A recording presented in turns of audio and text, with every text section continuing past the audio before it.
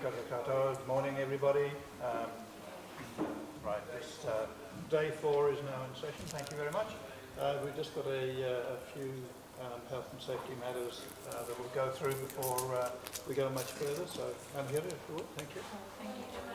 Good morning, everyone. I'm just going to go through the health and safety for the Surf Club. The bathrooms are through that door over there. Go straight past the stairs and down the hallway on your right. Fire evacuation, the gathering point is outside with the alarm sounds. In the unlikely event that there might be a tsunami, we're all going to run up the wall. Let's hope that doesn't happen. And just smoking and vaping, no smoking and vaping on the decks or in the building. You've got to go outside onto the grass, and because this is a registered bar license, we have no BYO. And that's all from me. Oh, the Wi-Fi password is up there. Thank you, Anahira. And can I just double check that everybody can hear? If you can't hear, please just move forward so that you can hear. Just a couple of preliminaries before we get into the business of the day. Just to note that the panel has done an overview site visit. We did the mount on Wednesday, I think it was Wednesday afternoon. And in terms of this morning's initial session, certainly we went down Fairway is it, or Fairway Avenue. So we got a sort of a rough appreciation of the site. We didn't walk through the trees, but we went to the end of the cul-de-sac, so we've got an idea. And we drove around the golf course yesterday morning as well on the roading network, so we have a general vicinity. The session is live streamed, so I'd ask you to maintain a degree of silence, if you wouldn't mind, except for the presenters, so that those who are coming in on the live stream can hear what's going on. Media's present today, so be aware of that as well. Yes, don't play to the media. Thank you very much. We're here to hear your views and what you want to tell us. So focus on us rather than what else is going on. Other than that, I think otherwise we're good to go. So first up, I think unless there are any preliminaries from council. No. All right. So, Mr. Barapicino, we're with you. Thank you. Miranda, to the committee and to the council and to the submitters, tēnā koutou katoa. These submissions are on behalf of Mount Omanui Golf Club. Now,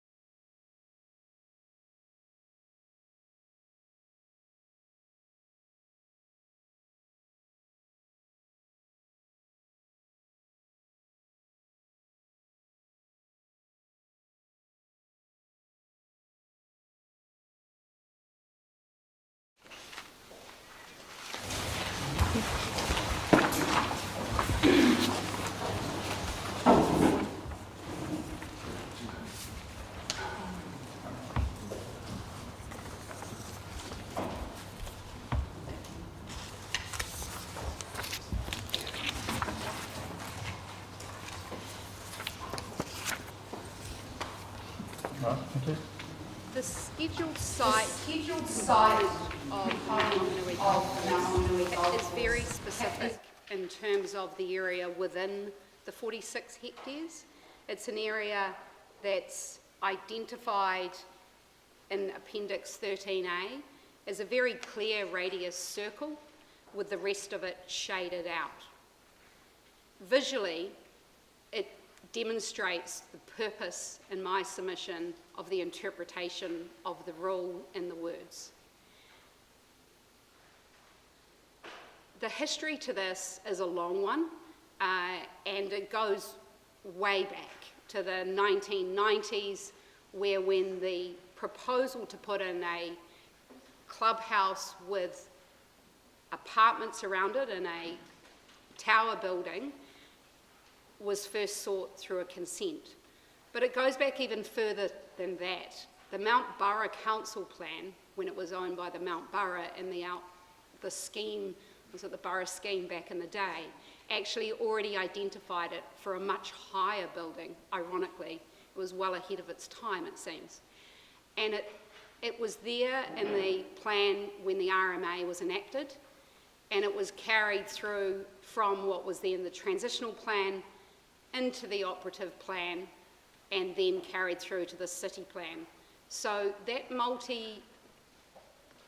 tower building has always been there, and it's always been very carefully managed, because obviously back in the day when it was first introduced, it would have been a substantial building out of context with the surrounding area, and still will be to this day, to be fair, although not after Plan Change 33 perhaps. So to that extent, that area was very carefully managed in terms of its effect on neighbours, and that's what Appendix 13A reflects. The interpretation of those rules was just recently considered by the Tauranga City Council in 2017, and that's what you have before you as a subdivision consent.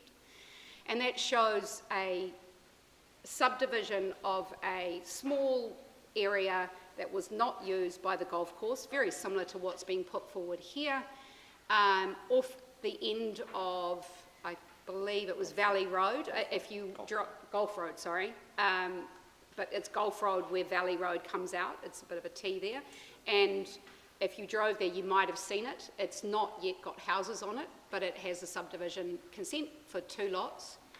It has a proposed height limit of 7 metres, and that was done after consultation with their neighbours that the golf course undertook, that they offered that condition so that they got written approval for that subdivision.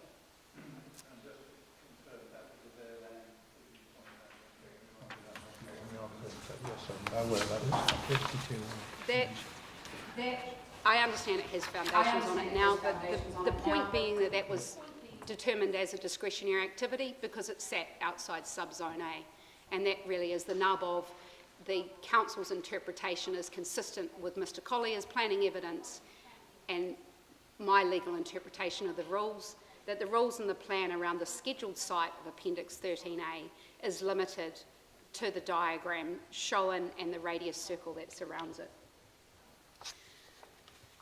So then turning to this process of a plan change, in my submission, even if it was prohibited, which it's not, the rules in the plan clearly envisage, as does the covenant, that a plan change process may change what's even in that area.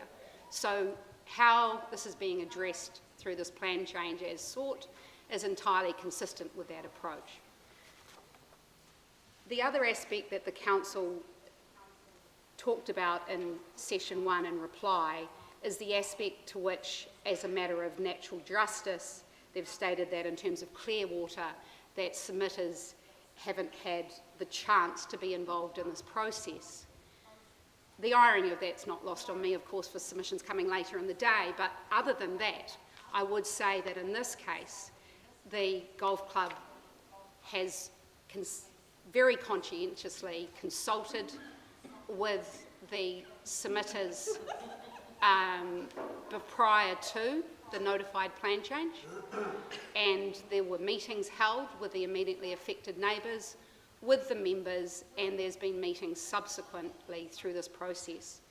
So to the extent to which any affected persons within the immediate area or within the wider area were affected and opposed this application, in my submission they have had the opportunity to do so.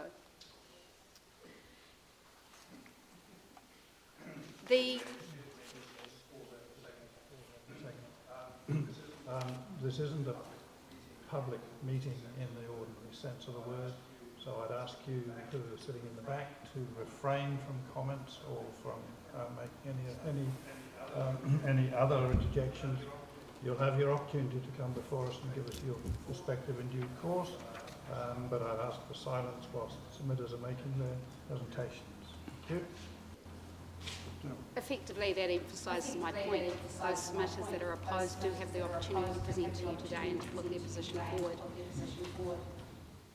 Turning to the aspects of the council's interpretation, in my submission it's also not consistent with how they have considered the aspects of Waikanae, how they have considered the overall consideration of other aspects of open space and matters that may or may not address urbanisation of the area in terms of the IPI and the Amendment Act. It anticipates, how could it not, that aspects around open space are part of a consideration of urban intensification of this nature. So in that regard, in my submission, this is very much on the plan change.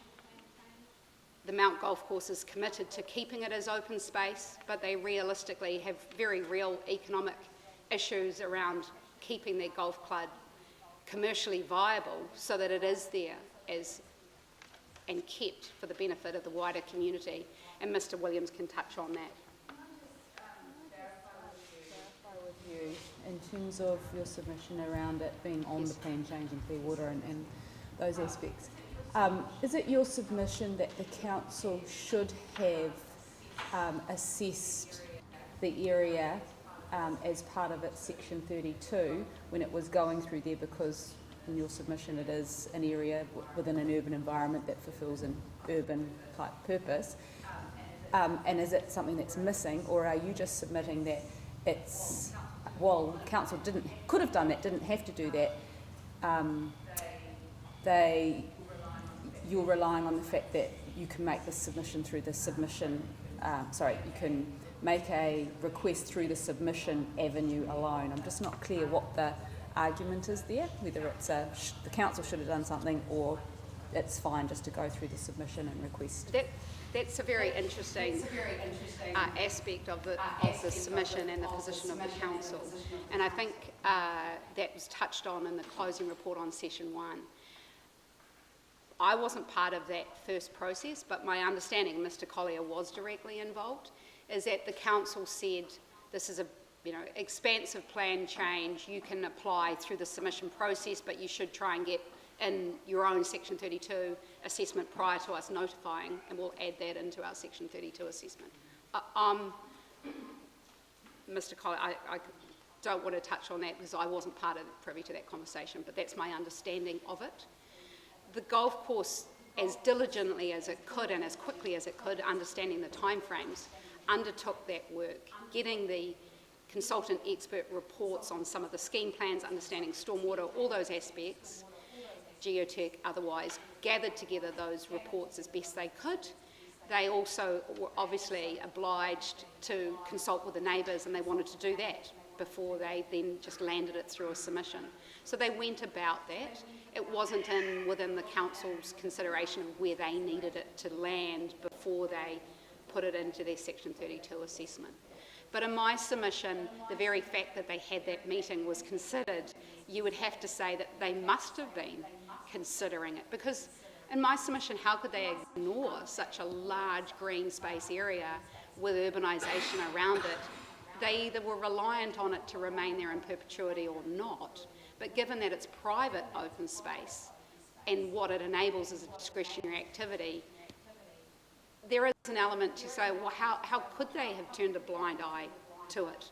And they obviously met with the golf course prior, were aware of what was going on, so it almost seems deliberate on their part that there's no reference in the section 32 to it.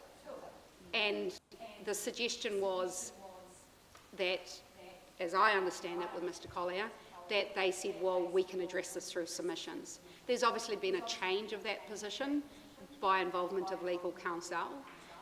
That's then changed the position of the planning staff around that. That's all I can assume.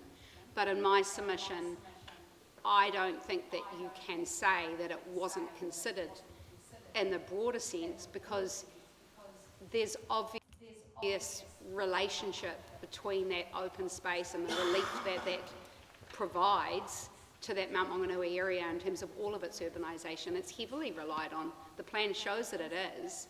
The fact that it's not specifically referenced in that Section 32 assessment in my submission is a failure. It should have been there. They were aware of it. There were meetings there. I mean, just in terms of the Clearwater Limb 2, obviously you're saying that the further submission process was sufficient for people to have their say, and the fact that we do have some submitters here reinforces your point. Is that your sort of submission to us on Clearwater Limb 2? In my submission, the fact that they were aware prior to it being notified, they actually had the full opportunity and understanding of what was being proposed through primary submissions.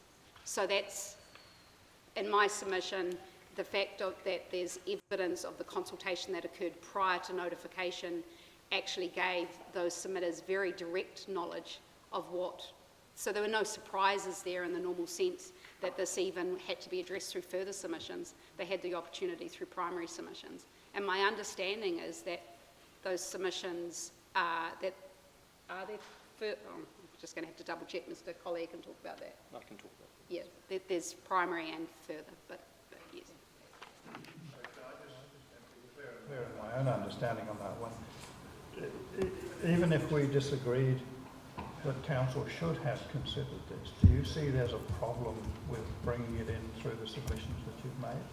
No, I don't. There's no impediment. I don't consider that they're an impediment under Clearwater. I think, and I can give the citation of a case that was addressed by Judge Kirkpatrick, Blue Haven versus Western Bay, but that was, right, well, I was involved in that case, and Simpson Gresson attempted on that one too, for Western Bay, to say that there was no scope, and it was heard before him, and he took a far more pragmatic approach, and in my experience in front of the court, where the councils have attempted to put such a black and white wraparound around scope to try and state that and knock things out, it's not really been generally adopted by the court at all, that they say that the plan change process is one where there, it has to be dealt with in a common sense manner in terms of scope.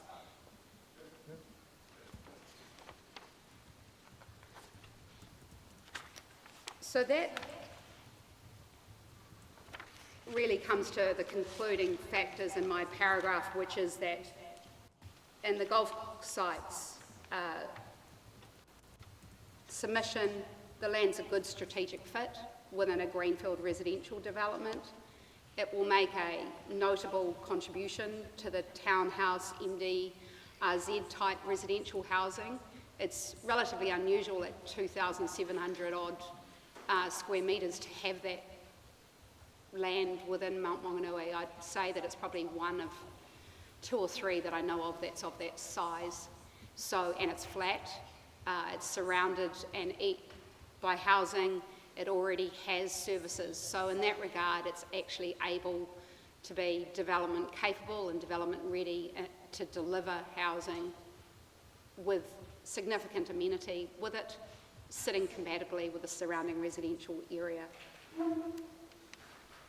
In terms of the other aspects of facts around the economic cost to the golf course and those needs, I'll leave Mr Williams to address that, and the planning matters also Mr Collier can go into in greater depth. I'd also just like to introduce Mr Ron Quilter behind me, which he is the chair of the board, and if there are any questions at that governance level, he's here to answer any questions. So if I could turn to Mr Collier first to provide and touch on summary of his planning evidence. Thank you. Yes, kia ora koutou. My name is Aaron Collier, I'm a planner. Perhaps if I can just ask you to take sections 1.1 through 1.7 of my evidence as read. In terms of the key points that I want to focus on, the site is subject to a scheduled site, as you've heard, and that's come down through multiple district plan processes. The subzone A within that site is a 2,150 square metre piece of land, and then effectively the site is sleeved, and on that subzone plan you can see that's the area in white, and then there are a whole series of rules that relate specifically to that Appendix 13A. So they don't relate to the wider golf course, they relate specifically to 13A. 13A shows that area very clearly, and then the rest is shaded out. So in my view as a planner, if there was ever any intent to include the wider 46 hectares, that would have been shown either on a plan or legal descriptions would have been incorporated. So that's an area of disagreement between myself and Ms Speedy in terms of where that prohibited activity status applies. And my view is it only applies in the context of what is shown on the appendix plan. Now the interesting point around that is that the height limit in that area A is 26 metres above existing ground level. So having kind of looked at the potential for that to be developed for residential purposes, and again I have a differing view than the council, the district plan and various plans before it have very clearly and succinctly set out a clear difference between residential accommodation and visitor accommodation. And this is identified for residential, not visitor. The plan made a clear differentiation in particular around density, so whenever it applies visitor accommodation provisions, it applies a density. And it hasn't applied a density here, and the wording is very specific to residential. So based on that, if you applied a 100 square metre kind of floor area or a 50 square metre floor area or somewhere in between, there is a kind of residential yield outcome of say 7 to 8 levels, and somewhere between 150 and 300 dwelling units could be realised from that area. So that is a significant, in my view, a significant residential yield that applies specifically to this site. Probably nowhere else apart from where we are now in terms of the high-rise policy area do you have such enabling plan provisions in the Tauranga City Plan. So in my evidence, I've talked effectively about that being an equivalent to, in my view, a residential zone, because it provides such a strong potential for density and height-end residential development. The site itself, you will have seen, is effectively running along the boundary of the golf course, and there's been a master planning process that's identified it as separate to the golf course's needs. And it adjoins just one residential property and then fronts on effectively to the school. So when you look at that plan, it's only in the very bottom corner. It's not actually shown on that plan at all. It's whited out, if you like, in the context of Appendix 13A. And that plan is in your written submission? A copy of that plan is in Figure 1 of my evidence. Yeah. And also the submission. Yeah, and also the submission that we made. Yes. So just perhaps if I take you through that submission. Ms Speedy and I had a number of discussions about the Mount Golf Course effectively preparing some Section 32 analysis and handing that over to the Council so that the Council could incorporate that within Plan Change 33. And I think it's fair to say we didn't quite get there. We were struggling to get the technical assessments, particularly the engineering, completed in time. But at the time that that was going on, we were doing all of the consultation with the neighbours. And you'll hear from Mr Williams on that. And I'm quite satisfied as a planner that that consultation was adequate and extensive, and all of the neighbouring community knew about what was proposed, whether it was to be adopted effectively by the council or through a subsequent submission. It certainly wasn't a secret, and there shouldn't have been any surprises to any of the neighbours. So in 5.4 I've addressed the nature of the other activities that apply within the scheduled site, and I've commented that it is very much part of an urban environment. It is in close proximity to shops. It's surrounded by, I think, something like 142 residential dwellings around the perimeter of the course, and there are provisions that apply for residential activity, and as I've said, a number in my evidence, a number of other activities as well, including golf, clubhouse and pro shops and the like. You just mentioned there that it's surrounded by 142 residential dwellings. Were all of those dwellings consulted as part of the proposal to expand or to seek this change through the plan change? Do you know? The parties that were consulted were those parties that are on Fairway Avenue. So there were at the far end of the golf course, for example, there were no parties that were consulted because they were certainly spatially very, very far away. Yeah, but certainly we made sure that everybody in Fairway Avenue and all those immediate neighbours, the school and the likes, plus iwi, were all consulted as part of that process. And a follow-up on that then, we've got a plan which I don't know whether you have before you in the evidence of Ms Stevenson, which actually identifies where there were member discussions, non-member discussions, letterbox drop and no contact in Fairway Ave, and that doesn't show anything before the entrance to the golf course. Golf club off Fairway Ave, anyone there being consulted? It's only those which are beyond the access being consulted. It'd be good to have clarity as to who in Fairway was consulted and how. Yeah, Mr Williams drove that process. I certainly sat in on the meetings where the neighbours wanted to speak to a technical person about what was proposed, but he can deal with that response. I'm going to just to cover it now, perhaps. Shall I touch on that? I can touch on that now. Good morning, firstly. I can touch on that now very quickly for you. We had a meeting with Council in early 2022 regarding our intentions, and we were very much guided by Council to consult from our driveway to the end of Fairway Avenue. There was we asked that question because we needed to know how much consultation was required, and it was very, very clear to us from our driveway to the end of Fairway Avenue where the proposed site is. So we followed that directive. So just turning now to the planning merits, I'm satisfied that the proposal will give effect to Policy 3. As Ms Barry-Pacino has said, the site is relatively unique but also relatively small in the overall context of the residential site.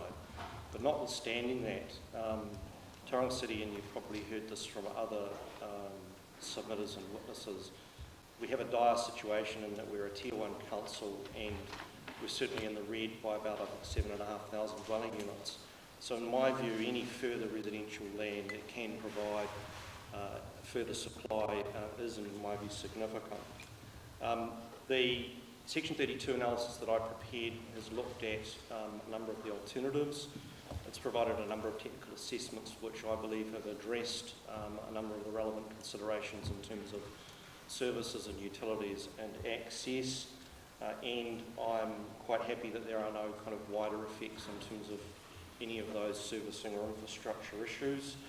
The site is adjacent to the school boundary, and Mr Williams will just comment as well on a proposal to actually try and incorporate a walkway system through from the school into the end of Fairway Avenue as well.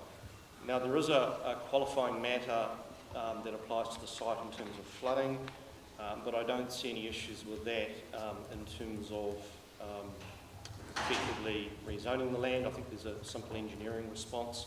Certainly the golf course has sufficient space available to provide for any stormwater through a relatively standard engineering response. So overall, in my conclusions and my evidence, the proposal is consistent with Plan Change 33 and the additional land will provide further capacity for residential housing, and I've undertaken Section 32 analysis, which I've included within the submission. So my overall conclusions are that it will be an effective and efficient outcome to rezone the land, and that there are significant benefits to that which outweigh the costs. So thank you. I'm happy to answer any further questions. Thank you, Mr. Collier. Just to start the conversation, what aspect of policy 3 do you think it falls into? Just in terms of policy 3, within and adjacent to neighbourhood centre zones, local centre zones and town centre zones or equivalent, building heights and densities. So that's Which zone are we talking? 3D. No, I know 3D, but are you saying it's adjacent to a neighbourhood centre zone or a local centre zone? Well, there are local centres. There is a local centre zone in the area. A local centre zone? Yeah. Okay. So we're not asking for anything more than 11 metres effectively.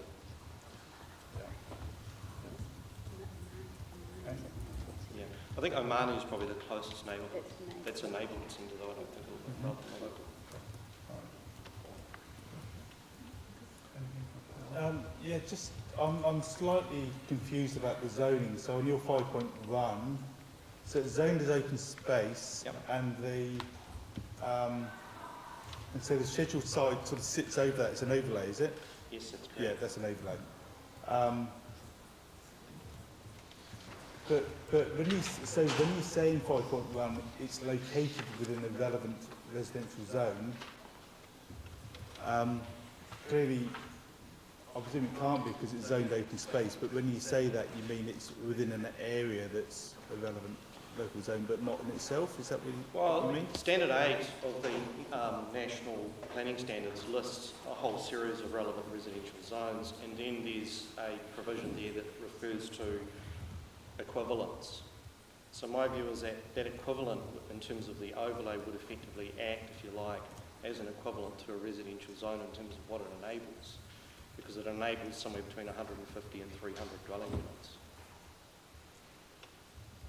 But you were saying, though, that you're not bound by that overlay because that only, in effect, relates to that defined area with this sort of oval shape around it.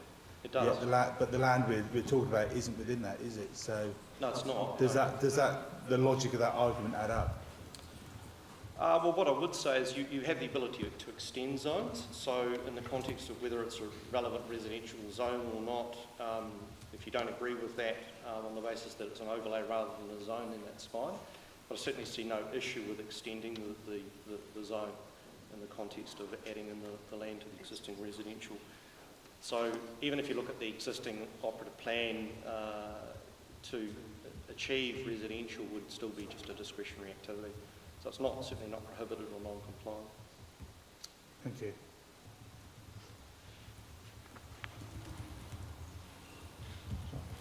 Sorry, just one question. In looking at the plan that was provided this morning, the Lysart plan, I'm just trying to compare that with the plan that was in the submission, figure 7.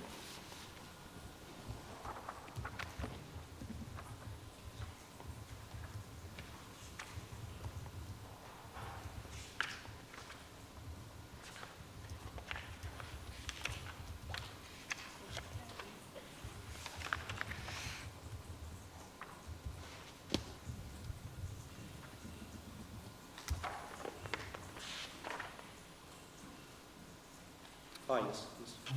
Page 8. Right. Page 8, yes. So they look similar, but they don't look quite the same. Has there been some fine tuning of the shape and extent of what was proposed there? So,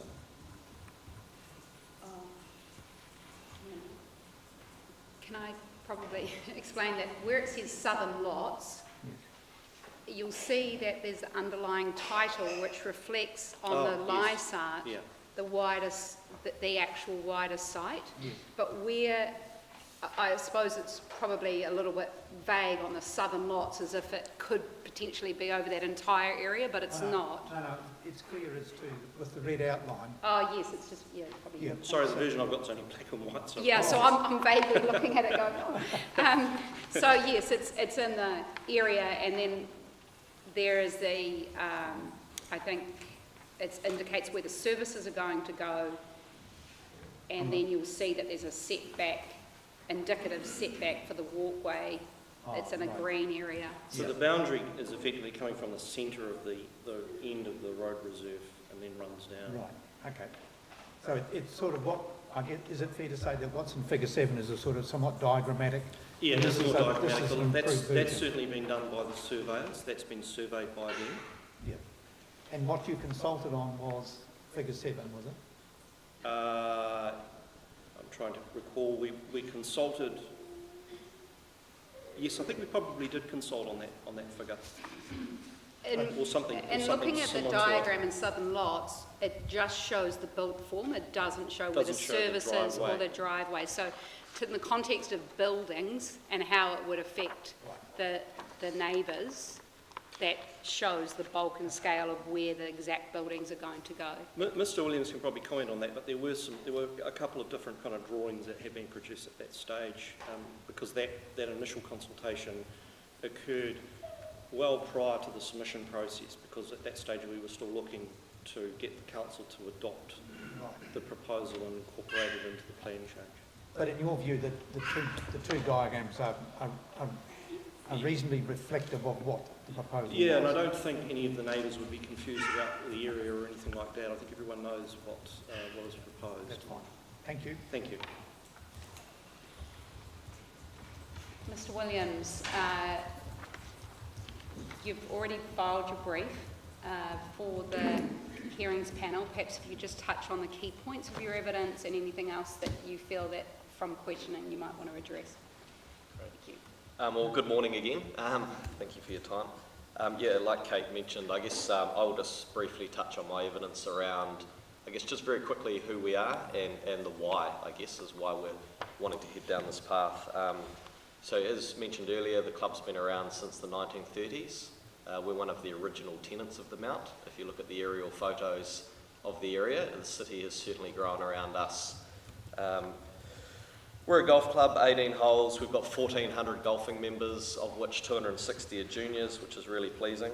Our membership's very affordable for most. It's only $3.50 a week for a junior to join our club, and as little as $10 a week starting adult memberships as well. We are accessible to a wide part of the community. That's only got bigger in the last year or two with the addition of our gym, which is fully open to the public, and future plans, which is another story for another day, around a driving range, which would be open to the public as well. We create a fair bit of economic activity in our area.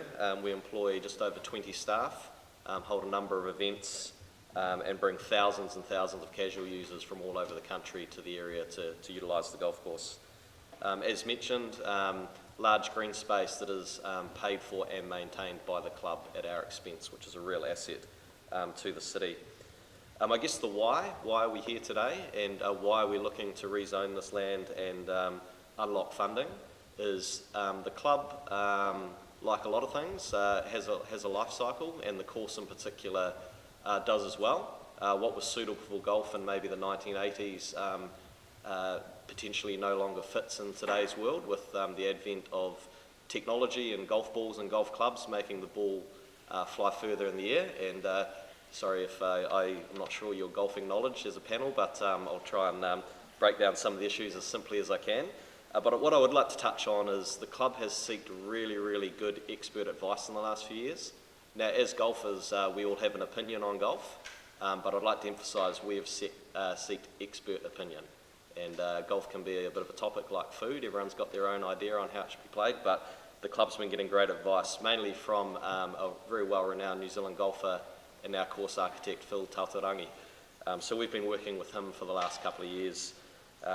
Prior to Phil coming in, the club did have a plan on what it was going to do with the course, but my assessment of that and talking to other experts was it wasn't an all-encompassing plan.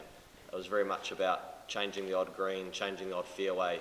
But on a golf course, you've got many other issues from grass species, trees, water management, the works, and we didn't feel that plan addressed the whole thing. So we brought Phil in a couple of years ago, and we worked with him to develop this all-encompassing plan. The issues that we identified from our perspective were numerous. Some of them are more prevalent today than others, but the other issues will be coming in the next 5 to 10 years for us. And I guess from a club, and Ron, our board chairman, will support me on that, we could bury our heads in the sand and leave it for another manager, another committee, another board, another set of members for another day. But we decided a couple of years ago we needed to meet these head on and think about the future. So this asset for not only our club and golfers but the city is protected for decades to come, because without taking any action in the very near future, the future does look a little bit dicey in a number of areas for the club. So some of those issues, just going through quickly, is obviously we've touched on that we're highly residential. So with the golf ball and golf clubs going a lot further than what it used to now, we've developed a boundary issue in certain areas, certain hot spots around the course. So the master plan that Phil has devised looks to address that as much as possible. We don't want it to be a health and safety concern going forward, and certainly want to be very respectful of our neighbours that do border the club. We've got a number of tree issues. So a lot of these trees were planted in the 50s, 60s and 70s on our property. Particularly the pine trees, macrocarpus, gum trees have become very, very large and past their life cycle. So we need to address that. Water issues. So a lot of our grass types are cool season grasses. They require a lot of water, and we don't want to be using that much water. We don't think it's the sustainable, responsible thing to be doing going forward. So part of the proposal is a total agronomy overhaul and changing to a number of warm season grasses, which the expert advice says we will use well under half the water we currently do. And we get our water from bores and have consents with councils, and that consent has about another 9 years to go on that before it's up. But we want to get in front of the game and look at that water management really closely. Our club's trading well at the moment. We've got 1,400 golfing members, like I mentioned before. Golf is a growth sport in New Zealand, and it's actually the #1 sport played by New Zealanders each year, with over 500,000 Kiwis having a go at the game. So we're in an upward spiral, which has been great. But like I mentioned, if we want to have these facilities for New Zealanders and people to be members of clubs, we need to be thinking about this future sustainability. So that is the why. As much as we trade well, we don't create cash surpluses each year to reinvest to the level that we need to reinvest to. Classic club, we're asset rich, cash poor, and as much as we can pay the bills each month, there's not pockets of money going into a surplus fund. So obviously we identified in this plan that this parcel of land is completely not required for the golf course. And interesting enough, the previous plan that didn't encompass everything also didn't devise that this parcel of land was required as well. So like I say, we've had expert advice a couple of times on this parcel of land, and it's not required for golf. If anything, it costs us money. We have to mow it, we have to maintain it, and it's not serving the club any purpose at this stage. The plan, so we put the plan to our members in June 2022, just last year, which was a very similar time to when the district plan and Plan 32 was sort of all unfolding. We had to book a venue down at the Mount College School because we had so many members turn up to hear about it that our clubhouse wasn't capable of hosting a meeting that size. Well over 500 members turning up. I would like to suggest that that's strong evidence that it's been well known in our area. A lot of our members do live locally, not all of them, but a lot of them do. And at that meeting that night, I presented the plan, and obviously the question of funding was presented as well. And we identified this parcel of land back in June 2022 as that we would be participating in this process and that was going to be likely our number one ability to fund this plan. So it's been very, yeah. Was the plan at that stage, was it sort of developed enough in terms of the number of dwellings? Like was there, or was it still kind of, this is the sort of area we're looking, but we haven't kind of landed on how many dwellings might be there? It was the area was shown on the plan, and some imagery of townhouses of potential use of that site was presented to the members that night as well. That was also followed up with a comprehensive prospectus that went to our membership as well, which also included those facts as well. After that meeting, we got really good feedback, which gave myself and the board confidence to go to the membership to adopt this plan, and we ran a vote over a couple of weeks on adopting the plan pending finance.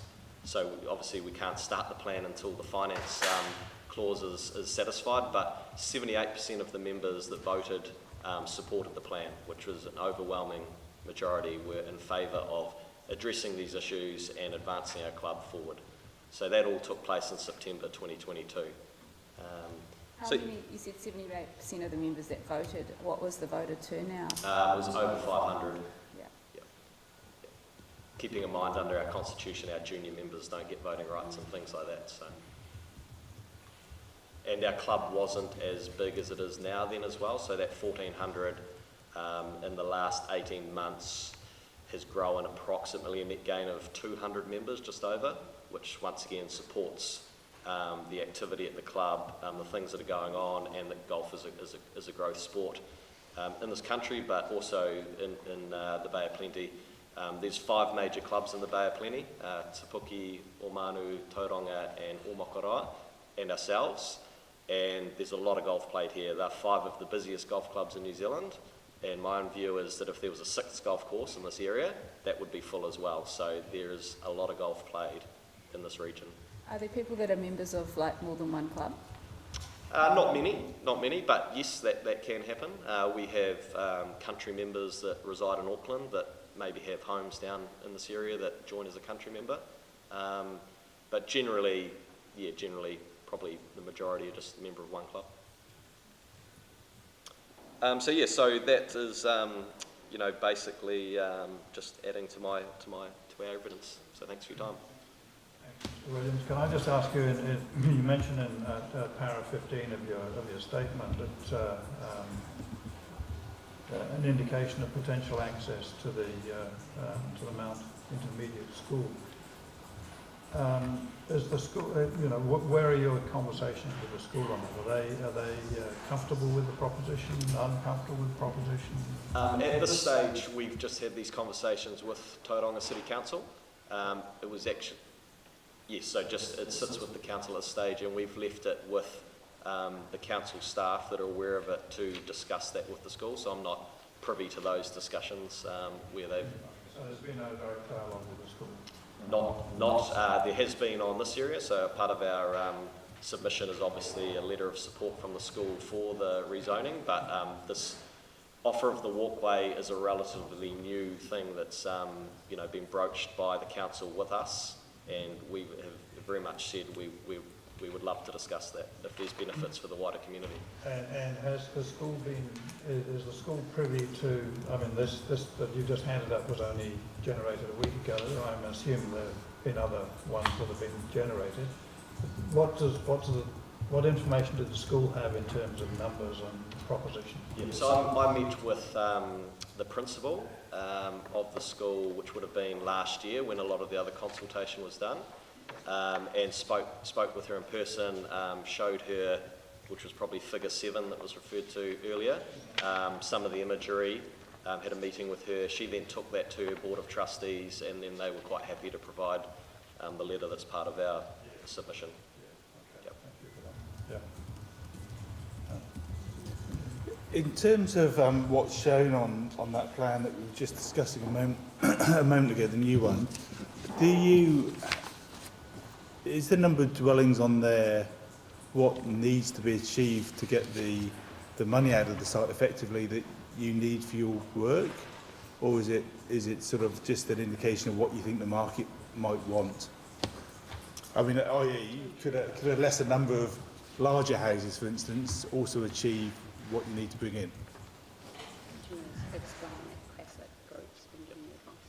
So we've been working with the Classic Group, who are members and involved with our club. I'm not going to sit here and pretend I'm a property developer or a real estate agent or anything, but we're getting, once again, good advice on that front, and they're comfortable with what we're presenting, that there will be a really good return for the club.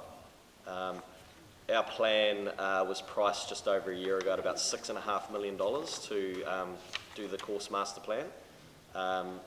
We're confident that if we can go ahead and do this, that will get us a long way there towards that number, albeit probably not all the way there.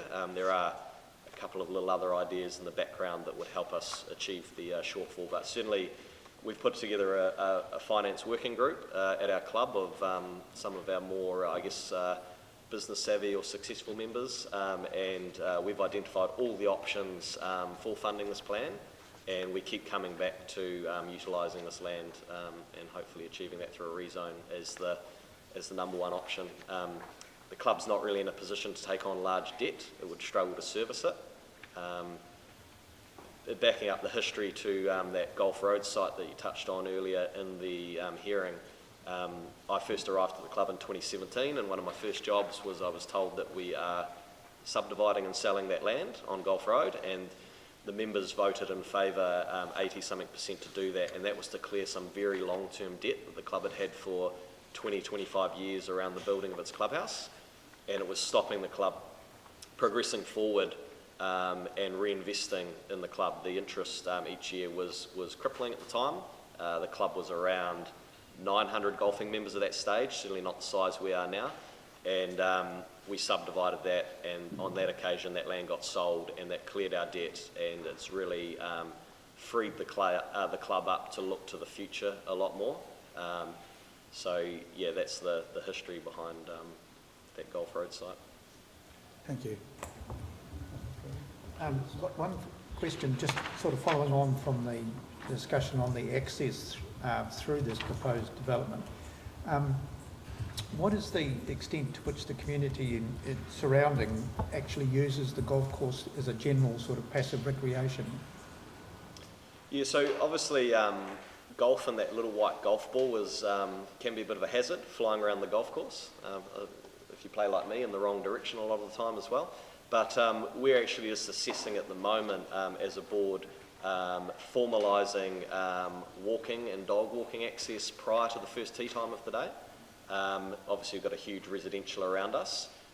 We don't feel while play's being played we can offer that access for health and safety reasons.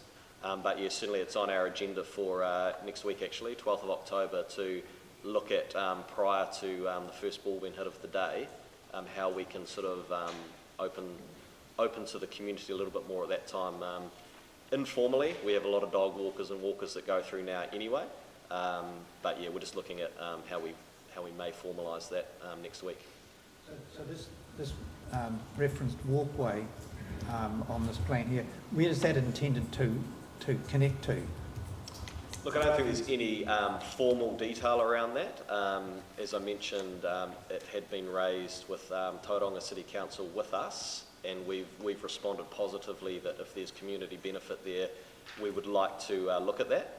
Obviously, the main users would probably be the school drop-offs and pickups in the afternoon.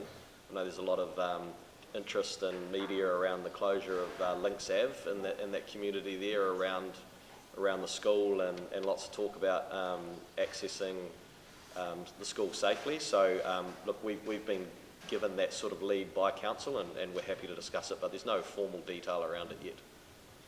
Sorry, if I could just say that the scheme diagram from a week ago, you can see in each drawing, and if I send it to the hearings panel electronically, you'll be able to zoom it up.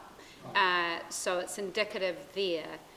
And I would also say that the reason why the golf club supported that as well is we considered it was a smart thing to do in terms of setback from the neighbours as well, in terms of creating a buffer that we would expect it to be planted attractive in that regard, and pulling back built form from that boundary.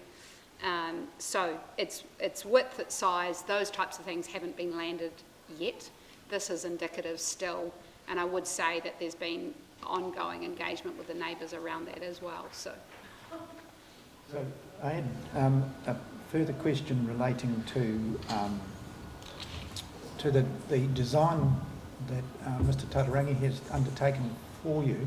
Does that take into account the extent to which the property acts as an overland flow path and ponding area in terms of extreme rainfall events? I was going to ask the rest of the question, so if you want as to whether or not he did take into account in design the current overland flow paths and so on. Yes, yeah, 100% he did. So as part of our evidence there, you've got the golf course architecture sketch, I believe.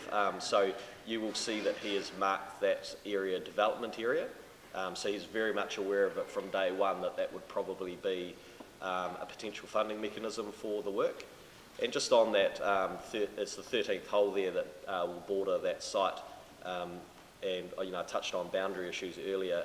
The design of that 13th hole going forward in his plan calls for that hole to play a lot more inland than what it does now, and a new tee block to be built and redirection. So he was very much aware of potential additional housing, the boundary, how that golf hole plays. And you may hear some opinions on that, but I'd like to reinforce that he is a golf course architect expert, and he is comfortable with how that hole would play going forward if the plan and the development was to go ahead. I think you're asking about stormwater and flood. Is that design part of the design? So I guess that design is a high-level design at this stage. It's not detailed. So I don't think I can really answer that question on behalf of Phil right now, but just reinforce that he 100% knows what that area is hopefully flagged to be.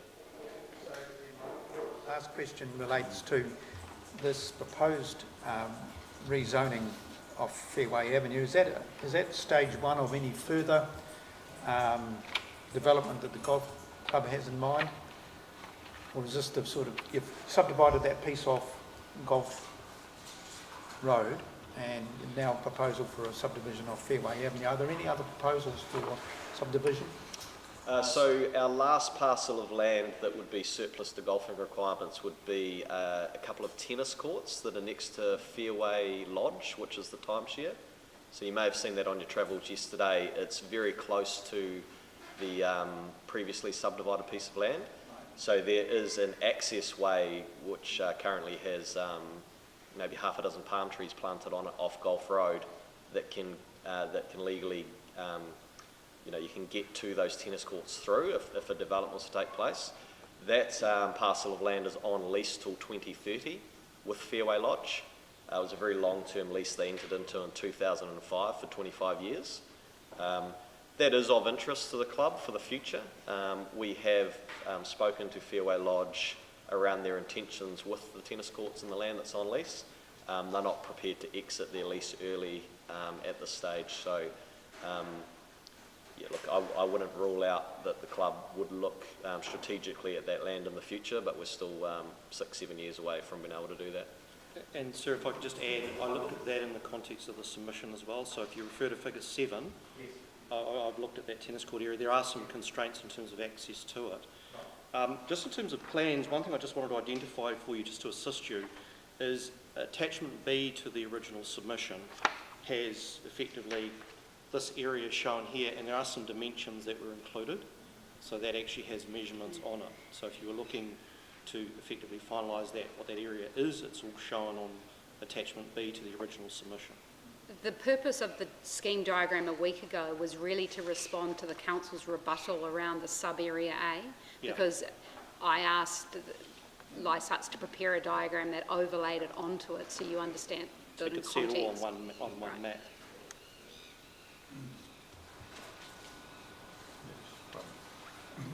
Can I just check that there is still a dispute as to the application of Rule 13A, fourth, or whichever the rule is, the prohibited activity rule? There's still a disagreement on interpretation? I'm happy to respond through closing. Yeah. I suppose in terms of response to those rules, it depends, it's a discretionary activity for residential activities. Yeah. But it is quite clearly prohibited for multi-rule. So kind of relating to their proposal on Gold Road is a 7-metre height limit as agreed, and then went through a full consultation, a limited consultation process with those neighbours. So maybe slightly talking cost purposes, we're not disputing that residential activities are a discretionary activity. Yeah.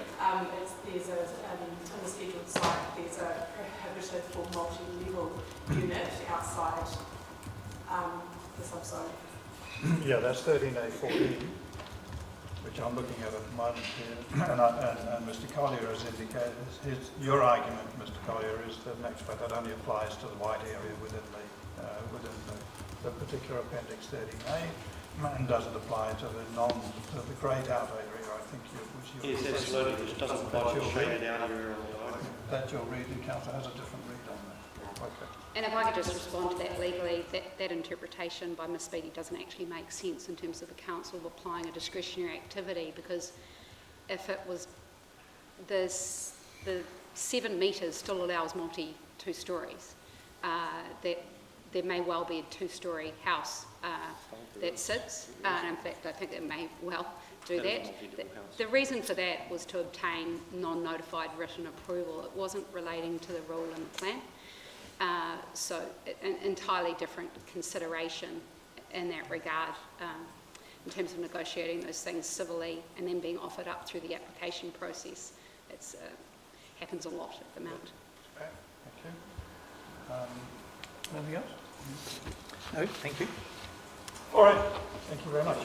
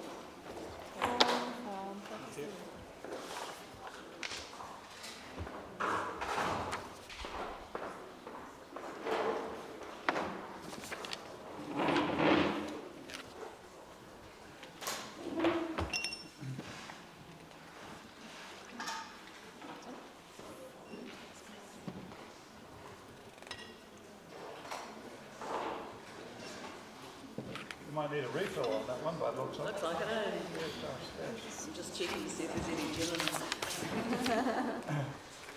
It doesn't look like it. It's got the wrong colour. Yeah, right. Right. So we have Kathy Stephen, and is it Karen Hawkes as well, is it? Right. And Jenny will be here. Oh, I'm Jenny. sorry, and Jenny. Oh, so you are here. Right. Okay. Right. So Jenny Cowan. And I understand that Douglas and Bremley are not able to turn up. Well, they could zoom in. Right, all right. Well, it's all yours. Kia ora koutou. Members of the panel, I'm taking my previous document, my evidence document as read, so, but I do have some more matters to cover today. Through its action of putting this proposal as a submission to Plan Change 33, the Mount Maunganui Golf Club has chosen an approach which has denied other parties their rights under the principles of natural justice. I'm pleased that today we finally have the opportunity to speak and to be heard. All parties have not been treated fairly or equitably in this process. Members and non-members of the golf club were treated differently, and an arbitrary discrimination based on which end of the no exit street we live in was imposed during that consultation process. Notice was not adequate. Mount Maunganui Golf Club followed a different process from that which they'd told us in the meetings they had with us, and this resulted in a very short window both to discover the submission, then to analyse and make a valid further submission. They say there were no surprises in that. They never gave out detailed information. They never mentioned, they showed a pretty picture of four to five houses. They never mentioned, and I think it's fair to say that not many people were alive to the whole concept of Plan Change 33 and the medium and high density zonings that are being introduced through that. And there was no concept in any discussion that this might be a 2020 resident development. It was always just presented as a nice little happy place, like when your dog went away to get put down in the country and you thought that they'd gone to a really happy place. This also denied the Tauranga City Council staff the opportunity to form a view and to report to the panel, the commissioners and the public. I know there's an opportunity to commission a Section 42 analysis. I think, fair to say, I don't know how that becomes a really independent process if it's done by a consultant hired by the golf club, and that's just a question I have in my mind. Mount Maunganui Golf Club were telling, not consulting. They presented this as a fait accompli, claiming that TCC had told them that it was all good. Regardless of any points made in discussions, they were not there to listen, and this is borne out by a couple of the comments in that consultation summary where people say, I can't do anything about this, things like that. That's fairly telling, I think, of whether this is a consultation process. The process hasn't been transparent. Information was lacking key detail, lots of it. The submission itself contained multiple errors. One in particular of these, and we've touched on diagrams before, but if you look at page 3 of the council submission, of the golf club submission, 315, you'll see a diagram on there which labels a rezone area that covers all of the boundary of the intermediate. Now this is completely at odds with anything that's covered, any other diagram that we see both in that document and in the engineering analysis. And probably I haven't seen the document you guys got today, but I'm pretty sure that only covers half of that boundary, which is true. I'm referring to figure 2 in submission. Looks like that. Okay. So let's pop back to where I was.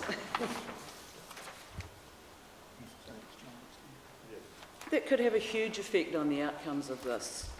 They failed to disclose the scale of the development in their discussions, leaving it to be found months later on page 9 of the submission. This lack of transparency is further borne out by additional items I've submitted today, and you've got some more papers from me today, I think. Despite the golf club's response today, I stand by all information in my evidence statement about the whole consulting process and the discussions that were held. I also offer additional evidence from key parties who feel strongly that they have been misrepresented in submission 315. You do have the handout sheets, the sheets that I've given? So the first 3 items are from residents who are members of the golf club and whose feedback is included in the consultation feedback summary in the submission, which was also included in the golf club's evidence for this session. All of those parties are angry that because of the lack of information given at the time, they did not have the opportunity to give proper feedback or input, but are shown as being consulted. Mr. Somerville's statement demonstrates clearly that his comments were taken out of context. Mr. Chelley and Ms. Irving were given scant information and painted a nice picture of minimal impact, only realising much later that what was shown as a few dwellings would actually be around 20. Mr. Veron remains concerned about traffic issues as reported, and these concerns are exacerbated by the increased number of potential dwellings and lack of complete information provided by the golf club. The final document I've given, page 5, further supports the need for this rezoning application to be put through a process which is transparent, consultative and fully notified, as well as allowing time for a rigorous assessment of its content. Going back to Mr. Collier's statement about the further submissions process giving us time to respond, we had 10 days. We didn't know it was going in as a submission. We then had, there was only 2 weeks for that from the submissions being released to the closing of further submissions. We didn't discover it for a few days. So that gives 10 days to really, and that was me, and having to communicate it to others. Just to be clear, was that 10 working days or 10 calendar days? That'll be 10 calendar days. Pages 10 to 12 of submission 315 considers section 6 of part 2 of the Resource Management Act, matters of national importance. I note that the heading of page 11 is Smith's Farm. Either this assessment is for Smith's Farm, which would make it completely useless, or the writer has failed to check his work. I've assumed the latter, and I draw your attention to paragraph E on page 11. Although this land is within the Wairohe of the Tauranga iwi, the hapu, which is jurisdiction and RMA responsibility for this area, is Tukarangi, who have not been consulted on this proposal. Mount Maunganui Golf Club staff and board are aware of Tukarangi's role. They have needed to engage regarding at least 2 instances of cultural sites being exposed by workings at the golf club in the last 12 to 18 months. Tukarangi, in that document, questioned whether this development would meet the needs of those for whom housing is urgently needed. Further concerns are expressed about the loss of the taonga of green space and trees within the urban area, especially with climate change being such a major issue for this area. At a minimum, this calls into question any statements in the submission around this particular matter of importance. When combined with the other errors, it raises doubts about the veracity of the information provided. Members of the panel, this is not a not in my backyard objection. Mount Maunganui Golf Club has at least 3 other options available to it through which to pursue this application. These options would involve notification, proper consultation and transparency, and thus ensure that all of our rights under our own New Zealand Bill of Rights and its guaranteed principles of natural justice are respected and met. I urge the panel to reject submission 315. Thank you. Now, just before this happened, because I mean the normal sort of protocol here is that submitters are not actually exposed to cameras, but entirely over to you whether you're comfortable for a photograph.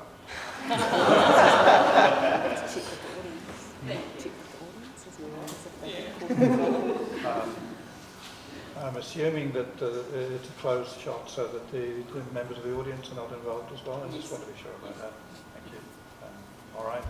Well, put on your brave faces. Right. Angry faces. Tēnā koutou. Thank you for the opportunity to speak to this matter today. My name's Karen Hawkes. I live at 18 Fairway Avenue, which is the front house second from the end of the avenue on the right-hand side there. We look directly out onto the service entrance and across to the area in question. I'm not a golfer. I'm not a member of the Mount Maunganui Golf Club, although several members of my family are. I'm speaking today as a resident who'd be negatively impacted if the open space along the boundary of the intermediate school were to be rezoned as residential. I want to acknowledge the enormous amount of work that Kathy's done to keep residents informed about this proposal. Without that, most of us wouldn't have known what was going on. I need to make it clear, and I'll say this in bold type, I have never been consulted by any representative of the Mount Maunganui Golf Club in relation to this proposal. I was present when the manager, Mike Williams, said there was a proposal being formulated to seek a change of land designation to enable an erection of 3-storey dwellings on the boundary with the intermediate. I was only present because my partner insisted that I was, as a non-golf member, involved. The information lacked any substance or detail. We were shown a pretty picture of the houses that were similar to the ones I saw in Auckland and the new developments in both the west and the east. It had parking, it had trees, it had people out hosing their gardens, that kind of thing. It did not constitute consultation because we didn't have enough information. And Mike Williams actually confirmed to us in writing that he accepted that this was not consultation. His later assertion to the contrary is disappointing, to put it mildly. He also told us that the Tauranga City Council was open to including their request for a zone change from open space to residential in their proposed Plan Change 33 process. In my understanding, this would have allowed a full notification and consultation to take place. It was therefore again surprising to discover by chance that they'd instead opted to make a submission as their means of engaging with the Plan Change 33 process. This bypassed the checks and balances inherent to that zone change process, and it meant that we had just a week to get up to speed with what was being proposed and to engage in the further submission process. So yep, we did get in there in time to do the further submission, but it was a race to the last minute. Despite Mr Williams' assertion that the land under discussion is not part of the golf course but just a buffer zone surrounded by residential properties, the area lies totally within the golf course boundaries. The pegs that show the out of bounds area are 1.5 metres from the golf course, from the intermediate boundary fence. And it's heavily used. We regularly have golf balls land in on our section, which is quite a lot further back. People are there searching for their balls under the trees and trying to hit their way out of trouble. And you do notice that sometimes it's the professional golfers that end up there, so it's not just the people who are randomly bashing things around. All right. It's not in the middle of a residential area. There are properties along Ascot Avenue there, which are behind a fence and further away from that area. That's not surrounded at all by that. He's also asserted that the service entrance at the end of Fairway Avenue is not a major thoroughfare. I'm not sure when he is there, but it is in fact one of only 2 vehicle entrances to the golf course that's heavily used. The green staff arrive before 6 a.m. in the morning, followed throughout the day by arborists, other tradespeople. There are trucks coming in, bringing materials such as sand and soil and compost. The waste management vehicles go through there to take the waste away from there. There are large trucks and an occasional large digger or grader that goes in through there.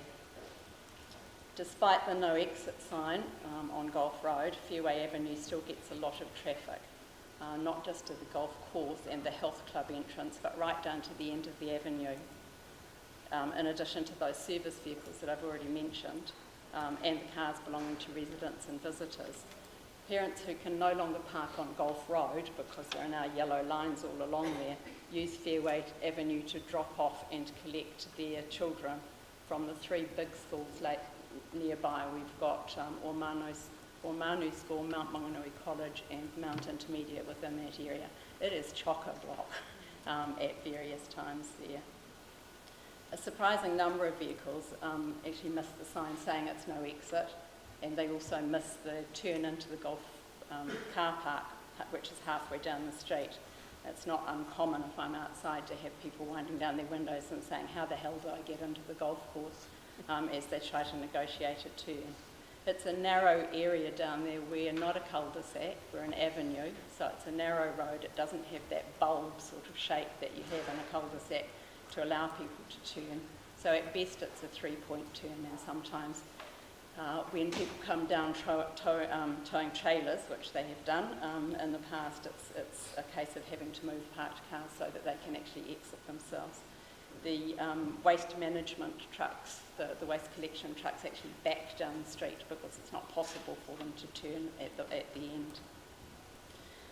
There's no requirement, I understand now, there's no requirement for parking provision to be included in new builds. And part of the conversation that I did have with Mr Williams about this was that there would be no parking, there would be no provision necessary for anyone to park their vehicle up near the houses, that vehicles would have to park in the end of Fairway Avenue. If you're looking at 20 houses with 3 levels maybe, you're up for a very large number of vehicles for residents, far less visitors.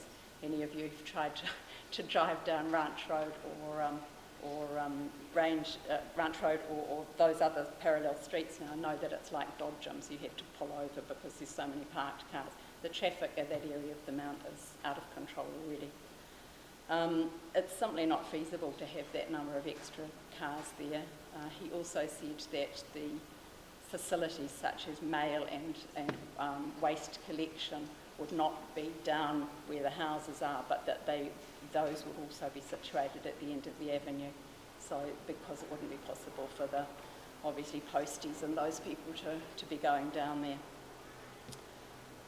I have to talk about the offer that I've just heard reiterated to have access from the intermediate through that area and out into Fairway Avenue. That's been tried before. It was before we lived there, but I understand that they had an exit through the fence in the area that's now being spoken about, and it came out and then through the service gate into Fairway Avenue. They put a cage of some sort, a sort of a mesh cage over the area where the children walked, which was dug into the ground because of the danger of them being hit by golf balls. And that's not just a fancy, as I say. Our house has been hit. The neighbours on the other side have had broken windows within the last week. It's a common thing for people, for golf balls. Knowing my grandchildren and others, people coming out of the intermediate there, the kids, they're not going to just come out and neatly file down through the gates and walk out. They're going to be on their bikes and their scooters and their skateboards, and they're going to wander all over the place. When they get to the end of the street, they're very unlikely to then turn left and walk back to the newly created safe area for them to cross Golf Road. They're just going to stream across it. It's, to my mind, a ridiculous and unworkable suggestion. Lastly, but very importantly for me, I've got concerns about the impact on existing infrastructure. To highlight just one of those, drainage. In heavy rain, it's common for the road surface at the end of the avenue to flood to the point that recently people felt the need to move their vehicles up onto the grass. Despite the large drains on either side, which you've probably seen when you did your visit, they service the overflow from the golf driveway. So the golf club driveway, the water comes down there, runs down the street to our end and into those big drains. To the left of the service area as you came in, there's a large depression in the golf course designed to contain and drain surplus water from that part of the course, and also it takes the overflow from those drains. So in a heavy rain event such as the ones that we've had recently, the street fills up quite quickly. The drains take the water very well to a point that they can't take it any longer, and then it overflows into that depression. Usually, it fills rapidly. It usually has subsided within a few hours. Recently, because of the level of the rain that we're now getting and the duration of it, the saturation's been so intense that it's taken much, much longer to dissipate. So I have real concerns about the creation of a new residential area, which inevitably will increase the number of non-permeable surfaces in that area. And I think that needs really careful consideration, such as we haven't had. For all of those reasons, I would respectfully request that the Mount Maunganui Golf Club submission is rejected.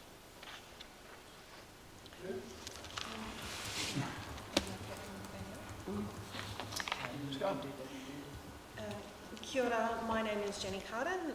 Along with my husband Gareth, I'm the owner of number 1 Fairway Avenue, and I'm pleased to have the opportunity to speak to my further submission on the Mount Maunganui Golf Club submission for rezoning under Plan Change 33. Firstly, I'd like to acknowledge my other speakers from Fairway Avenue, Kathy, Kieran and Doug and Brenda Lee, and I'd also like to acknowledge the other residents of Fairway Avenue who are in attendance at today's hearing. Thank you for their support. I'd like... They're waving at you. Yeah. I'd just like to start with a little bit of context. So we have owned our property for 2 years. In the context of Fairway Avenue residents, we are brand newbies. We have lived in the neighbourhood for 3 years, as we lived on Lodge Avenue for a year before moving into Fairway Avenue. I'm a lay person here. I have never been in this situation before. I can't speak to matters of procedural fairness or natural justice beyond a common understanding of these terms, nor can I reference planning controls or any legal precedents. My submission today is as a concerned resident. To be clear, we are not opposed to the Mount Maunganui Golf Club, its operations, its aspirations regarding sustainable practices that Mr. Williams spoke to today, or even densification, noting that our property is in fact on a cross lease. Rather, I'm concerned with the process and manner which the Mount Maunganui Golf Club is seeking to rezone their land. and the changes that will happen to our street as a consequence, and the impacts that it will have on our ability to enjoy our private property. I was delighted to hear that you'd had the opportunity to visit Fairway Avenue and the golf club, so I was going to give you a little bit of context around the street, its locality. I did want to point out that the majority of the residents of Fairway Avenue are owner-occupied, and they range in age from several months old, there's the baby down the back, to over 90 years old. And many residents on Fairway have lived there for decades. When we bought our property in Fairway Avenue, we noted that the fact that it is an avenue, a no-exit street. Part of its attraction was its overall location, proximity to key services and amenities that Mr. Collier referenced earlier, and of course price. We noted the fact that there were 2 entrances to the golf club in Fairway Avenue, but these were not influencing factors in our decision to buy. As Kieran noted, the Mount Maunganui Intermediate School is in the adjacent street, the Mount College and Omanu Primary are in our immediate neighbourhood. I wanted to note that the club operates 7 days a week, and as spoken to in the evidence from the club this morning, they operate private events in evenings and weekends. With the gym now operating from the clubhouse, there is activity 7 days a week with classes starting from 6 a.m. until after 8 p.m. most evenings. Kieran has spoken a little bit about the impact of traffic on the residents, and I did not know that the club membership had grown by over 200 until Mr. Williams mentioned it earlier. Every single one of those members drives past my front door, and while I have no problem with obviously the operation of the golf club, the increase in traffic on our street is absolutely impacting our ability to live our lives in a residential street. And it's not only the number of vehicles using our residential street daily, club members, gym members, the service vehicles that Karen referenced, it's also the behaviour of those drivers that is a concern for residents, particularly at our end of the street. You will have noted that Fairway Avenue has a stop sign where it enters Golf Road. We often have vehicles travelling into Fairway Avenue crossing on the incorrect side of the road. Because our driveway is located right at the end of Fairway, we've taken steps to protect our own safety by ensuring that we never reverse into the roadway, as we've almost been hit on several occasions with traffic coming into Fairway. To say it's classified as a general residential no-exit avenue would be a misrepresentation in my view. The relevance of raising the traffic concerns is really to provide the panel some specific context to our neighbourhood, that we feel that the golf club submission has been potentially misleading in their submission. I just wanted to speak to a couple of points that the club submission raised, and effectively our view is that the club is seeking to use Plan Change 33 process for its own ends. They're not seeking to rapidly accelerate the supply of housing as the plan was intended. Rather, it's seeking to fund changes to the course for the betterment of its members, and the use of this mechanism, I believe, is disingenuous. Had Plan Change 33 mechanism not existed, the club would have had to have gone through a private plan change, which would have allowed all impacted and interested parties the opportunity to submit. As a resident of Fairway Avenue, we are impacted by any development that happens at the club. The club's statements in both their submission and in fact today regarding consultation are at best misleading. You could suggest farcical. The only reason that we, as residents of number 1 Fairway, know anything about the club submission is because as a community, residents in our street, we've shared information that has been supplied to club members only, and Kathy has been instrumental in that. To date, the only information that we have received as residents who will be impacted by this proposal has been the information that's been made available to anyone on the Tauranga Council website. The statements made today regarding future development are intriguing. Apparently there's a golf club and some public access being planned. This is all news to us. We have sought information directly from the club's board and management. They have refused to meet with residents or share any information regarding their plans as they're still in development. I would submit that the approval of the club submission on the grounds that only a few parties have submitted against it would indeed be a breach of natural justice and unfair to adjacent landowners, neighbouring residents and other members of the community who may very well be entirely unaware of the club's plans. There have been a number of inaccurate statements in the club's submissions and oral presentations. We've touched on their definition of consultation. In fact, note that their submission says all adjacent residential properties have been consulted, disregards the impacts of other non-adjacent properties, such as ours. We have concern around the statements which have been contrary today around the support from the intermediate school, and it's unclear how many parents of those school students are actually aware of the proposal. For a vast number of reasons, I ask the panel to reject the club's submission for rezoning under Plan Change 33 to enable us to have the opportunity to have full disclosure, transparency and the opportunity to assess the impacts of their proposal.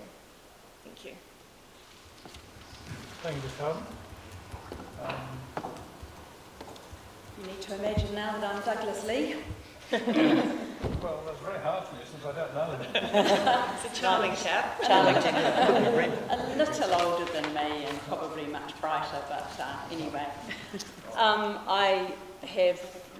Doug and I have been updating over the last week or so while they've been travelling. I'm confident that what I'm going to read to you is his thing. So he is... Yep, I can do that. So he says, this is my further response to submission 315 from Mount Maunganui Golf Course. My position is fully outlined in further submission 440. The rezoning of land, particularly open space, is a significant move as it's a diminishing resource and once lost cannot be recovered. There are a number of established methods to rezone land which allow sufficient time for consultation and public response. The method that the golf club has chosen to use fulfills neither of these criteria. The area proposed for rezoning, as shown on page 3 of the golf club's submission, is double the size of that in the Lysart Engineers Report, Appendix D. Just stop there. Sure. When that was referenced earlier on by... Kathy? Yep, sorry, I'm trying to be careful as to... Is it Mrs. Stevenson or... Kathy will do. Kathy will do, thank you. I looked at that and then I went on and had a look at another figure which showed a different area. Yes, that's our concern. That's correct. One's in the Lysart Engineers Report and one is in the golf club submission. So figure 7, not in the Lysart report but in the body of the submission, which has a smaller area. Yep. And I'm not one sure. One of them runs halfway along the boundary of yes. the fence of the intermediate, then the other one goes the whole way. So the smaller of them is the 2,780 square metres and 20 drillings. Yeah. The larger one is potentially, obviously, closer to 5,000, I would imagine. Yes. So the further documentation seems to refer to the small area. It does, but that's part of the confusion. Yeah, so you saw that confusion. So what Doug is going on to say is that the current engineer's report only covers the smaller area, but if the larger is in fact correct and not just an error, then it would be naive to think that the Mount Maunganui Golf Club would not look to develop the whole rezoned area at some point if submission 315 is not rejected. As such, he would seek a current engineering report the current engineering report's inadequate and should be done to cover the entire area of a potential rezoning. This would guard against a piecemeal approach in the event that the rezoning application is not rejected. So if that is a mistake and it stays in there, then there's wriggle room for people to perhaps do that. Mr. Williams and Mr. Collier have presented extensive extra submissions which contain information not relevant to Plan Change 33 and, in my opinion, only serve to cloud the main issue. I have been quoted as saying that I expected this development to happen. This has been taken completely out of context. What I said after the club membership rejected the sale of land in 2017 was we expected this to happen and that the club would try again to rezone the land, which is quite different from the take that's been put on it. Mr Williams has referred to the area that the golf club wishes to rezone as being unused. We live adjacent to this area and can assure the panel that it's far from unused. It's not uncommon for golfers to hit into this area, and we recently photographed 6 golfers doing that in just one morning. Balls landing in this area and striking the existing houses at the end of Fairway Avenue are a present and ongoing concern.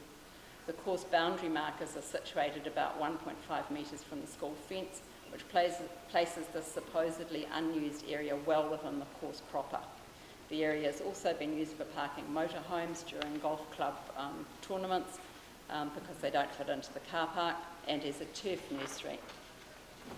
Traffic in Fairway Avenue has already reached the point where roadside parking is at a premium, and turning at the end of the avenue is very difficult. Rubbish trucks reverse down the street rather than attempting to turn. Rezoning this land, I believe, would be disadvantageous to the well-being of the community of Fairway Avenue as it stands, and I believe that it falls outside the scope of Plan Change 33. I urge the hearing panels to reject this submission as discussion has been minimal, time limited and not open to the general public. There has not been consultation and there is no natural justice in this. And then I have just a page from Brenda Lee.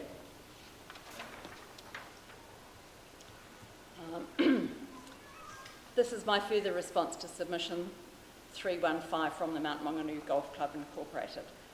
The rezoning from open space to medium density residential does not fall within the objective of Plan Change 33. If the rezoning of part of the golf course land is allowed to go ahead, that means the destruction of hundreds of trees and the removal of large grass areas, both important sequesters of carbon. It would mean the loss of bird habitats. It would mean the loss of the clean air on the Mount Maunganui Intermediate School rear boundary.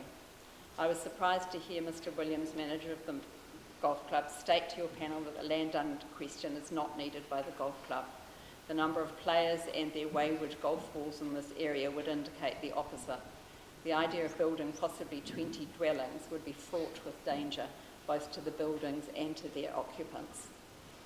Another major concern to me and to my neighbours in Fairway Avenue is the already heavy traffic flow in our street.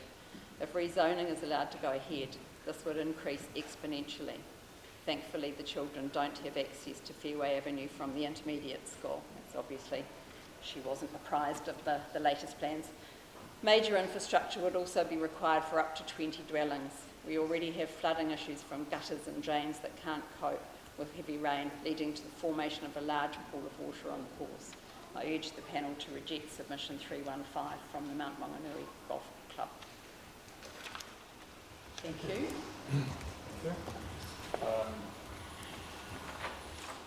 Very clear statements, all 5 of you, so questions? Yeah, I have a couple, and for all 3 of you here, to each answer if you wish. If the plans that you were seeing were showing an extension of the existing cul-de-sac and similar housing to that which you currently see in the street, would you still have the same issues? Do you mean an extension of it into the golf course? Yeah, let's say it's the same boundary in terms of the smaller red line area to avoid confusion. If it was an extension of the cul-de-sac into there with new turning at the end and similar houses to those which you currently see in the street, would you have the same concerns? I would have a concern about the volume of traffic, absolutely. In fact, if it's going to increase.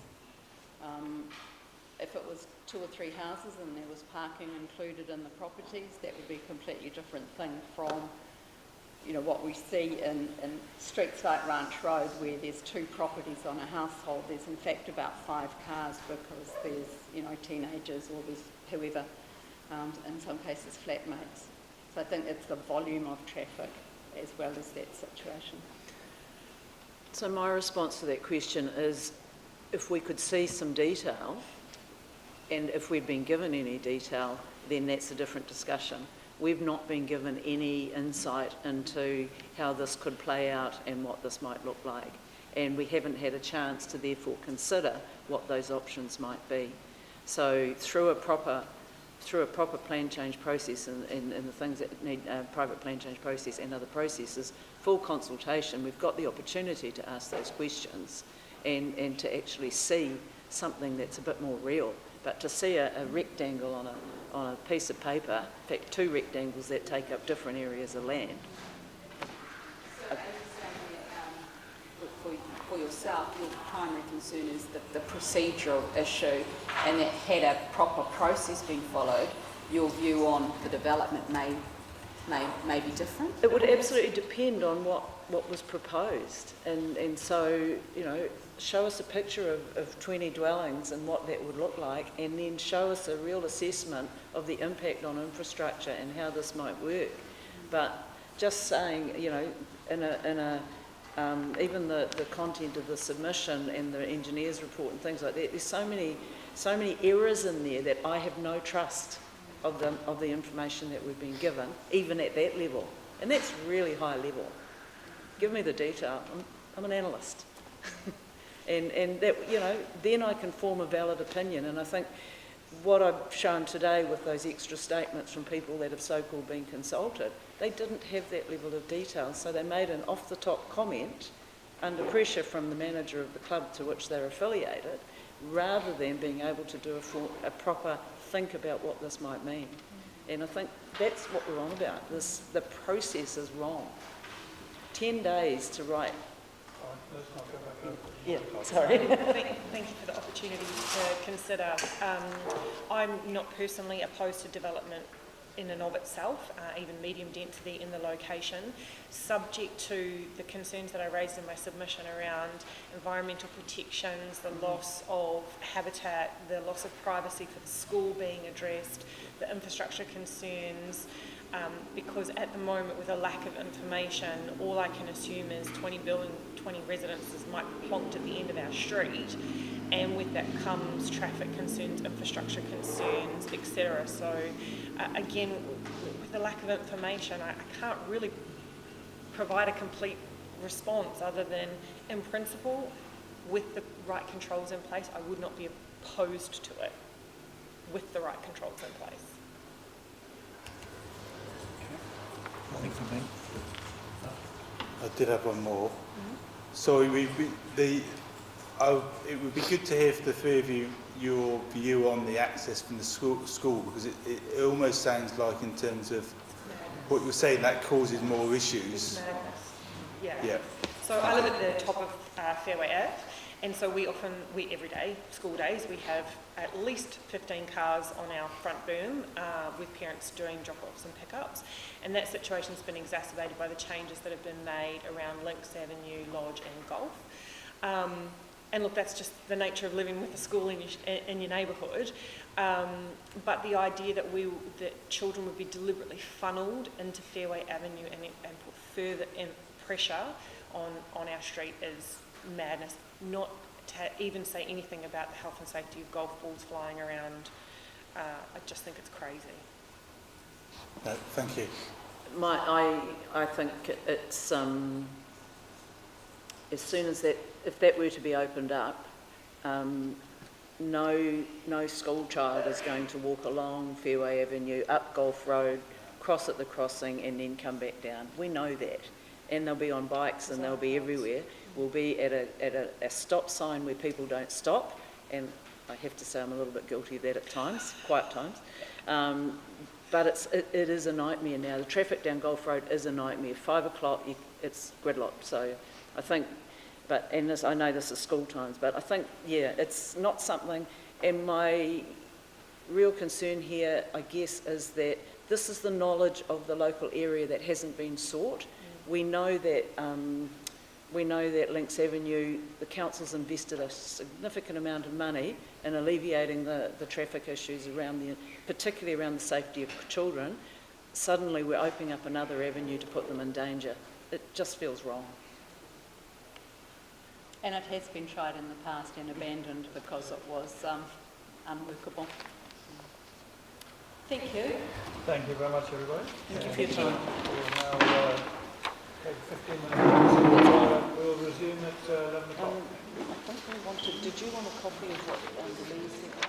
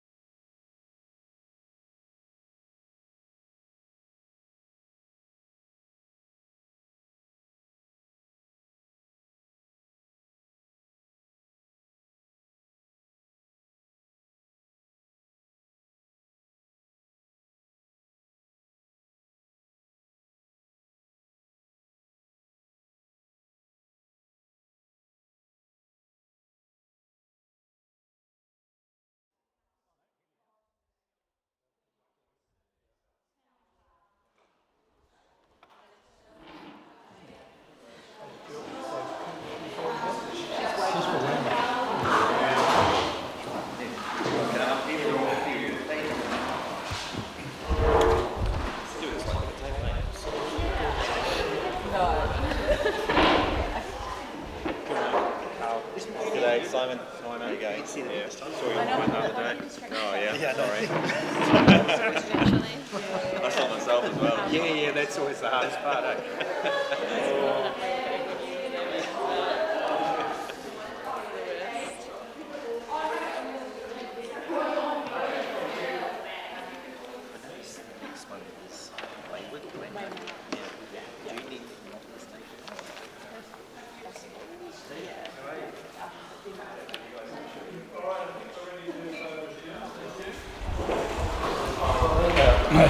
Excuse me, for those of you in the back who are saying hello to each other, if you wouldn't just mind. Yes, right. All right, well, so we're now, Council is now going to provide information specific to this part of Tauranga. So, Speedy, over to you. We thought it would be beneficial for the panel to do some specific opening statement in relation to the Mount Maunganui area. We also have our experts available to answer any questions. So the purpose of my opening statement this morning is really relating to the consultation process that was undertaken in terms of the notification of Plan Change 33 and some specifics to the Mount Maunganui area. And then I'll turn over to Ms Peters, who will do a short opening statement, and Ms Baija. And as I said, we have experts available to answer any questions as well. So in terms of where we are sitting today within the surf club, right, I would say in the Mount Maunganui North area at the base of Moel, the zoning in this area under our operative city plan is a high density residential zone. And as has been mentioned, this has been the zoning for a length or quite a period of time. It does have a plan area, so in a specific location, which is right here at the base, which does enable greater height, but exceedance of that height is a prohibited activity. In the rest of the high density residential zone, the whole height and bulk is similar or same as the suburban residential zone, but no site coverage rules, and also one dwelling per 100 square metres. So a greater density has been enabled within the area in the past.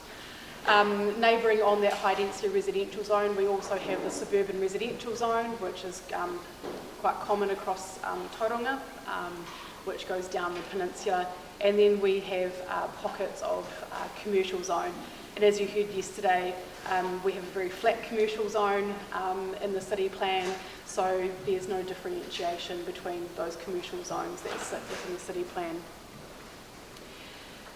So what we notified through Plan Change 33 is to rezone the wider city, and that meant replacing or the zoning of the suburban residential zone with the medium density residential zone.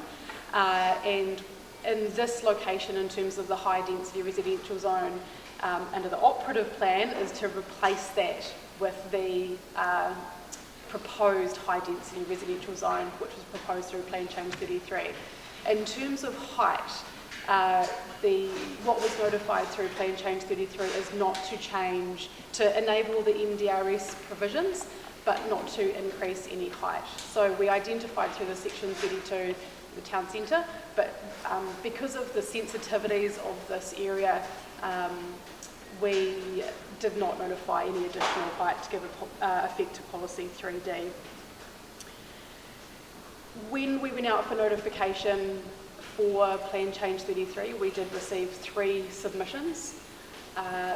Those submissions were requesting additional height, and that council, the plan change is required to give effect to Policy 3D within the Mount Maunganui North area.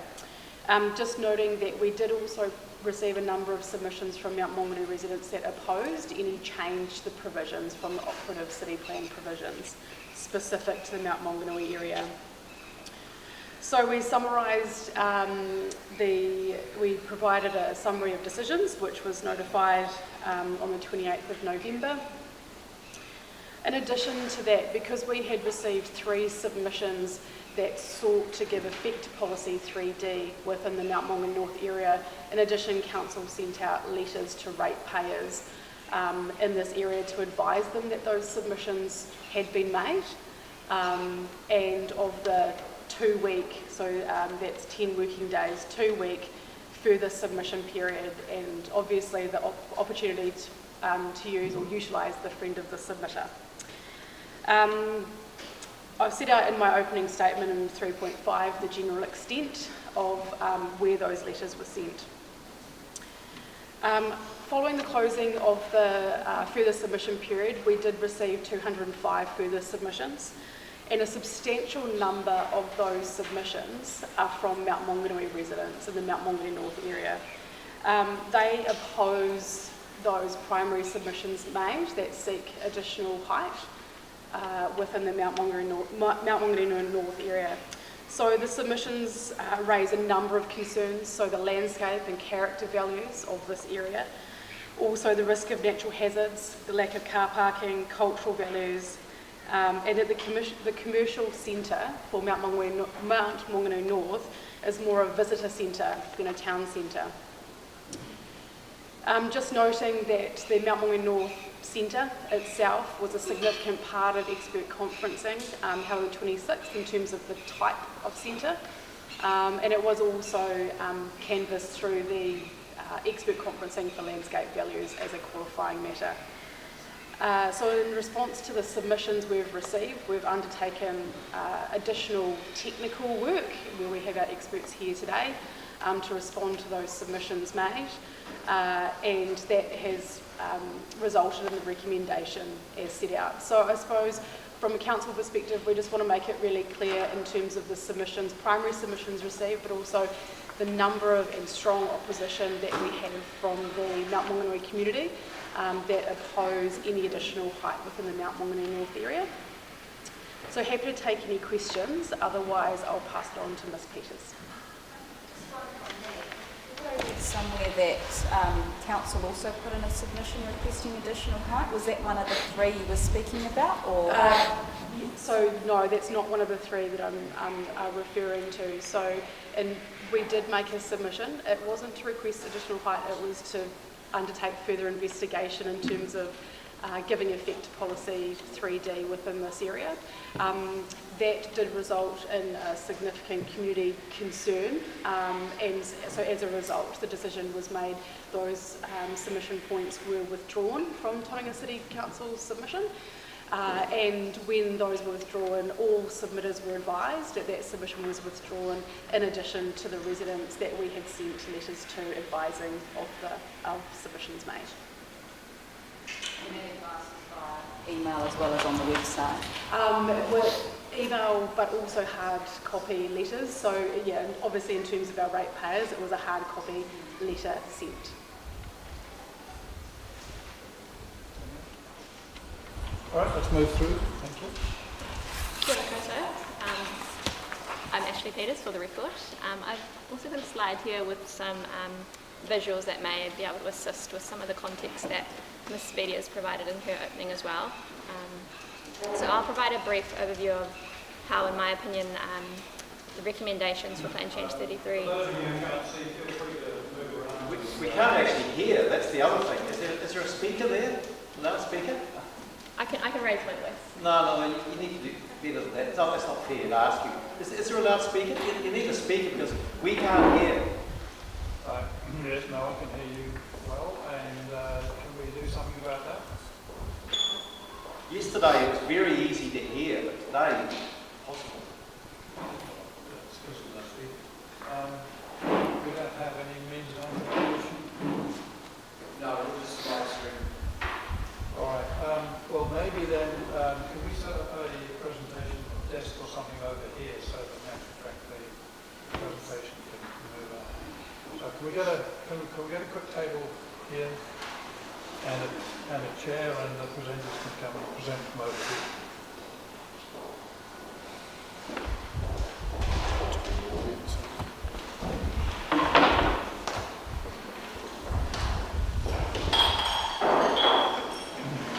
Which means you might reorientate the mic so the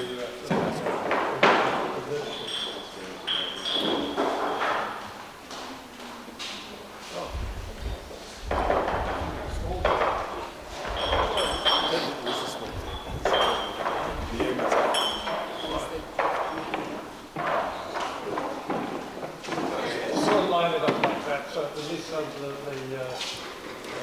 both presenters can address us and also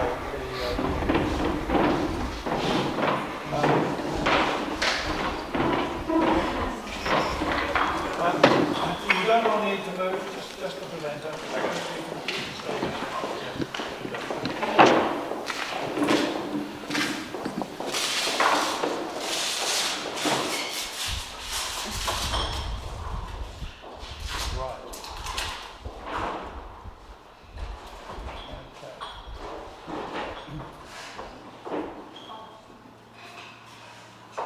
Well, you can't possibly do that, having come from there. No, you can't see that. Yeah, no, I'm putting your leg, don't worry. Yeah. Can't see. Righto.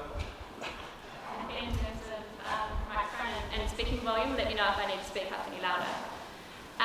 So as I mentioned, I'll be providing some context to how the recommendations for Plan Change 33 are giving effect to policy 3 of the NPSUD, specifically for the Mount Maunganui North area. So I've also got Mr. Tim Heath here in terms of being available for any economic or town centre related questions, and Mr. Carl Luca in regards to any spatial planning questions. So just to give some context to the operative, the notified and the recommended zoning that Ms. Speedy mentioned. On the left hand side there you'll see the operative zoning of the Tauranga City Plan. So in the northern aspect from, is this more helpful? Better?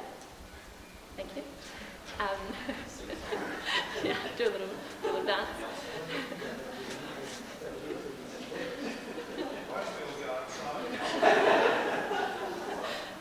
So in terms of the slides up there, on the left hand side the operative zoning, and we've got the operative high density zone extending from Mowau, the very north, to Banks Avenue, at the top of kind of where the industrial zone starts.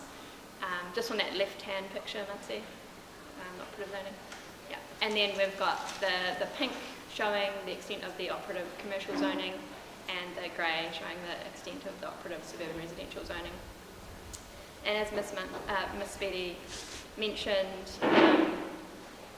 when Plan Change 33 was notified, we translated those operative zones into the proposed high density and medium density zones.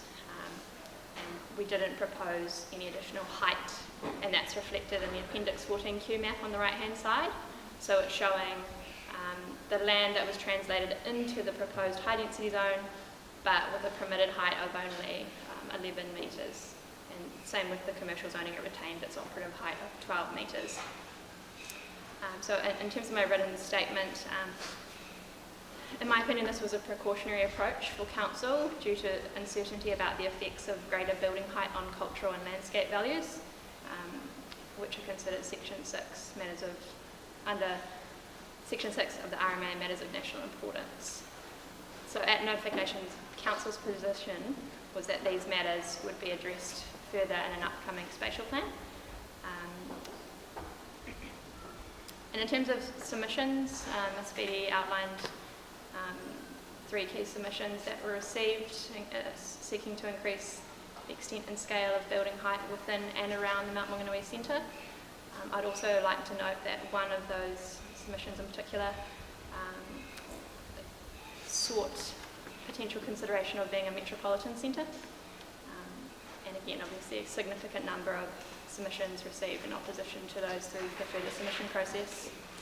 So in light of the content of the submissions that council received, we looked to engage expert economic evidence to assist us in determining how Policy 3 applied to this area.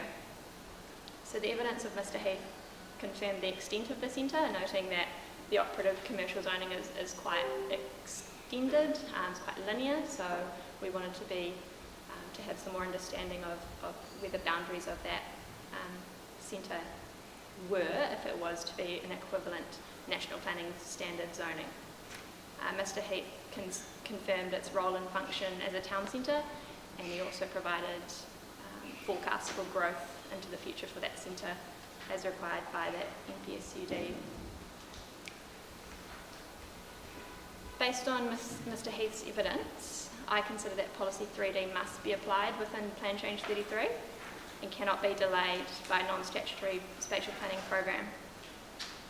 Council has a duty under section 77G and 77N. I think in my written statement I've referred to 77H, so that's an error. So that duty requires the IPI, requires council to enable building heights and density of urban form commensurate with the level of commercial activity and community services. I note that qualifying matters have been applied where appropriate and they constrain development in a variety of ways. As I touched on in my opening statement on Tuesday, my interpretation of the NPSUD and Policy 3 is that the context of the MDRS and the wider urban environment, it really sets the baseline for the level of development that is expected within and around those higher order centres. So therefore, it is logical and the NPSUD expects that in the IPI process, council is providing greater height and density within and around a town centre such as the Mount Maunganui North. I'd also like to note that the NPSUD seeks to enable significant change to the existing environment now so that it is responsive to growth occurring in efficient locations over the long term, so into the next 30 years and beyond. And with that in mind, and some of the expert evidence from our development experts, such as Mr. Kemi's, enabling up to 6 stories is necessary and appropriate to support feasibility of higher density development occurring in these efficient locations. And that will also go some way to assisting council to achieve its development capacity requirements. So Muncie, if you move over to the next slide, I've just got some visuals of the recommended changes in the Section 42A report. So based on the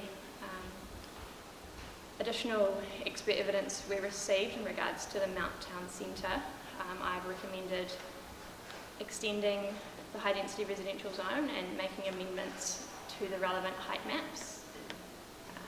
So in terms of the left-hand image, that's the permitted, what's recommended to be the permitted building heights within the zone. So you'll see it applies within the commercial area, the adjacent 400 metre catchment, and then dropping down to 16 metres for the outer catchment from 400 to 800 metres.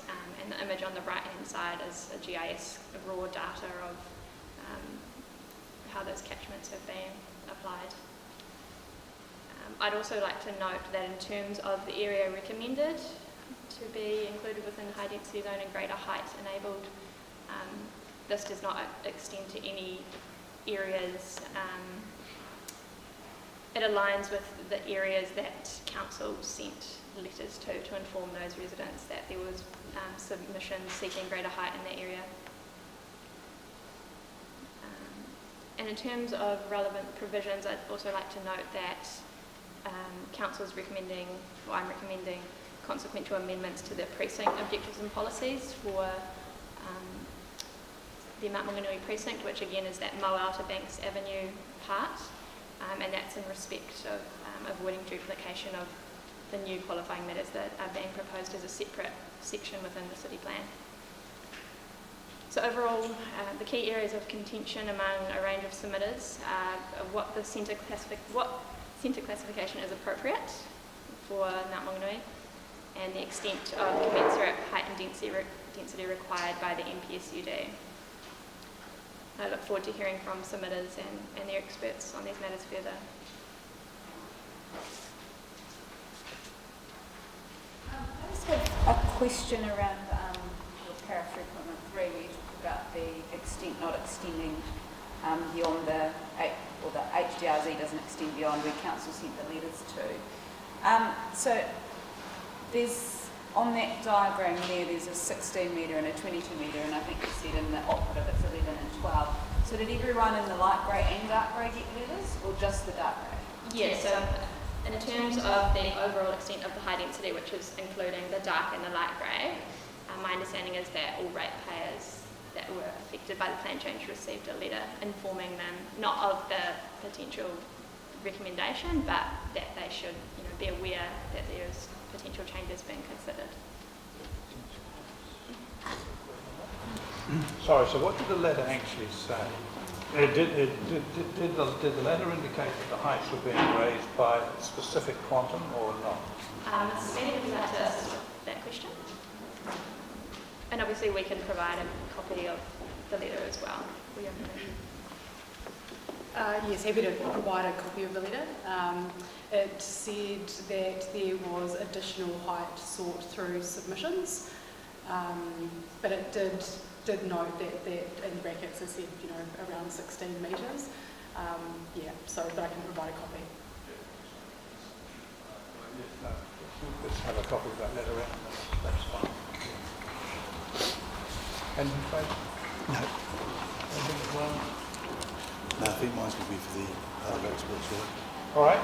Let's. You may just have. We may put you all up there for questions. Yeah, let's move through. I'll invite Mr. Heath to come up and have a conversation around this assessment of the Mr. Heath, you're talking off the cuff, are you? I say that in a considered way, of course.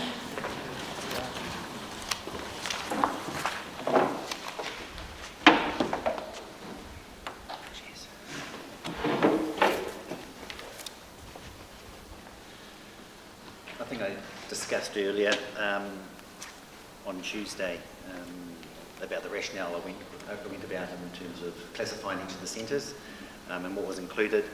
My main findings in relation to Mount Maunganui was that a strong, quite large linear centre, but it had some gaps in its retail offer and commercial offer, specifically a supermarket and some of the large format tenants, but also major retail brands that you see in a lot of those larger scale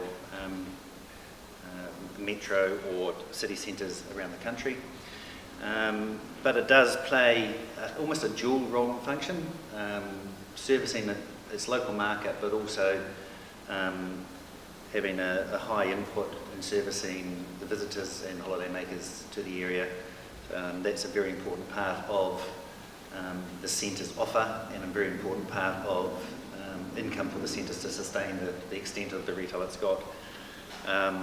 So it is sort of unique in that dual function role, but in terms of the classifications that are most appropriate for national planning standards, I see it as a town centre at this point in time. It's got quite long, very linear and quite flat. There's significant potential for vertical development, subject to feasibility, and that's for commercial and residential development. So I think in the future, a more efficient use of the land would be to enable some vertical development to occur, and that fits in with a lot of vertical development that has occurred in the wider area of Mount Maunganui, the same place. So, other than that, there's not too much. There was a question on Tuesday about confirming the size of the 4 square development. It's 684 square metres gross, which you would have seen is underway at the moment, under construction. So that's a meaningful injection in addition to the centre, because it hasn't really got a strong grocery offer at the moment. So it's not quite a supermarket, but it will fulfil some of those fast service top-up type shopping requirements, particularly for the holiday makers that tend to use those store types. But still, the market has good access to supermarkets down the road, so happy to take any questions. I think I'm sort of conscious of what I've read in the evidence on behalf of Waymark as well, in terms of the sort of things I'm starting to think about. In terms of the expectations of holiday makers, and I was trying to think of sort of comparable centres across New Zealand. I presume it's just those sort of ones that I don't know if it's still different, those ones that were allowed to open on Easter Sunday or whenever it was, when everywhere else had to be closed.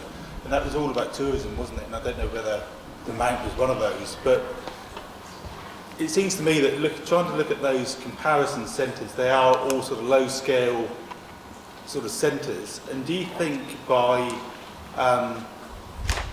increasing heights and having those multi-level developments, which would be allowed under the current suggested changes, would actually move it away from what the tourist expects? And would it therefore have a negative effect on potentially on tourism, for instance? Or is there not data available for that? I don't think because it's a tourist centre that it has to remain flat to fulfil its role and function. I live on the backside of Orewa, which is also has a very strong visitor input. The extent of the centre is bigger than what the local market can support because it attracts that visitor accommodation, visitor spend. There's a bit of vertical development happening in Orewa, and I think that's just a natural progression of development of these centres. And I think it's important for the centre, first and foremost, to be successful economically is to fulfil its role and function successfully. And I do see difficulty in expanding the centre here. I think the main opportunities would be vertical development. And I'm not saying of a significant scale, I'm just saying, just adding another level or two on top of the centre would add a significant level of GFA because of the extent of the centre already.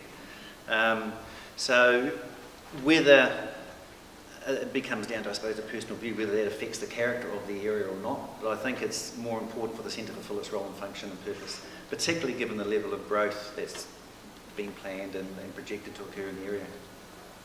But the current sort of rule framework that's being proposed allows significantly more than a single level or two levels to be added, doesn't it? It is, it's multi-level development that's being anticipated and allowed. That's correct. It's up to that enablement, so it's not a minimum. So you still have that flexibility to build up to that level. And then the other issue that's sort of come through, I think, in that evidence is that whole issue of you recognising that the centre needs to expand, but the availability, cost and availability and ability to get sufficient land for expansion and move it from other uses to expansion or whatever. Do you see that really as a big constraint upon the centre moving forward, or is that instead just going to end up in multi-level developments, taking up that additional space somehow, as it were, rather than an increase in land? Yeah, I think given the linear extent of the centre, I don't think extending the centre horizontally is the most economically efficient use of the land. And I think you're going to start seeing strong parts of the centre and weak parts of the centre. I've just gone through the New Plymouth District Plan process, and Devon Street there is the main street of New Plymouth, and it's 1.5 kilometres long, which is longer than Queen Street in Auckland. And it moves from decade to decade, which is the strong side of the street. And if we start seeing an extension of Mount Maunganui, there's going to be good parts and parts that aren't so strong. So, and you're still going to lead to less efficient outcomes in terms of land use efficiency. So I would think a bit of vertical development would be the most efficient outcome and the most beneficial for the centre as a whole in terms of the way it operates and functions. But extending the centre, I think, would be difficult given the feasibilities around it. That's it for me, thank you. Just, Ms. Peters has indicated that policy 3D is the one that we should be focused on, and your classification clearly puts this area within 3D. Yep. From an economic point of view, and a number of submitters have made this point, what does commensurate with the level of commercial activity in community services mean to you from an economic point of view? Commensurate, I think there was some discussion earlier on whether it should take a forward-looking approach rather than what it is today, and I agree with that. It needs to be a forward-looking aspect, but it's commensurate to the requirements of the marketed services. And that's the market service predicted to service in the future, not necessarily now. So it's got what it's commensurate to the scale of activities and the types of activities that it should accommodate based on the future projected requirements and demand. But in terms of the heights that are being proposed here, do you have any concern of natural fact that might be overlording it? From my perspective, no, because there is a significant number of buildings of height within Mount Maunganui already. So it's not going to be a pimple on an elephant, so to speak. It can enable development up to a level which has, there are a number of buildings within the general area that would go, that are already at that height.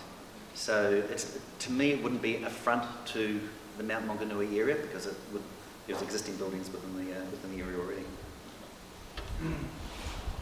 Would you expect the sort of the main retail strip, if you want to call it that, just for a useful term, would you expect that to develop to those sorts of heights over a 30-year period? I mean, what's your sort of, crystal ball? No, quick answer. Yeah, I don't think we'll get anywhere near those heights unless it's through residential development or a hotel or something like that, but not in terms of retail or commercial activity. I don't think we're going to be getting a 22-level office building there. I don't think in my But you're not concerned that by having a blanket, and it is quite a large blanket in terms of that 22 or even in terms of the 16 for that matter, you're not concerned that might materially affect the character of the area looking forward and with all the qualifications that 30 years looking forward has? No, because there's simply not the level of demand in the market to support absolute wide-scale height of buildings of those heights across the centre. There may be a couple at best given the level of demand over the next 30 years, and that would be it. And you don't think we need to either shrink or enlarge either of those two elements, either the 22 or the 16? I haven't been engaged to discuss height or assess height. Economically speaking, the higher the better. Yeah. I mean, again, I'm asking you from yeah. a planner point of view. Yeah. Is too much? Has too much been is the proposition too liberal in terms of achieving the outcome? Yeah. One of my first drafts of the report identified a core retail area within the centre, within the zone, and I think given the linear extent of the centre, that could be a proposition worth giving some more consideration to identify a core strip, retail frontage, pedestrian strip environment, where you want to facilitate the consolidation of high buildings rather than it just being popping up randomly around the entire zone, and I think that has merit. Can you define that for us, either by road or by rough indication at this point in time? We can get the coordinates later from you. Yeah, it goes from the roundabout of Coronation Park up to that top roundabout on Pacific Avenue, kind of at the bottom of Mount Drury, the open space there. Yeah. So that's identified in Mr. Tom Heath's report. So that block basically would be your best guess if we were going to concentrate development at that height. Yes. That would be your best guess. That would be my recommendation. Yes. So I missed on the map where the southern boundary to that would be. That one there, that's where you... Yeah, fine. Yeah. That's where you can turn left and go around the outside of the centre. Yeah, just to the southeast of the cursor there, that roundabout is where the four schools being developed. So yeah, okay. Yeah. All right. Okay. President? I had a question relating to, correct me, in terms of your recommended town commercial zone for Mount Maunganui North is a what type of zone? Zone or status? You've classified it as a town centre hierarchy being a, what is your recommendation? Town centre. Town centre. Now, I heard, I recollect you saying some mention that part of being a town centre would require a supermarket. Was that correct the other day? No, that was for local centre. So the local centre is a, if I can use the term hierarchy, is a lower hierarchy, lower than a town centre? That's correct, yeah. So it goes, starting from the bottom up, it goes neighbourhood, local, town, metro, city. Okay. So a town centre would not require a supermarket, but a lower order local centre would require a supermarket. No, I'm not saying a town centre requires a supermarket. I'm just saying in this instance, because it's got a unique function with its visitor attraction and it's servicing the local market, it's unusual, I'd say highly unusual in my experience, for a town centre not to have a supermarket, but it's got the unique characteristics of the extent of commercial and retail offer within the centre that certainly elevate, and the amount of activity there certainly elevates it above a local centre, which would be normally a supermarket based and some convenience stores. It plays a higher role and function than that. It's not necessary, but it's usual.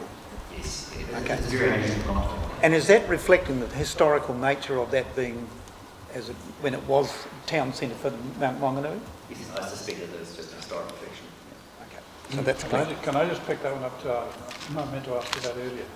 Because under the planning standard, town centre has two options in terms of its definition. One is in terms of smaller urban areas, and the other is in terms of larger urban areas, and there's slightly different characterisations for both. I can read it to you if you like.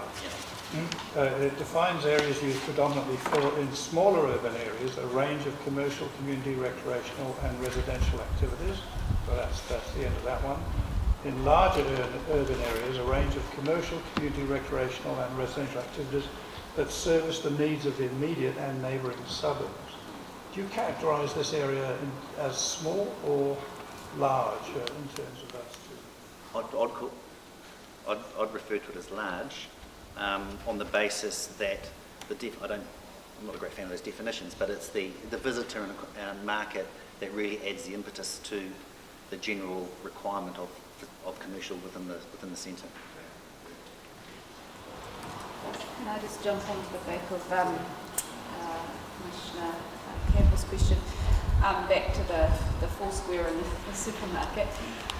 Yesterday we heard from Mr Perry around the new offerings, I guess, that the expanded Foursquares tend to offer, and that they're more equivalent to a full service despite having a smaller footprint. Does that make any sort of difference in your view? No. No. And the report from the Commerce Commission on supermarkets, which I've referred to in my rebuttal, makes that very, very clear. There is a distinct difference between those store types. You could start arguing a petrol station starts offering all the different elements, so you just got to be very careful. They play different roles and functions between top-up shop and main food and grocery shop and things like that. And frequency of use. And so the main criterion there, is one size, but two, then the number of different lines stocked. Exactly. Product lines, correct. No, not to me. Thank you, Mr. Heath. Thank you. Were there any questions for Mr. Luca in regards to the state planning matters? I did have a question. Apparently. Yep.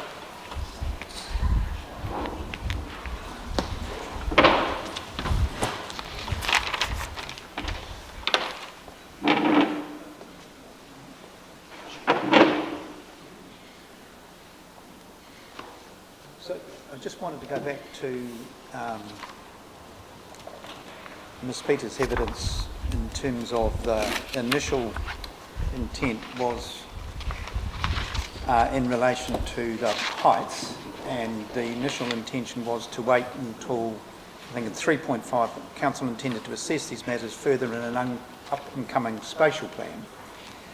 Now, in terms of you gave us a good explanation the other day in terms of the sorts of things that might go into the spatial plan. How important, or can you just summarise again the key features that make up a spatial plan and the relevance of an economic assessment in that? Sure. Not too sure if this is working, so hopefully everyone can hear me. I guess, starting, made a note, to emphasise that the processes between the plan change team and the spatial planning approach that we've taken previously have been consistent. So in terms of, we consider the land use layer, the movement, culture and identity, and the social infrastructure and the broader infrastructure to support that. Within the land use layer, we would give specific regard to our understanding of the, the economic status or the centre status that it plays based on the information we have at hand, so whether it's a town centre, local centre and so forth. So that previously has been based on any reporting that we've had to date. And then also, in considering that land use layer, we would have regard to considerations such as landscape, cultural values such as view shafts and hazards and so forth. So we were very comfortable in terms of that the assessment of those, walking catchments from each centre that the plan change team has undertaken were consistent with the approach we would take from a spatial planning perspective, and also that the qualifying matters provided the same rigour that we would look at in terms of those elements that might refine those walking catchments or those heights around those centres. So it's a multifaceted approach that in terms of developing the spatial plan. I'm just trying to sort of understand the extent to which, in terms of when the heights were notified, they were based on essentially matching what was currently in place, and then based on submissions, then there was a change, and then Mr. Heath was engaged to undertake an economic assessment, and that then in itself led to the movement to ability to have taller buildings. I'm just trying to see how the council moved from a position of requiring a spatial plan before it would have taller buildings, which is multifaceted, to then rely on one piece of that, one of those facets, to be able to promote a taller building process without the benefit of having that full spatial plan as initially indicated. So there's probably a number of aspects. One is timing. So we were starting to prepare. When the plan change went to notification, that was at the commencement of our spatial plan process. So when it went to notification and those submissions were received, we were very early in our spatial planning process, and starting to plan our way forward. So we had the ability, and I guess the benefit of having the knowledge of the submissions coming in, what was being sought and so forth, and then the ability to work with the plan change team to input and stay inputting into that land use layer as it was developed, ensuring that it was consistent with the approach that we would take. In parallel, we were undertaking our analysis for the spatial plan, and earlier this year, when we went into our design sprint workshops with our subject matter experts, we were able to take the position that the plan change team was landing on, and also put that forward and effectively test it and get feedback and confirmation that there was comfort from a spatial planning level and with what was going forward. And if anything, there was strong comfort in terms of the way that had been approached, so that was endorsed through our process and endorsed by those subject matter experts. And if anything, they probably saw a longer term opportunity for some further intensification down some of the main corridors and so forth. So hopefully that helps answer that question. It does give me a broader understanding of, and I think it's essentially what you told us the other day, in terms of the fact that it was a little bit out of phase. But is it fair to say that it didn't, in your other spatial planning work, say particularly for Te Papa, there would have been a greater general community engagement before the proposed change for that section in Te Papa? Yeah. As discussed the other day, the approach for the spatial planning has always been to provide a spatial plan that supports anticipated growth through our urban form and transport initiative, which anticipated intensifications within those areas. So the discussion with the community has always been about what are the values that we need to protect and enhance as growth occurs, but it does also, through the spatial plan, did provide opportunity for refinement and a further understanding, response from the community to that growth. But again, I do feel that that opportunity has been given through the plan change process. Rather than the spatial yes. planning process. Okay. Thank you. Just one from me. I was reading the legal submissions for Clear the Air, and they referred to both the Mount Arataki spatial plan and a Mount Industrial plan, and they referred to that as another spatial plan. Is that a correct categorisation? I think the other day you told us there was just the 3 spatial plans. So what is this Mount Industrial plan? Is it a spatial plan? Sure. It's not a spatial plan, so its correct term would be the Mount Industrial Planning Study. It's a subset of the Mount Spatial Plan work. It recognises the significant issues that have been raised in relation to the Mount Industrial area, and both in relation to air quality, but other interface aspects with the surrounding land uses. So that Mount Industrial Planning Study has a focus on addressing those issues. It is being run in parallel, so it is being run from within my team, and we have been engaging and reporting in parallel throughout the Mount Spatial Plan process, but with specific workshops targeted at businesses and those key interest groups.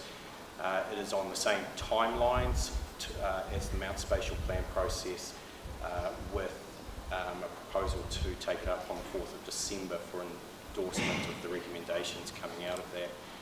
I guess probably worth mentioning, so in relation to those air quality issues, we are also working in partnership with Regional Council as part of that study, and they are also developing their own air quality management program, which was reported to a working group last week, and we'd be able to provide that report so that you've got an understanding of, I guess, the mahi that's being undertaken both by TCC and Regional Council with regard to air quality. Just one from me. In terms of, again, we've heard from various people about the significance of the Mount commercial area for tourism, well, the Mount as a whole for tourism. How's that sort of fed into this spatial plan? How have you taken account of that, and how do you involve people? Sure.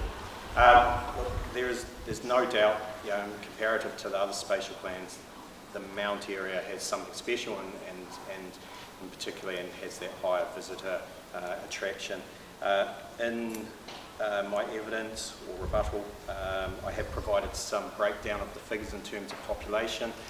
And I think it's really important to emphasise that 80% of the housing stock here is still residential in day-to-day residential use. So yes, we do have that greater visitor number within this area, but this centre and the other centres along this coastal strip are still very much serving a residential population here. In terms, we are acutely aware of the visitor numbers coming in, particularly the peaks during the Christmas holiday period. We also have events within this area that bring large numbers, triathlon and so forth.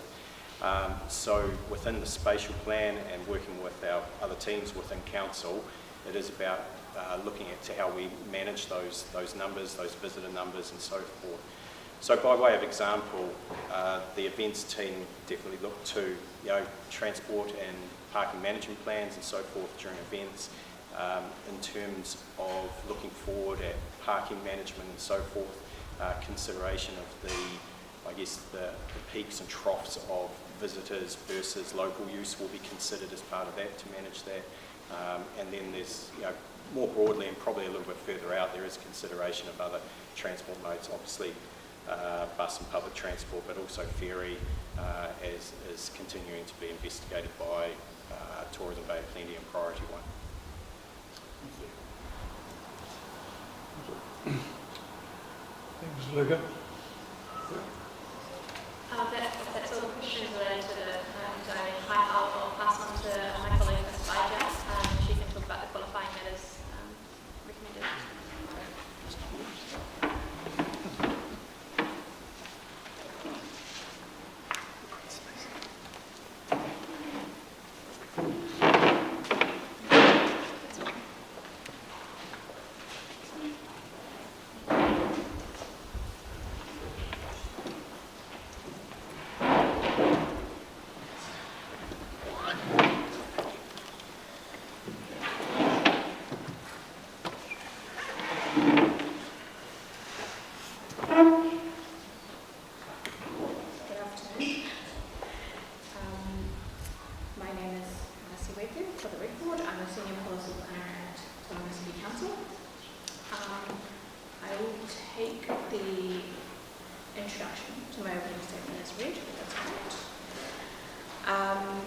I have with me Mr. Simon Button, who is our landscape expert, and Mr. Ellis, who is our manager for the Tauranga Media at City Council. So, Ms. Peters, could you please go to the next slide? Next one. Yeah, thank you. So I've got up there a map for you, and I'll quickly run through the existing environment in the Mount Maunganui area before I pass on to our experts for some comments. So with the operative plan, the area is quite complex. So you can see from Adams Avenue down to Commons Avenue, the grey area, which is just outside here, is the Mount Maunganui high-rise plan area. And breaching permitted heights in this plan area is a prohibited activity. Then bordering this plan area, which is bordered, sort of, you can see the blue border, is zoned residential suburban in the operative city plan, and breaching that permitted height, which is the 9 metres plus the 2 metres permitted intrusions, is a non-compliant activity. And then from Commons Avenue onwards, all the sites are zoned suburban, residential and commercial, and breaching that height is a discretionary activity. So the reason for this is Mauao, Hopokiore, the two islands of Moturiki and Motuotau are all identified as ONFLs within the city plan. And Tauranga Harbour itself, which is Pilot Bay, and the coast and Dillons are also identified as ONFLs. Mount Maunganui North is also within that coastal environment, so you can see on that dotted line that goes just beyond Pacific Avenue. So that's all within the coastal environment as it's identified in the regional policy statement. And the coastal waters themselves are also identified as having at least high natural character within the RPs. In terms of the cultural values, Mo'o and the surrounding area has obviously high cultural significance to Tangata Whenua. In the evidence of Ms. Tate on behalf of Kainga Ora, she's noted that mapping is necessary to protect the view shafts between the maunga. I'd like to clarify that the cultural values associated to this area are not limited to view shafts. Engagement has been undertaken with Mana Whenua to protect the relationship between Mo'o, Hopokiore, Moturiki, Motuotau, the open coast and the Tauranga Harbour. So in the opening statement I've put in the dates for that engagement, but I'd like to pass on to Mr. Ellis now just to talk a little bit about the cultural aspects. Kia ora tātou, matua ake, e mihi ana ki a koe Riki, ngā puhi nui tonu, e maharama I wanganui a tātou Tauranga moana, Ko koutou ngā kaitiaki o tō mātou waka o mā tātua, e mai hoki mai ki tēnei wāhi e manaki ana ki a pui tēnei. So just acknowledgements to Vicky. She's from up north. We used to have fights, but we figured out how to get along. And they look after our waka, so we figured out we shouldn't push them too hard. So good to see you. O tira kia koutou katoa ngā kumihana. So also to you all as commissioners. Yeah, look, I think from a cultural point of view, relatively simple. You know, I think Mo'o is obviously our talisman and our iconic maunga that we all of the iwi and hapu of Tauranga Mona revere, but also it's the focal point of those who might come from afar to maintain their connection, to be able to get to and from the maunga itself. And then surrounding that, it obviously has other things, and you can actually see them right here from here. You can see out here to Motiriki and Motuatau just beyond, which are past sites in kainga of our tupuna, our ancestors. So maintaining the connection is really important. And also over to Hopu Kiore, again, you can just see out here. You can see the aspect that you guys have been talking about, the community aspect today. And I think from a cultural point of view, maintaining the ability to make those connections is really important. Sounds like that lost. I think, you know, the discussions that mana whenua have had, and our role at Takawanga is to bring forward really their voice, is to try and protect the cultural aspects that are still in and around that. So obviously when you're in and around the area, there's been a lot of compromise in terms of access, walking, some of the infrastructure that's on and around each of those particular taonga.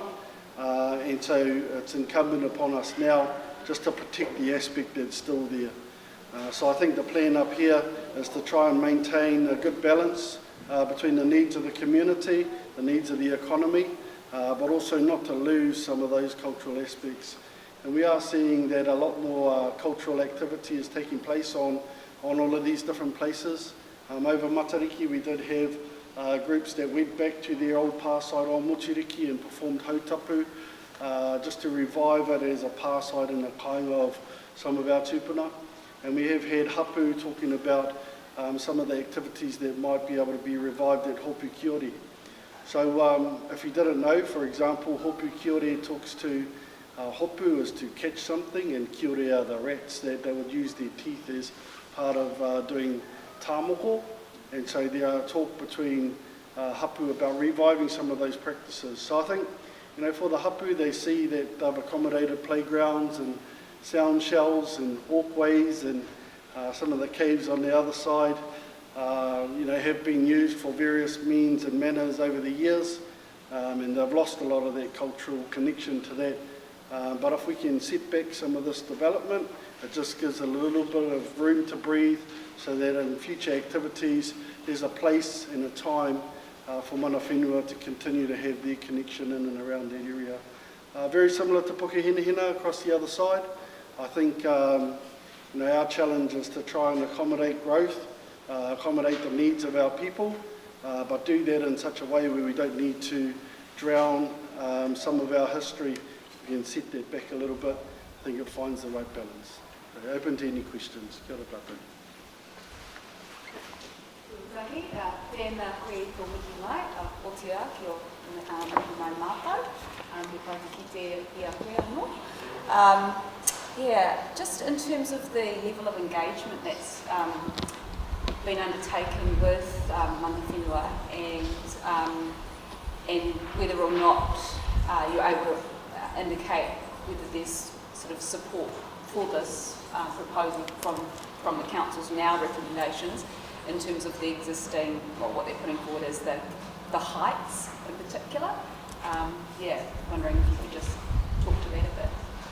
Yeah, certainly Carl, under his leadership with his team and alongside some members of our team, have been in quite a long-standing wānanga process alongside mana whenua through this area. And as is the case with any engagement, it's really driven with what their priorities have been over that time. So they have focused on setting back.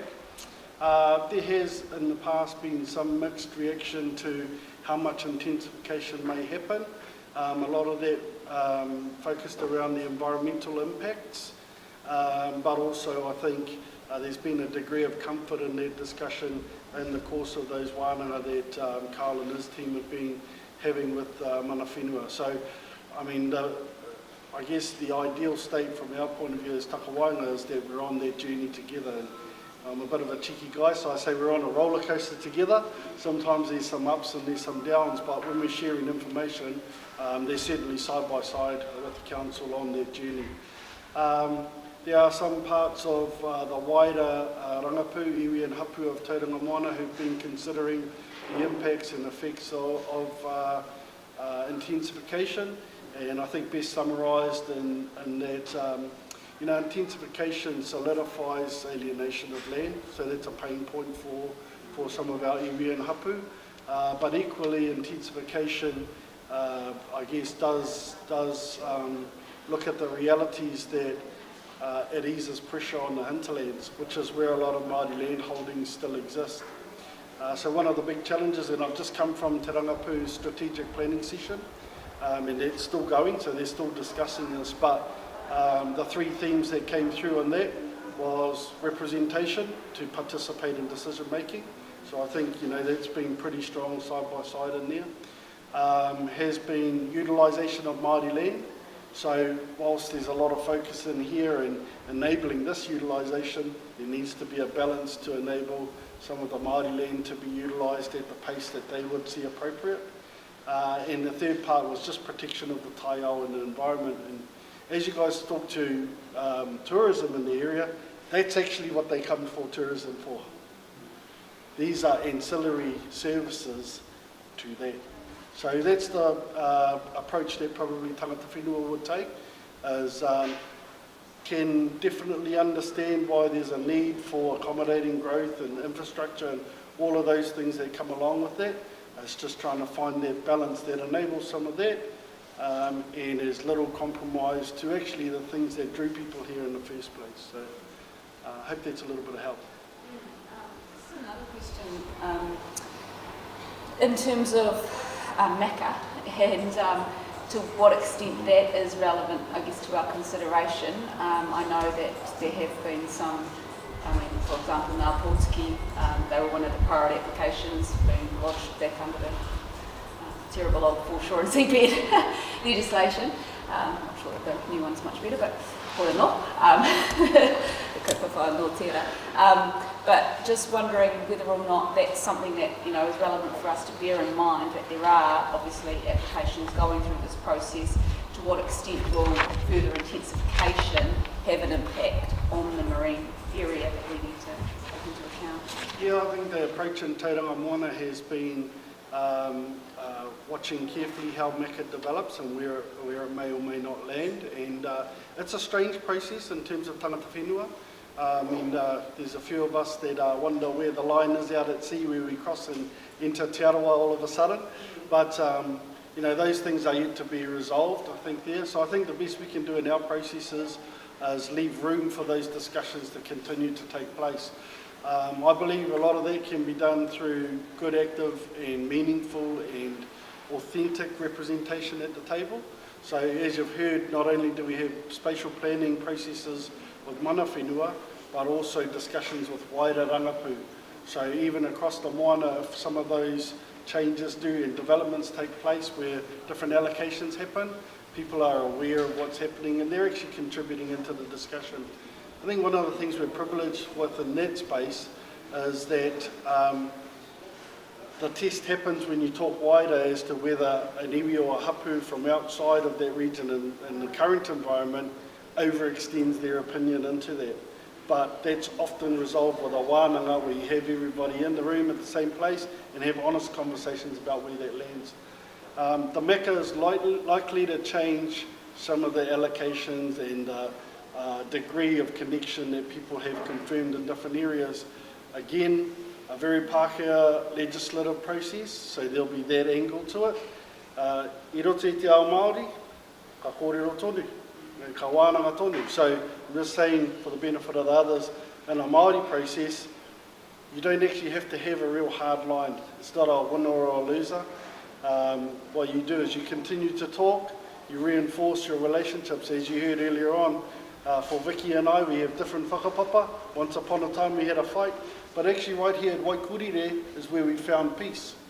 So there was a time when Ngāpuhi was down here battling with Tauranga Moana, and Tauranga had an opportunity to kill one of the chiefs that were here, but instead came back, and together they worked out, maybe if we let you go here, you guys might leave us alone and visit for a kai instead of for some whenua. And that's what we worked out.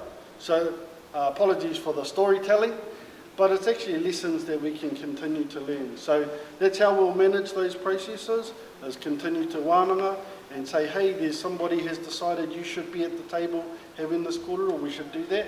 And it's something we can learn as councils, commissions, government departments, as when in doubt, just bring those people around and we'll have that kōrero when that time comes.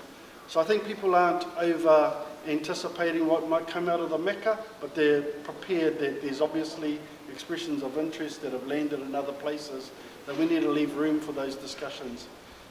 What they are all united on is the primacy of the taiao, the primacy of our environment over development, over growth. If that means we have to make hard decisions, that would be what they encourage us to do. So I guess those setbacks are, part of managing that interface as well, aren't they? Yeah.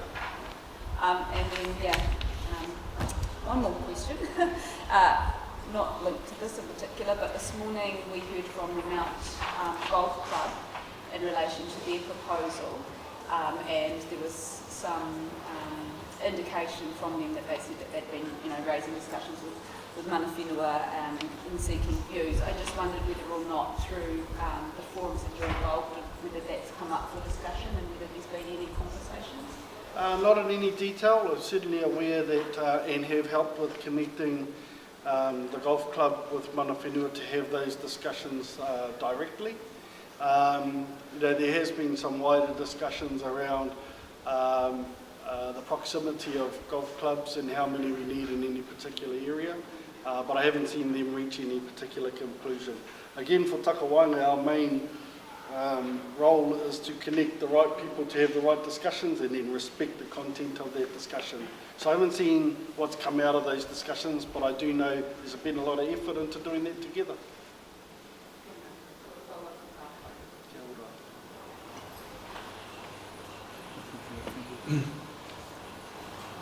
Very different question from me, which I was meaning to get into the other day and I didn't get into, which is the question of the view shafts too.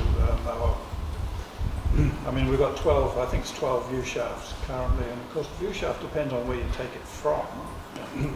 Obviously it's all focused on the same point. I just wonder whether there's any sort of conversation that's happened about the appropriateness of the different places from which the view shaft is and which ones have not been included, and whether there's anything we should be aware of. I think it's very contextual.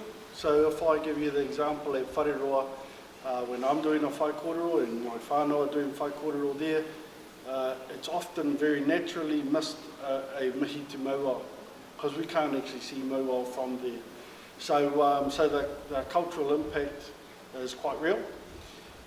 In terms of where a view shaft might be, I think you have to take it case by case on any particular area. So, and it depends on I guess what's being put forward. So, if we think about hopu kiore, I think a good way to measure that at the moment is that as long as there is a clear ability to reference over there, at the moment you can see from down on the flat area where most of Waitangi Day celebrations happen there, it makes all sorts of sense to make sure there's a view shaft preserved for those kōrero that happen that day.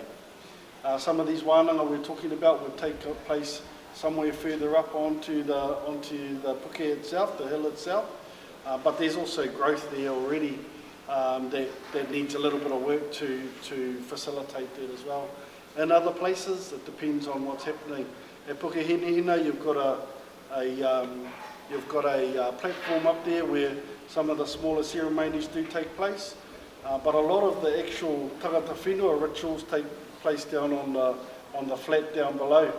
So there's an ability to preserve at the moment up the top, so I know that's been a case put forward.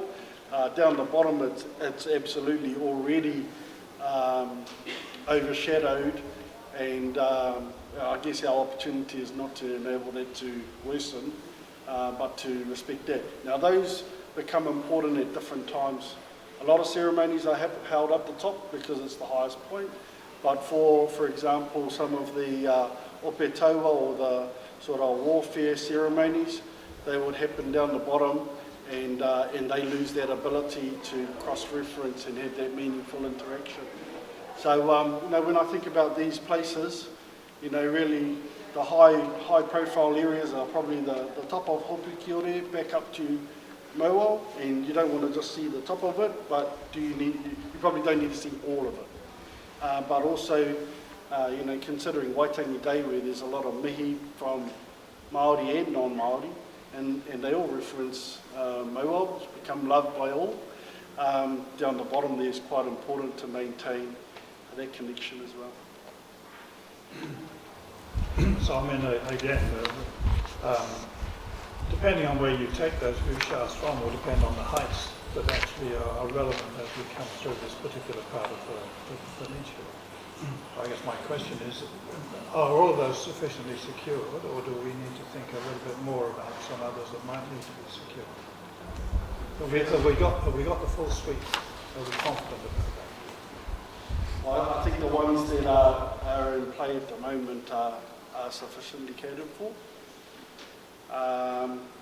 And there's some that we have lost through poor planning in the past. That's probably the best way I could put that.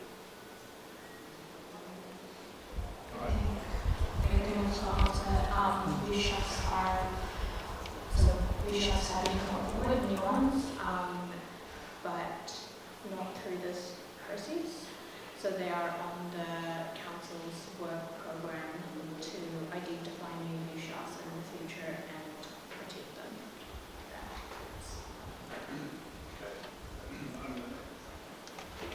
I mean, it's good to hear that the forward work program is full. I guess we don't want to be recommending decisions to be made that might actually be compromised or might compromise your ability to do something subsequently. So that's really, yeah, good. President? I had one question for you. In relation to your 5.4, took in reference to engagement with mana whenua, I assume that's not the full extent of it. Can you explain to me what the engagement was about on those from March through to June, specifically in relation to your preceding points on cultural values? Yes. So on these 3 dates, so I put them down particularly because we specifically talked about Moa. So we shared the heights, what was proposed in this area, and asked for feedback. And we were supported for what was proposed on all 3 days. So the first day it was Ngāti Kuku and Tauranga, who are mana whenua. I wasn't, so to be fair, I wasn't there for that one. So Ms. Betty can speak to that more if you'd like. But what I understand is that that was part of the spatial planning process and Plan Change 33 working together with mana whenua on the engagement. And then on the 14th of June, we spoke with Tauranga. I believe Ngāti Kuku were invited but were unavailable. And that was to give them an update on where this process was, what the proposed heights were. And yeah, that was agreed on. On that day specifically, we did talk about, oh, that's gone. On that day specifically, we talked about the pilot bays on the left-hand side, the heights that were, that mana whenua would be seeking in that area, especially from Hopukiore, and the relationship between Hopukiore and the two islands as well. And on the 29th of June, we had apologies, I'll just have to be louder. So on 29th of June, we had a hui with the wider Tarangapu, where all of this was what is proposed. So it was shared with Tarangapu as well.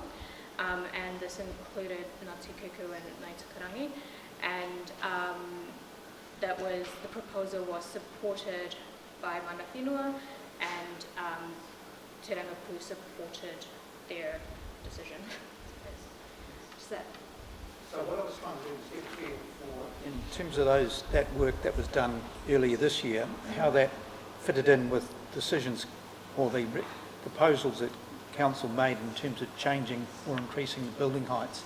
Were they before or after these discussions? I think Ms. Speedy wants to answer that. So in terms of the consultation with Tangata Whenua, it was in the preparation of Plan Change 33.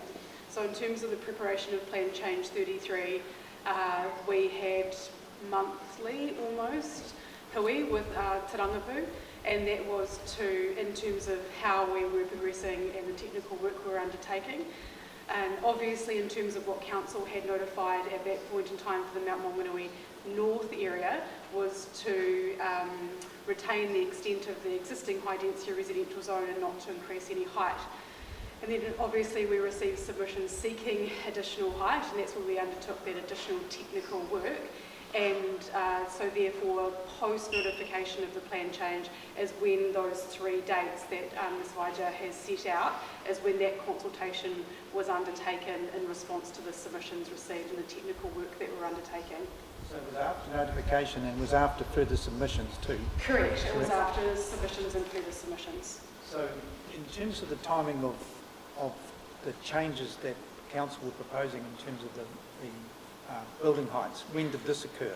It occurred through those 3 meetings. So it informed? It informed, yeah. The consultation was taken and discussion of heights and the submissions it received was through those 3 hui. Correct.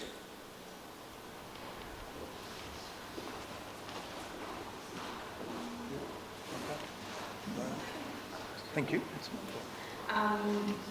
There's no further question. I'll just ask Mr. Button to just talk about the landscape aspects. Good to see you in person. Thank you. Kia ora koutou katoa. I might leave this. I think the batteries might be on its way, if that's all right with everyone. So kia ora koutou katoa. My name is Simon Button. I'm an Associate Landscape Architect at Isthmus Group. I'm going to be broadly speaking to my evidence in chief, and then I'll take you through an assessment as well, and I'll share screen shortly when I come to that point. So I'm the author of both the Mount Maunganui Urban Intensification Study, which was authored in July 2022, and the subsequent Mount Maunganui North Landscape-Related Fault Binding Matters Assessment in July of 2023. So that's the 2022 and 2023 assessments. My presentation this morning briefly discusses the 2022 assessment, and I'll present the 2023 assessment outlining the approach taken and the recommendations reached. The purpose of the 2022 assessment was to identify the capacity of the urban landscape to accommodate intensification when assessed against matters 6A and 6B of the RMA. This assessment follows the same approach as the first half of the citywide assessment, as outlined in my evidence on Monday, whereby existing natural character values, as identified in the Bothwell-Miskell study of 2013, the Regional Natural Character Assessment, and the ONFL values, as identified by both Tauranga City Council and Bay of Plenty Regional Council, the relevant plans and schedules, are all collated, and then key values from that collation are identified that are relevant to the potential urban intensification within Mount Maunganui North.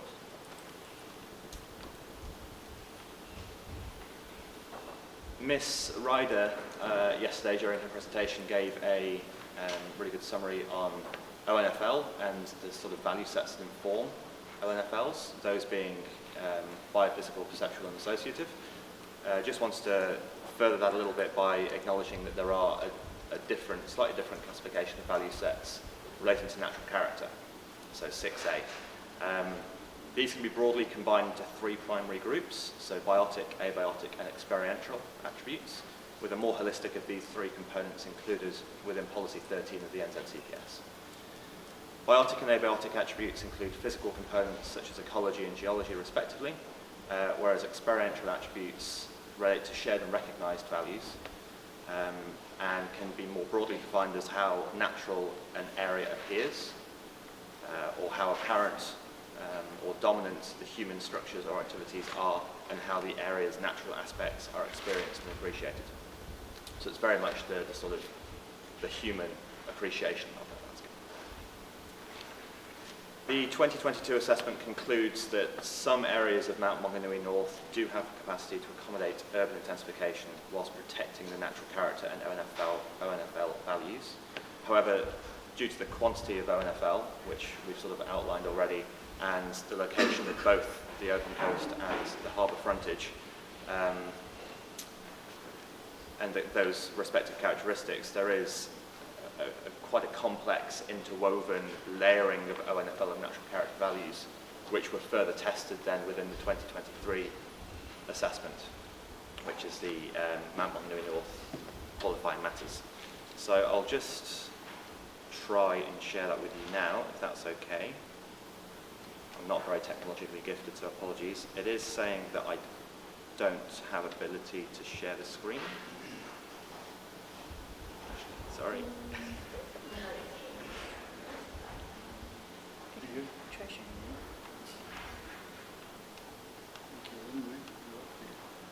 No, not in. But if not, then I can just... I'm in. Thank you. Perfect. So this is a document that hopefully you've all seen. Perfect. I'll whiz through it relatively quickly and talk to the points that are probably most relevant. So, taking a look at those values that were sort of identified within the 2022 assessment, these are outlined again further here and reintroduced.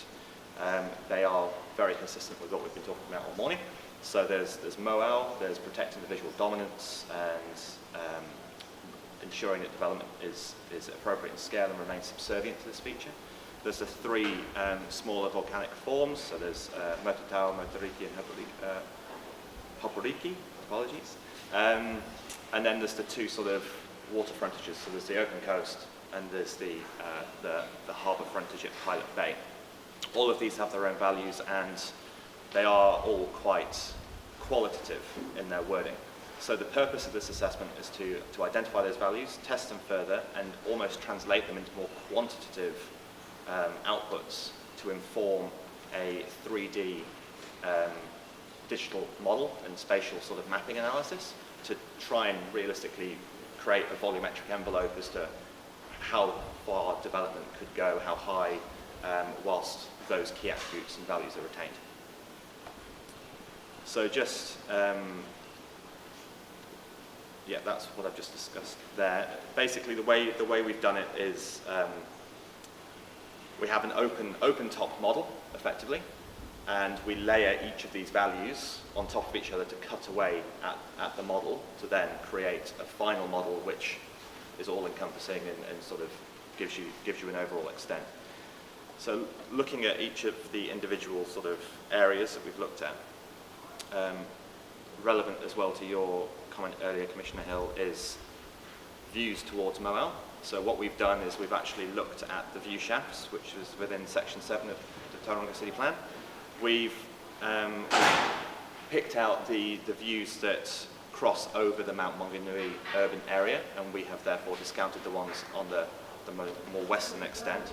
And we've applied these to sort of define the spatial extent of maintaining views, maintaining visibility from these sort of key areas. That then cuts away at the first level.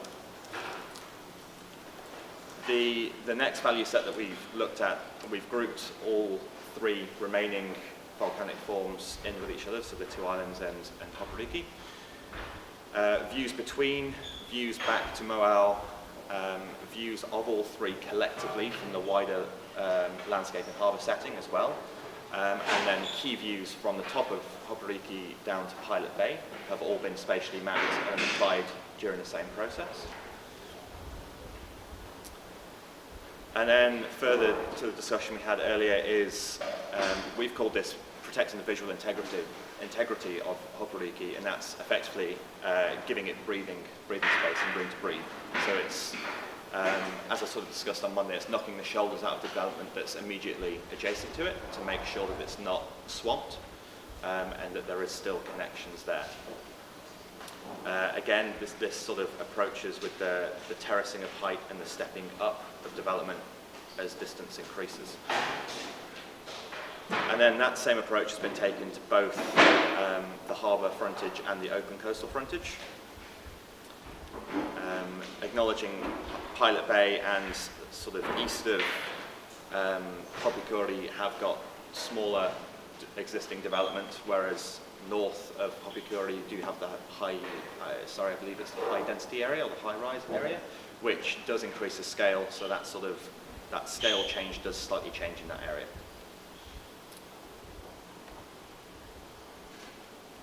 The next sort of stage we looked at was effectively sense checking this. It is a model, so making sure that there's no individual tiny little areas that haven't been cut out that should be cut out, and making sure it's all appropriate, and also looking at the operative plan and development controls to ensure that we are not being more restrictive than the operative in conjunction with the Waitanai decision.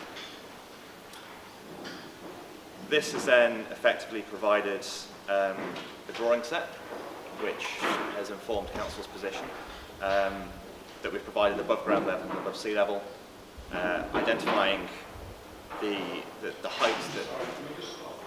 Yes. Excuse me, can we stop putting chairs out whilst we're trying to hear evidence, please? It's better if we use the microphone. We'll do that in the break. We can't hear. Sorry, battery's dead, sorry. Don't have any on me. Try it again, like it out on me.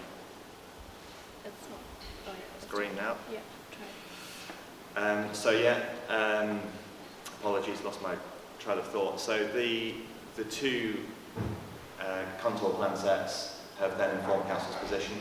They identify where development, in theory, the height of development could be achieved whilst protecting and preserving the ONFL and natural character values with respect to 6A and 6B. The second half of the assessment I won't really go into. This is our initial take at how these sort of approaches could be adopted into the city plan, acknowledging that we're not planners, and also acknowledging this is one piece of the puzzle. So this has been considered alongside other qualifying matters, such as cultural. It's gone. Battery's died.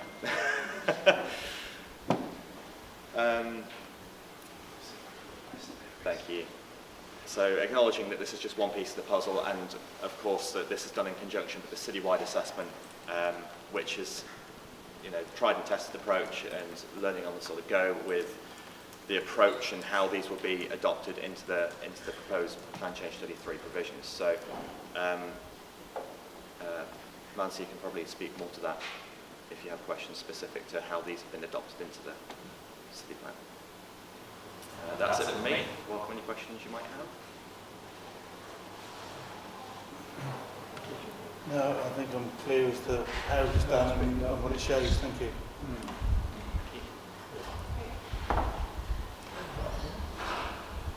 All right, next. I was just going to stick through the full framework. Did you want me to wait for the mic? Yes, I think so. Because we were saying we can't do it now. Yeah. So that would be helpful. We can't hear anything you say. Is this better? Just a second. Please don't call out. We'll sort the volume out. Thank you very much. Thank you. So if you wanted to the panel wanted to go to paragraph 6.1, I'll just step through the provisions that are being proposed through Plan Change 33. So through Plan Change 33, we are seeking to continue protecting the landscape and cultural values in this area. So I just wanted to highlight that the Mount Maunganui North Coastal Environment Plan Area, just calling it Mount Siva, does not include the high-rise plan area, so that's the area that you can see in grey there. It doesn't include that because it has an existing law framework, which we believe appropriately manages the adverse effects. So, Ms. Peters. Would you just point out on the screen, there are a number of grey areas on that map. Which Yeah, one? so the dark grey. That one there. Yes. Thank you. And if Ms. Peters could go to the next slide.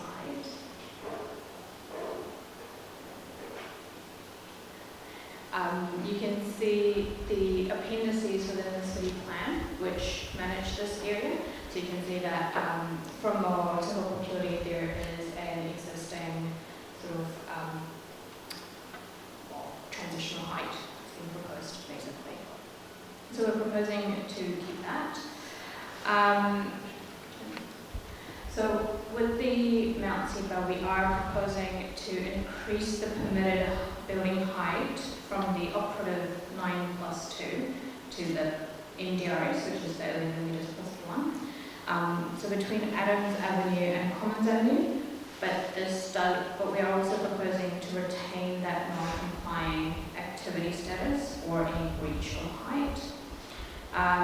This is because, as we've already heard today this morning, there are a lot of significant values in this area. I'd also like to just point out that the area surrounding Mo is identified as Wahitapu with Heritage New Zealand, and it's also highly utilised by the community and visitors. I do note that this proposed increase in height and the non-complying activity status were identified and notified as an existing qualifying matter. We didn't receive any submissions or further submissions on the opposing the retention of the activity status. From sort of Commons Avenue to Sutherland Avenue, so towards the end here, just within the SEPA, or the Mount SEPA, sorry, we are also enabling the 11+1 MDRS height, but any breach in that height is proposed to be a discretionary activity, so we're proposing to retain that discretionary activity status here as well. This is a more stringent approach than the citywide SEPA provisions, which are plan-enabled. And that's because the Mount SEPA is more sensitive to landform change because of the cultural values associated on land and in water. The landscape assessment, proposed heights and activity status were discussed at the expert conference held on 27th of July this year. And I've noted this previously that the landscape experts reached an agreement on the outcomes of the landscape assessment. The only other landscape and cultural feature identified for this area is to reduce height and density of the cultural leisures to normal. So that was just a quick overview. Did you have any questions on this particular book? I can quickly touch on other matters that we have considered. So there is the conservation zone and special ecological areas in the Mount. So just coming back to the question from yesterday around conservation zones. So you can see the sort of the green dotted area. That's all of the dunelands and obviously Hokokuri and Roa are identified as conservation zones, and those are our highly sensitive zones, so we kind of don't want to see any terrain there. And so that's got local ecological and cultural perspective. Yes, that's correct. In terms of the landscape character, we did get evidence from Mr. Brown on behalf of the Mount Business Association and Waymark Holdings, which considers that the operative height of 12 metres should be retained as a QM all the way across to Sutherland Avenue, so it's sort of just along the coast.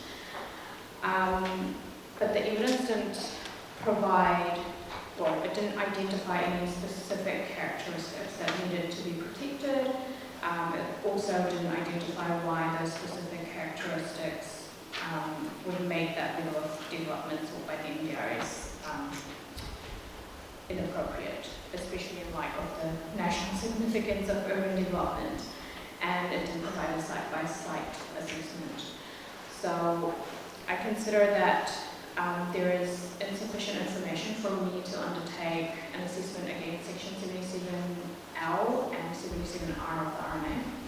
So based on the available evidence, I don't consider that an additional landscape character qualifying matter applies in the Mount Maunganui North area. In my written statement, I have noted that Mr. Luca could respond, well, said he will respond to any questions around Mount Maunganui issue. I think we've already spoken, so don't need to go into that. And then just lastly, just about natural hazards. So I've said the area between Adams Avenue and Commons Avenue, but I'd actually like to correct that and say probably between Adams Avenue and Hopokiori, that area is quite sensitive to natural hazards and is affected by multiple natural hazards. Each natural hazard is managed on site individually through different, so through either through the city plan or the Building Act. Therefore, the risk to buildings and life is managed for each natural hazard. However, there is a potential of increased risk of multiple natural hazards sort of occurring at the same time or one after the other. And we've noted this as a potential future risk, but we do need to, or council does need to do further work to understand what that risk is, where it is, and what the possible solutions are. So in terms of Plan Change 33, there is no evidentiary base to support the reduction in density, and that a strong evidentiary base is required for the under Section 77I to R for the Amendment Act. Just on natural hazards, obviously recently the government released the proposed EPS for natural hazards, which I think is still a complication. So it has no legislative force at the moment, but is it something that you think we need to, is it a relevant consideration for us? I think it's part 1.5 or something of that national policy statement, which actually says that it doesn't apply to IPIs. Just double check what I thought you said with respect to the conservation zone. You were asked whether the conservation zone also included cultural matters. I just looked at the objectives and policies of the conservation zone in the plan, and there's nothing in there about cultural matters. Is there a change that's being proposed? No, sorry, change isn't being proposed. So the conservation zone, I should have clarified that. So the conservation zone normally includes significant multi-areas, so we've got different objectives and policies for significant multi-areas, and they're identified separately in the plan as well. But normally when you have layering of these, then we've got the conservation zone. So when we see the zone on the map, it can identify... separately identifies yeah, those two. Yeah. Okay, thank you. No. Thank you.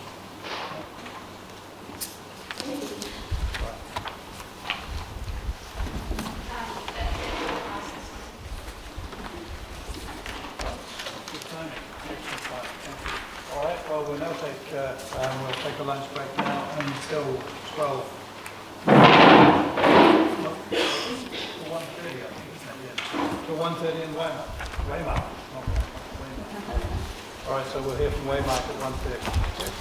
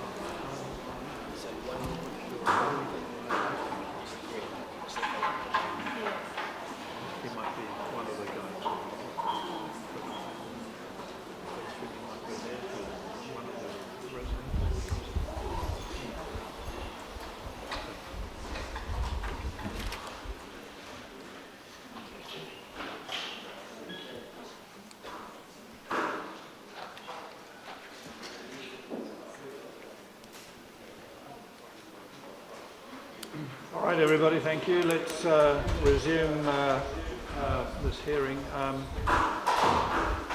I understand that that one of the submitters this afternoon had a medical incident. I'm not quite sure who that was and what that means for the afternoon, but hopefully things are not too serious. Right, well now we're with... Is it possible for whoever's speaking to have a microphone speaking to that and pass it on to the next person who speaks? we have microphones here. Are they operating?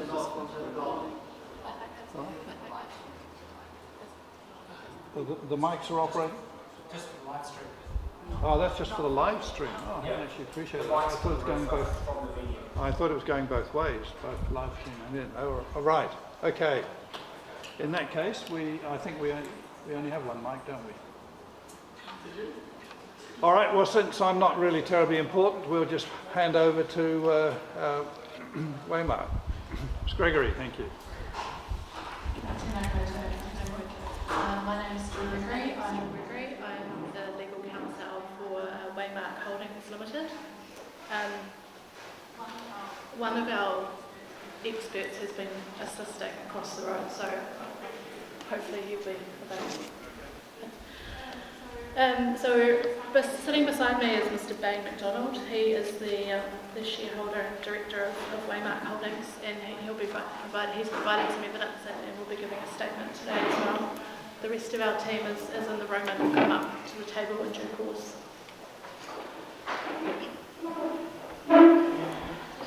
I did provide my legal submissions late, and have you had a chance to read them?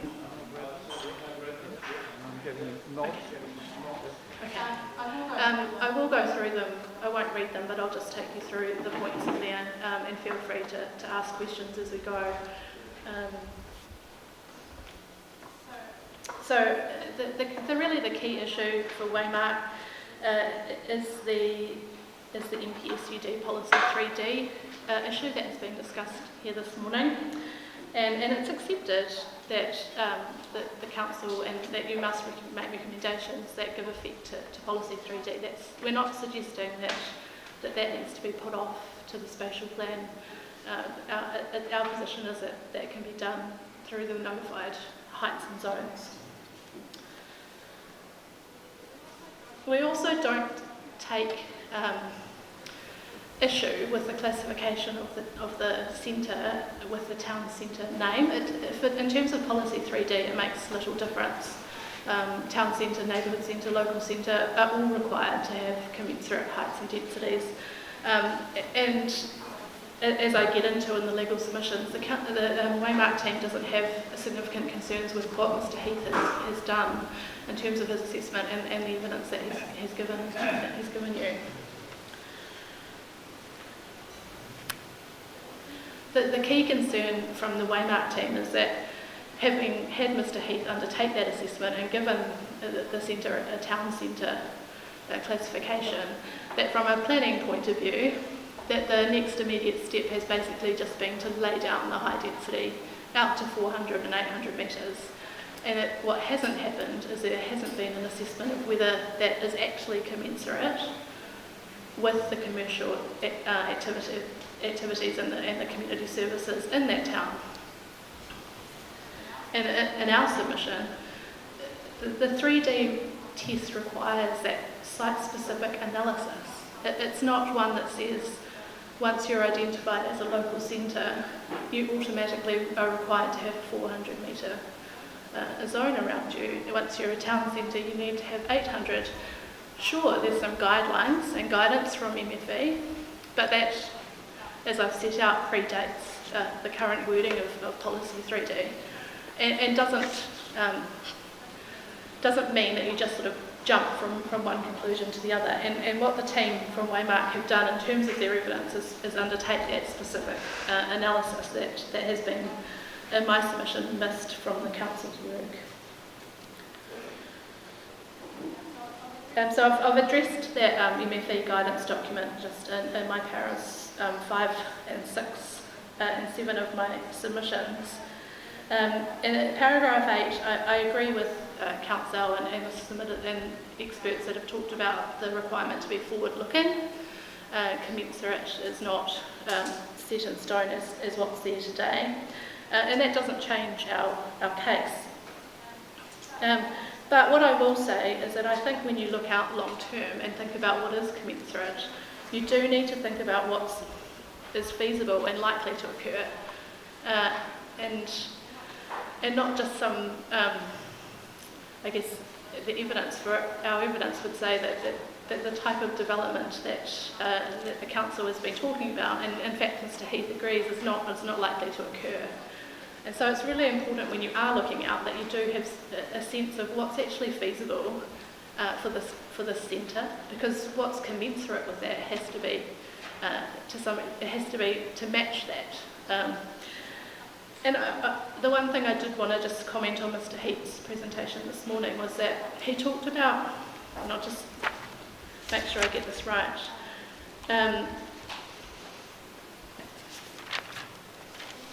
when you asked him about commensurate, he talked about making sure that the centre was able to service its market, and that it was future looking, and that there were already significant building heights in the area.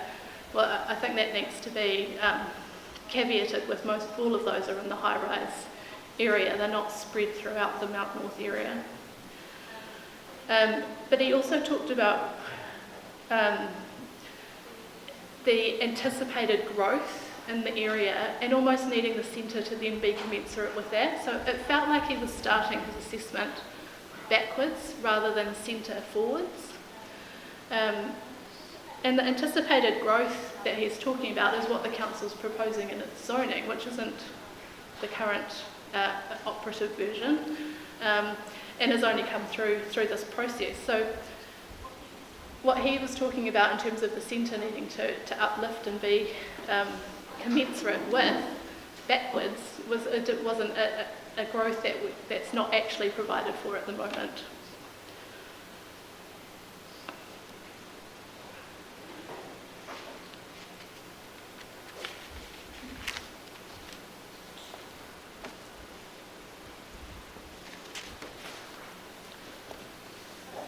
So at my paragraph 10 of the legal submissions, I've set out there what I consider is actually required under a Policy 3D assessment, and that is to assess the current level of the commercial activity and community services, then consider, informed by the evidence, what's feasible and likely to occur, and then finally that you have to undertake an analysis of what heights and densities would be commensurate with those outcomes.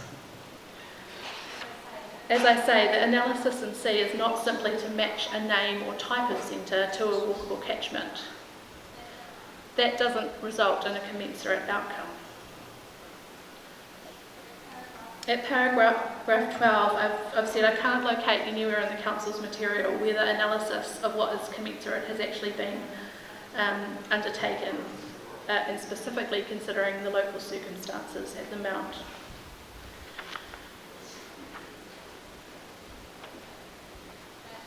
Instead, I've just set out here what Ms Peters says in her 42A report is that she's undertaken a two-stage approach. Stage 1 to allocate the commercial centres to their nearest equivalent, and Stage 2 to determine the spatial scale and extent of the high-density zone. And in my submission, neither of those steps accord with what Policy 3D requires. In her assessment about town centres, I've set out a quote there which I won't read, but she talks about offering a wide range of commercial and community activities. That's not supported at all by Mr Heath's assessment of the narrow retail offering that's available at the Mount. From paragraph 15, I've pulled out the key points from Mr Heath's work for the council and noted that it is largely accepted. And the key characteristics that would describe the current commercial activity and community services are set out there in my 16A and B. So that the retail offering is narrow. You will have seen that there's a high proportion of food and beverage stores and clothing stores. and that is in fact catering to the tourism market primarily. Mr. Heath's mentioned today again that the centre doesn't contain a number of national banner brands typically seen in shopping destinations, and is a single linear strip, and is described as a unique or niche centre. And in my mind, the first thing that requires, therefore, is a unique or a niche response in terms of what's commensurate. So looking out to the future, and I think it's agreed now that it would be highly unlikely a full-service supermarket would ever locate in the Mount North. And I think we've also heard today that it's highly unlikely that it would expand physically, its physical area, but I think it's probably agreed that that's not a great outcome given its linear length. Mr. Heath has indicated that the supermarkets that are available at Teed Street and Bayfair will need to service the residents in the Mount North area. And this idea that the additional commercial land that is required will need to be provided vertically. I will get Mr. Simon Clark to speak to the likelihood of vertical development and what activities would likely occur in that form of development.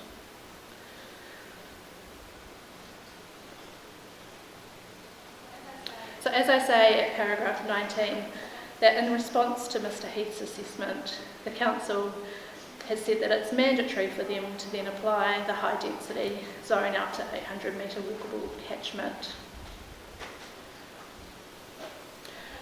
I've taken a quote there from Ms. Peters' section 42A report, and she says that given the outcomes of the commercial centres assessment that identifies the Mount Maunganui Centre as having a high level of commercial activity and community services, it is considered acceptable to give effect to Policy 3 by extending the high density residential zone within an 800 metre walkable catchment. I've reviewed Mr. Heath's reports and his evidence, and he doesn't, at any stage that I can see, refer to the centre as having a high level of commercial activity or community services. To supplement Mr. Heath's analysis, the evidence for Waymark from Mr. Clark, who is an experienced commercial property agent, is that, and I won't need to go through the supermarket part of that because I think there's an agreed position on that, but his view is that smaller tenancies will continue to be in demand because they offer an affordable rental, and that larger sites will be rare, and when they have been available they've often been left vacant.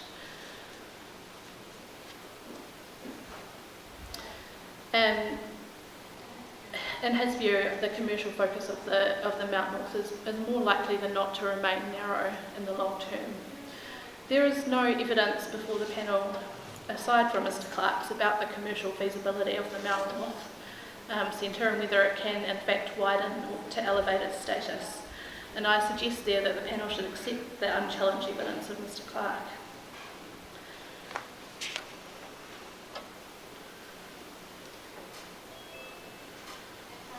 At para 23, having undertaken the economic analysis, Mr. Crossan then undertook the planning assessment, which I submit as missing from the Council's material, and went through a process of determining what heights and densities would be commensurate.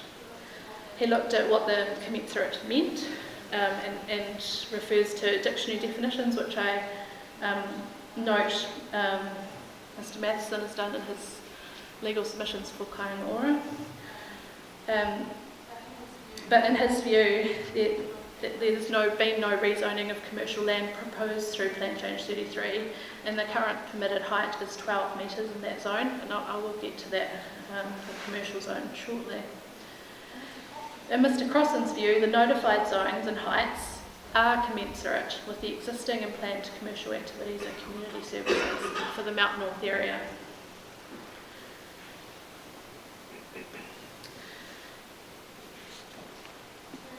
To assist the panel with your Section 32 analysis, I've set out a section on the risks of acting, and really this is an analysis that were an assessment of the effects that the Waymark experts have identified if the high density zoning was applied.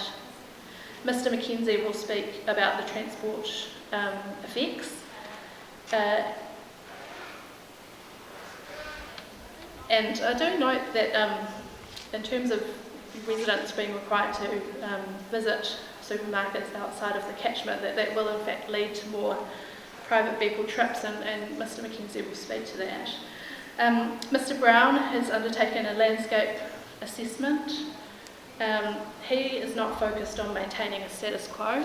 He recognises that the area is changing, but he is concerned about the adverse effects on the characteristics that make the Mount North a unique area. And Mr Clark has identified a very real risk, which I think one of the commissioners asked about this morning, that increasing residential density could actually result in deterioration of the Mount North Commercial Centre. The Council's response to these matters and its rebuttal evidence, in terms of transport, there was a significant piece of rebuttal evidence provided. It went through a lot of the strategic planning that's underway at a generic level, but it didn't address the particular issues that Mr Mackenzie had raised. On Tuesday, I think it was Mr Heath, apologies if it wasn't, but we talked about the supermarkets, or the area acting as a single planning unit, the Bayfair, the Teague Street and the Mount North areas. And the planning response to that has not been to treat those things as one planning unit, but to create 3 separate walkable catchments around each. And perhaps the better way to have done that would have actually been to look at that as a single planning unit, identify where the key amenities were, and then apply the high density or the commensurate heights and densities around that as a single unit. In terms of landscape character, the Council doesn't, that I can tell, disagree with what Mr Brown is saying, but he has noted that we haven't undertaken a qualifying matter assessment. I'm going to discuss below around the commercial zone. And in our submission, there's no scope to actually increase its height, and so no qualifying matter is actually required. And in Mr Crossan's view, a commensurate heights and density is medium density, so again, no qualifying matter is required. What Mr Brown has done is provided the evidence to show the potential adverse effects that would occur if the high density was included. Now, saying this, I do consider that Mr Brown's evidence would in fact meet the requirements of a qualifying matter assessment. It may not be set out in terms of stepping through the statutory requirements. I've had a go at starting to do that in terms of referencing his paragraphs under each of the requirements, and I'm quite happy to provide that to the panel once that's completed. In terms of the Council's response on the economic effects, as I say, there was no response provided to Mr Clark's evidence. And I think of most concern to Waymark is the lack of economic assessment on the high density development, the impact it could have on the viability of the Mount North economy. Although it is accepted to be a unique and important tourism hotspot, it's just simply not known what this might do. In my submission, until that further work has been undertaken, the panel should prefer the evidence of Waymark's experts and heed the advice to avoid the risks identified by recommending what you should do is recommend the notified zoning and heights. I then look a little bit at the spatial plan, and I think Ms Barry Pacino set this out yesterday for you about the differences about what's happening with the Mount Arataki spatial plan and the previous spatial plans that have been undertaken by the Council. So this spatial plan for Mount Arataki is not allowing feedback or discussion on land use or height. That has been determined to be a Plan Change 33 matter, and so it's not involving, it's not a comprehensive process that you would normally expect from a spatial plan. Now the Council seems to be taking that approach because it believes that the high density zoning is mandatory, but in my submission it's not. And the real question is that if that high density is not commensurate, then it would be far more sensible to step through a comprehensive spatial planning process. So in my submission, what that looks like is that the panel recommends the minimum heights and densities that would be commensurate in medium density, and otherwise leave to consideration additional heights beyond the mandated minimum until the spatial planning exercise is completed.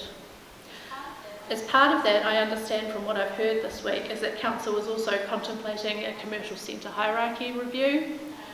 And I think what was evident in some of the other IPI processes, the importance of that work, understanding the impact that a growth of centre might have on a different centre.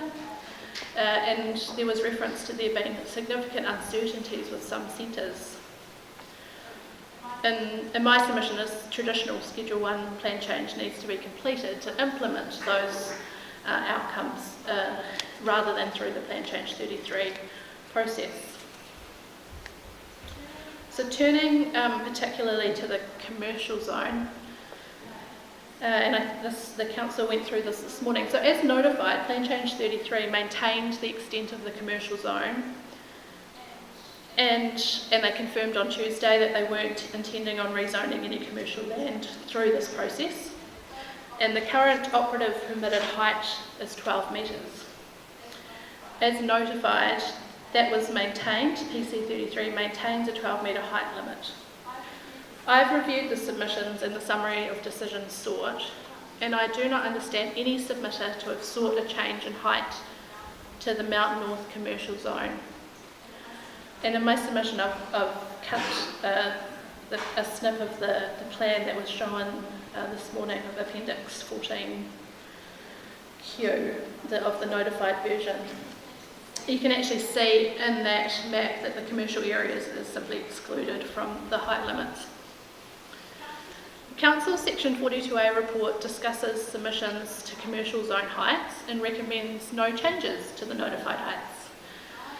I am there somewhat confused, however, that the amendments shown to Chapter 17A and Appendix 14Q, as they seem to indicate a height limit of 22 metres for the Mount North Commercial Centre. Those amendments are not discussed in the 42A report. They are not recommended by any of the authors, and they are not assessed in the Section 32AA appendix. The amendments are simply shown in figures 2 and 3 below. The Council's 42 addendum report provided at rebuttal stage similarly includes these provisions, indicating that the height limits have changed, but there is no assessment. Ms Rack discussed the Tauranga crossing centre height increase in her presentation to the panel on Tuesday. She referred to Kaingaora's submission seeking greater height of 24.5 metres in the commercial zone, beyond their own submission scope. But without any evidence to support the height sought by Kaingaora, Ms Rack did not recommend any changes. Overall, in my submission, this is wholly unacceptable. It is not clear what the Council's position on commercial zone height is. Importantly, if the changes shown in Appendix 14Q are supported by the Council, there is no analysis of why the panel should make a recommendation that is not sought in a submission. I know and I note that the panel does have the power to make recommendations outside of submissions, but that needs to be carefully considered to determine whether it is on PC33, especially taking into account the second of the Clearwater tests relating to natural justice. Given the concerns raised by numerous submitters about the approach Council has taken to heights in the residential zones in the Mount North area, in my submission there is no doubt that people will have got involved in the process if they had known the commercial zone permitted heights were changing. Members of the public would still have no idea, even from reading the analysis in the Section 42A report, that the permitted heights in the commercial zone could change. I've set out in my submissions the relevant rule in the a relevant map from Appendix 14Q. This morning we heard from the council a letter that was sent out to people within the area affected by the height change. We haven't seen a copy of that letter yet, but we were told that it did reference, that the additional heights could be there. From a natural justice fairness perspective, does that address the Clearwater Limb 2 issue? I haven't seen the letter either, but if the letter simply notes what's asked for in the submissions, that is limited to the residential zone heights, not the commercial zone. There's no submission seeking for the commercial zone heights to be increased.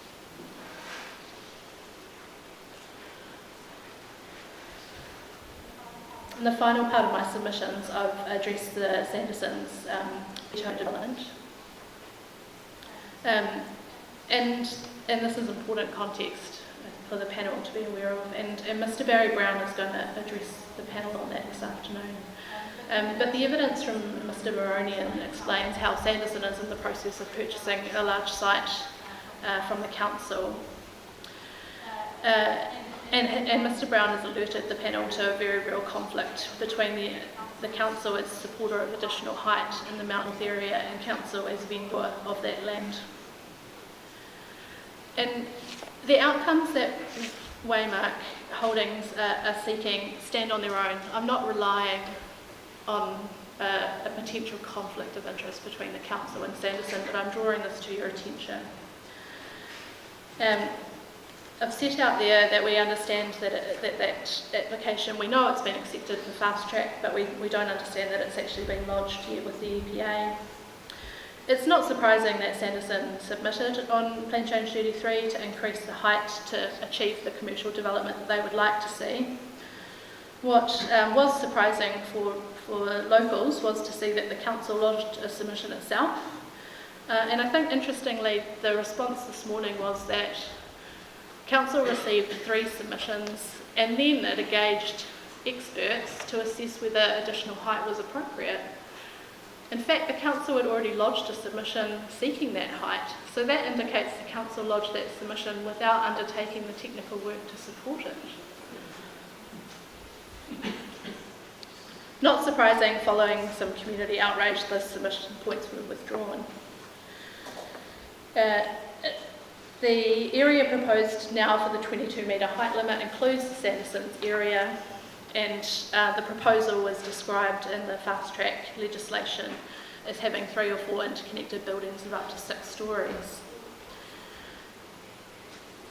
In my submission, these matters should have some bearing on the weight that you give the evidence before you, and only in the sense that I've set out that Sanderson and the council haven't actually provided the analysis required under Policy 3D. However, Mr. Crossan has done a careful analysis of Policy 3D and explained in his rebuttal that rather than treating Mount North like any other town centre, in fact, Policy 3D requires a very careful site-specific assessment of what is actually commensurate to the local circumstances. So those are my opening submissions here, and I'm happy to take any questions now. Thank you. Just one. So in your para 37, you state that these matters should have a bearing on the weight given to the evidence. I'm just wanting to be clear, are you saying that the matters including the conflict or the perceived conflict that's been raised is a matter that should be relevant for us to consider when deciding what weight to give to various evidence?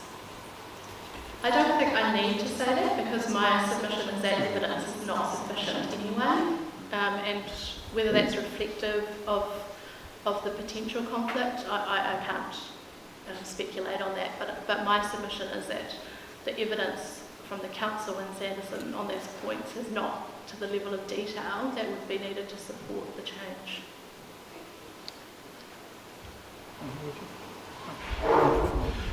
Let's have your witnesses. Thank you, Ms. Gregory. I'm going to start with Mr. McDonald.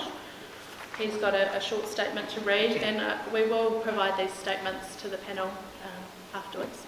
Mr. McDonald, welcome. Thank you. My name is Bain McDonald. I've been a resident of the Mount for 30 years and have been active as a developer of residential and commercial land and buildings during that time. In Mount north of Puriri Street, I've developed 7 separate sites producing a total of 109 apartments and almost 3,000 metres of office and retail space. I'm not aware of any individual or organisation that has developed more sites in Mount North in the last 30 years. Accordingly, I believe I have a balanced view or a foot in both camps when it comes to understanding the dynamics of the Mount and the likely outcomes both commercially and residentially of the intensification proposed under PC 33. The panel will hear extensively from concerned residents on a range of matters, not least of which is the process of notification and the subsequent deviation by Council without adequate further community consultation or engagement.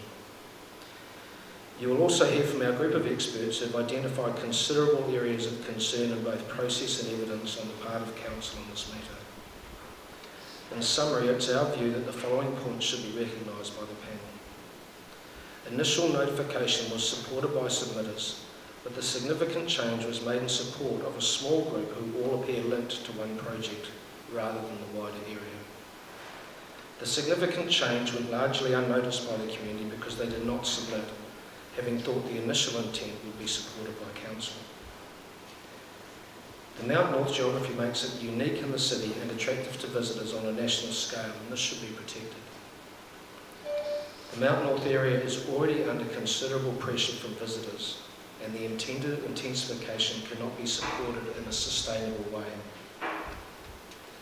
The spatial plan should precede increased heights and consider the interaction between commercial and residential zones, as well as the wider dynamics and future vision for the area. It's likely that increased commercial zone heights would result in more residential product rather than more commercial space, as evidenced by recent developments to date.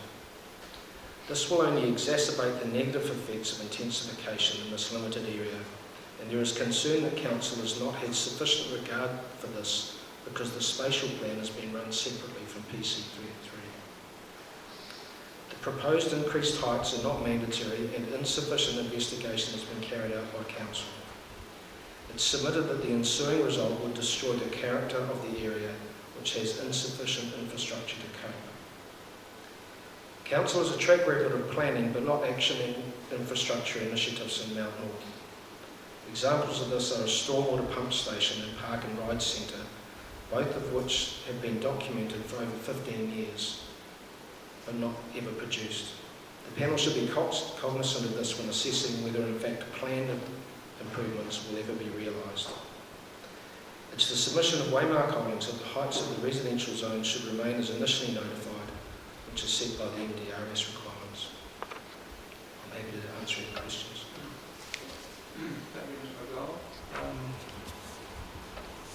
Curious, your interest in this particular issue is as a resident, effectively, but with a background with a commercial background, obviously. Yes, it's hard for me to say that I'm one more than the other. I'm pretty. Well, you're not Scottish either, give me a name. No, exactly, yeah. But I'm pretty passionate about the Mount. I think it's a great place to live, but it's a great place to visit. And I'm concerned that there hasn't been, this just feels like for some reason some sort of knee-jerk, and I think it's gone too far, and I think that the submissions that we've seen which are supporting extra height and intensity don't seem to consider the effect on the people or the environment of the Mount. And it concerns me that most of those submissions don't talk about what will be the effect of this. It just says we must have it. And I believe that the Resource Management Act is an effects-based piece of legislation. As a developer, I have to overcome adverse effects the whole time, but I don't see any talk about that. All I see is we must have more. And I think part of the process should be and must be, well, what's the effect of that? And what we're seeing is that we've got a cart before the horse situation where we've got all this residential intensity proposed, but nothing from the commercial part and how it would service it. And I don't think you can consider one without the other, particularly in such a constricted area. Thank you for that. Questions? Just one from me. talk in your paragraph 17 regarding upper level commercial space and in your experience multi-level buildings that just have residential in the upper floors. We've heard from Mr. Heath that there's demand for, or over time, there will be demand for more commercial floor space in the town centre area, but recognising the likelihood of assembling more land for the ground level development would be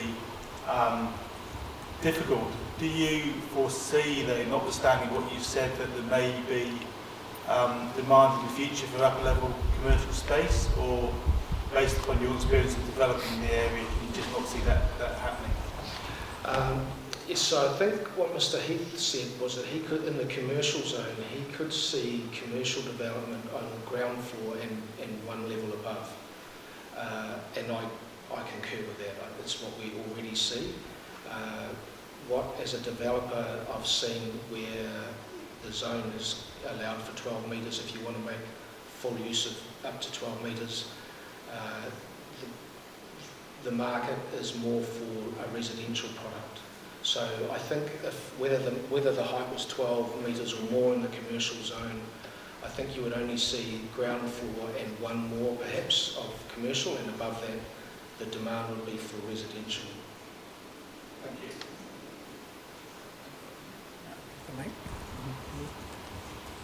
All right, thank you, Mr. McDonald. Let's turn to the next witness. The next witness is Mr. Kinsey on transport. Hopefully we're not continuing on the Scottish theme here, but so you will have had my primary statement and the short rebuttal statement. I attended online on Monday and heard the presentation from Mr. Appledorn on behalf of Council and some of the questioning that you presented to him. And there's really only about sort of 4 or 5 key matters that I'd like to just reinforce from my statement and in response to some of the matters that Mr. Appledorn set out in his rebuttal. I do identify the specific nature from transport and a road network point of view of the Mount North area. I think the examples that Mr. Appledorn gave in terms of other parts of Tauranga are differentiated from the Mount area by having some through connection, bridges or other roads that connect those areas. I think, as I described in the primary statement, to me the Mount is a cul-de-sac. You have to come in and go out the same way, and that is much more limited than other parts of the city. Mr. Appledorn spent some time responding to matters of land use and the transport modelling, referring to the market economics work, and referred to a way in which the market economics assessment of allocating non-residential land use across the city was effectively balanced or assigned on a sort of a similar basis to the growth in residential. Now, I've got some concern of that. I'm not an economist myself. I have got enough understanding of transport modelling to be dangerous, but not to call myself an expert. But in my view, the allocation of non-residential activity in similar proportions to residential growth is somewhat artificial, and I think would underestimate the potential traffic movements between residential and employment, retail, commercial, civic and public facilities. And maybe Mr. Appledorn can explain further I think you might be hearing from him further this afternoon as to whether that is a valid concern. I know that in reading some of the material that was presented by Council from the traffic modelling peer reviewers, that was one comment that was raised as being a modelling technique, but might not actually represent what happens. So that's a concern that I still have. In terms of the forward planning, Mr Appledorn set out a number of programs, strategies and policies, identifying transport improvements, both roading and traffic movement, as well as public transport, cycling and walking. I agree that those plans and processes are at play, but I think, as Mr MacDonald indicated, there are many projects and examples where, despite the best efforts of Council, and I think Commissioner Campbell raised some questions about national funding through Waka Kotahi, the NZTA. Over time, there is always a question, and sometimes a large question mark, as to the delivery of those projects. So I appreciate the work that Mr Appledorn set out. I just still have a question mark as to the certainty that can be given to particularly the funding side of those projects. I think again, coming back to the transport modelling, I think that's a real concern of mine, particularly when it comes to the modelling that has been undertaken is at a very strategic level. It is city-wide. I understand the particular modelling packages used by the Becker consultants that Mr Appledorn has drawn on. It is a city-wide model. It doesn't model individual intersections, for example. It makes a representation of the network. And I think there are some particular questions when it comes to the Mount North area, and I think there was some discussion on Monday with Mr Appledorn in terms of level of service and this vehicle kilometres of travel, where I think the matters of specific intersections and the way in which they would respond to the future growth, I think a city-wide model gives you a city-wide conclusion, and I would be somewhat concerned of these from these local area issues within the Mount North area being reliant upon a city-wide model. I think vehicle kilometres of travel, as I think Mr Appledorn indicated to you, is a relatively new concept. Certainly in his rebuttal he talks about it as a new concept. But we are using VKT, which is appropriate for a city-wide, sort of a big picture assessment of the total amount of travel done by residents and people living within an area. But then we also use the same model to look at level of service at intersections and along transport corridors. And I think I have a concern that the modelling used, the tool used is possibly not the right tool to be looking at particular intersections. And I do recognise what Mr Appledorn said, that there is an ITA, Integrated Transport Assessment requirement within, I think, Appendix 4K, that will need to look in detail at the effects of the residential growth being delivered. But I think in terms of the information provided to you, we should be looking either at a level of service-based operation of the network or a vehicle kilometres of travel at a much larger scale of effort.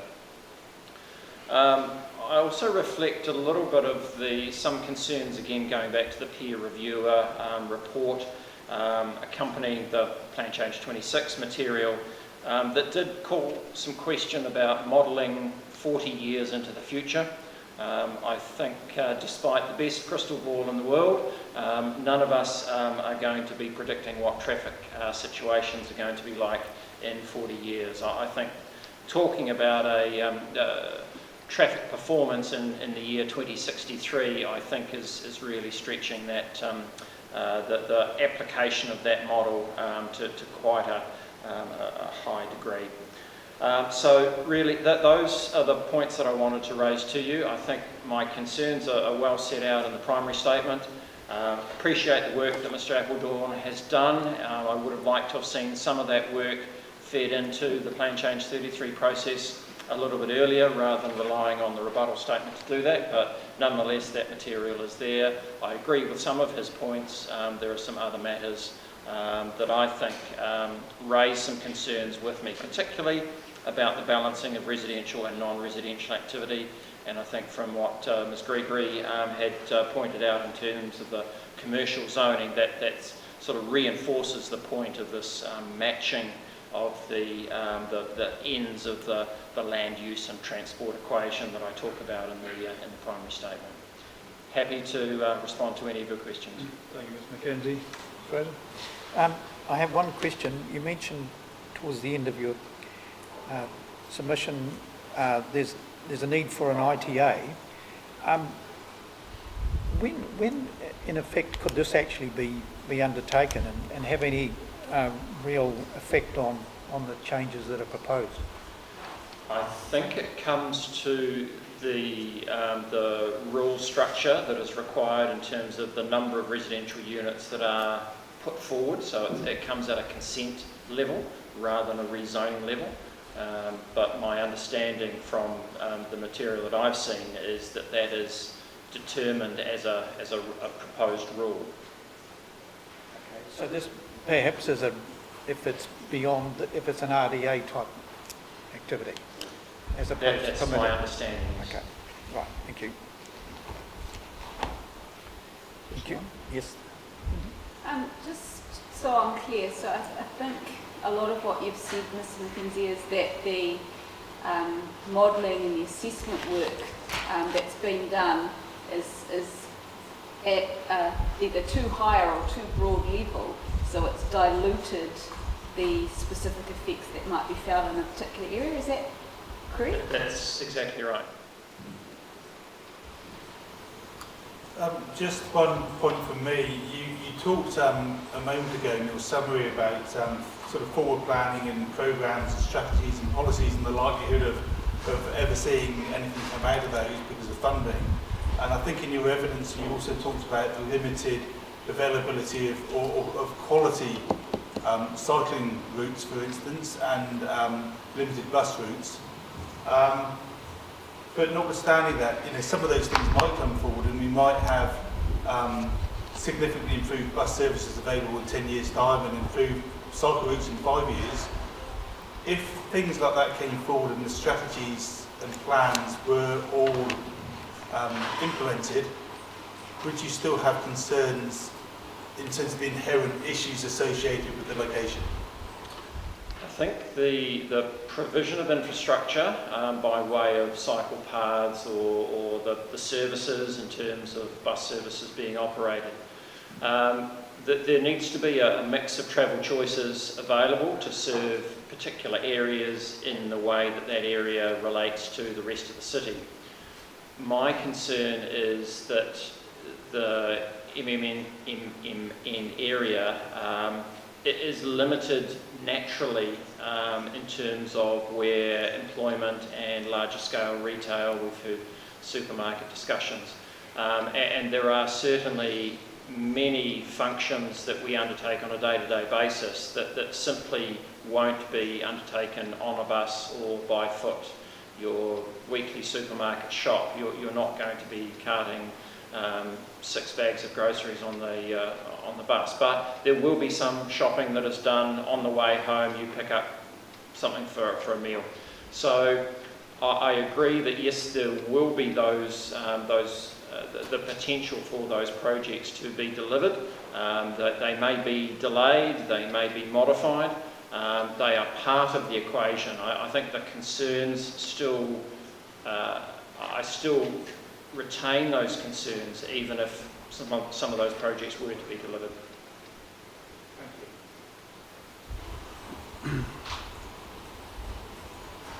I guess I'm trying to think of whether you're saying that we're at capacity now, or whether you're saying there is still capacity within the local networks, such that some increase in numbers, be it commercial or residential, is still feasible. In my mind, it's not a capacity matter. It's not saying that we've got a volume greater than the capacity of a road or an intersection. It's around the appropriateness of the structuring of our urban form, whereby from a national transport policy level, we are trying to minimise the requirement to travel and provide alternative means. And the concern that I have is that the balance between residential opportunity that would be facilitated by the plan change and employment, retail, community service that will naturally still be retained in other parts of Tauranga rather than in the Mount, will lead to a promotion of increased travel. So from a transport strategy point of view rather than a capacity point of view. Okay, so that's less of a level of service issue than it is. Yes. Yeah, okay, right. Okay, understood. Yeah. Thank you, Mr. Kenty. Thank you. I'll ask Mr. Brown and Mr. Clark.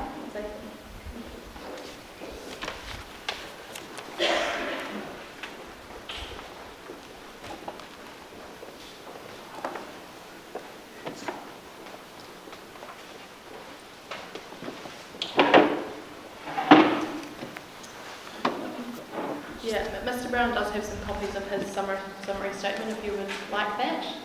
The thickness of that wall of paper. There's a number of copies.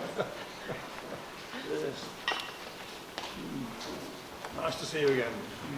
Yes. Kia ora.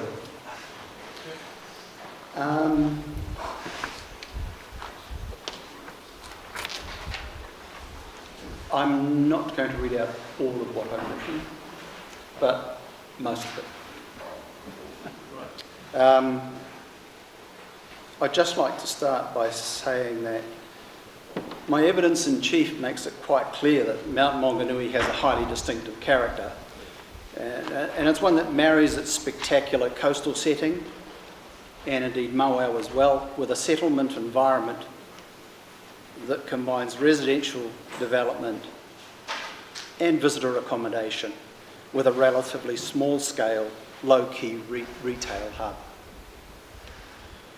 As a result, and I'll point this out again in my evidence in chief, it has drawn comparison with coastal settlements across the Tasman, including Byron Bay, Tweed Head and Newcastle. And it is certainly not the same as Tauranga or Papamoa. Moreover, the Mount Borough Council's brief flirtation with high-rise tower blocks in the 1980s was ultimately rejected, with successive TCC district plans since that time consciously turning their back on a mini Gold Coast approach to coastal development and near coastal development. Instead, district planning since the advent of the RMA has accepted that Mount Maunganui North is a distinctive coastal settlement that is strongly shaped by the spectacle of its Pacific shoreline and a sense of connection with both the sea and Te Awanui. In addition, its direct association with Mauao, its engagement with the port, its peninsula or spit landform, and the area's cultural heritage values. This has led to the adoption of a more village-like approach to district plan-directed development between Pilot Bay and Maunganui Beach in particular, including around the existing retail centre. Consequently, even the apartment buildings within Mount Maunganui's high-rise residential zone step up from a quite modest 3 to 4 stories on its margins to the 10 to 11 stories that we can see outside here on its core, in its core. By contrast, most of the residential development otherwise found at the Mount ranges from bungalows, typically 1 to 2 stories high, into a smattering of 3 to 4 story terrace housing and apartment buildings near Pilot Bay, as well as on the fringe of the current shopping centre or retail centre.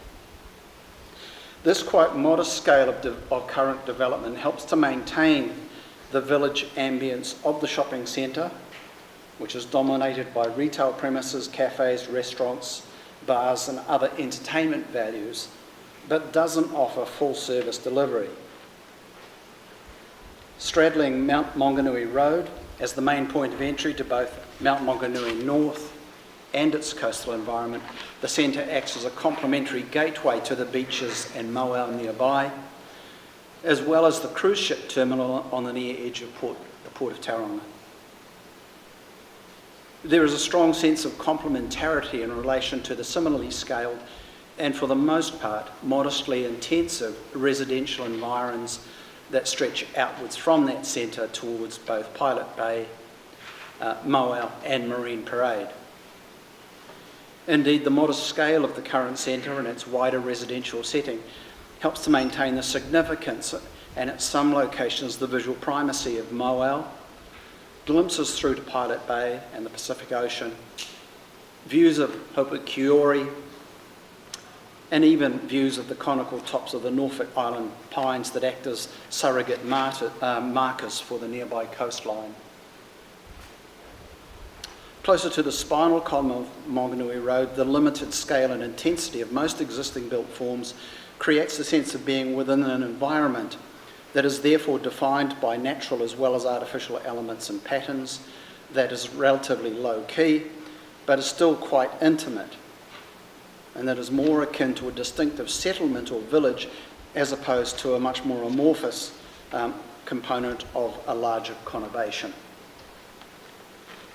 Turning therefore to PC 33 and its proposals for Mount Maunganui North, I support the approach taken by TCC and ISMIS Group in regards to the landscape QM, which would limit the permitted level of development across parts of the mount to 11 metres and 16 metres, as opposed to the more generic 22 metres height control.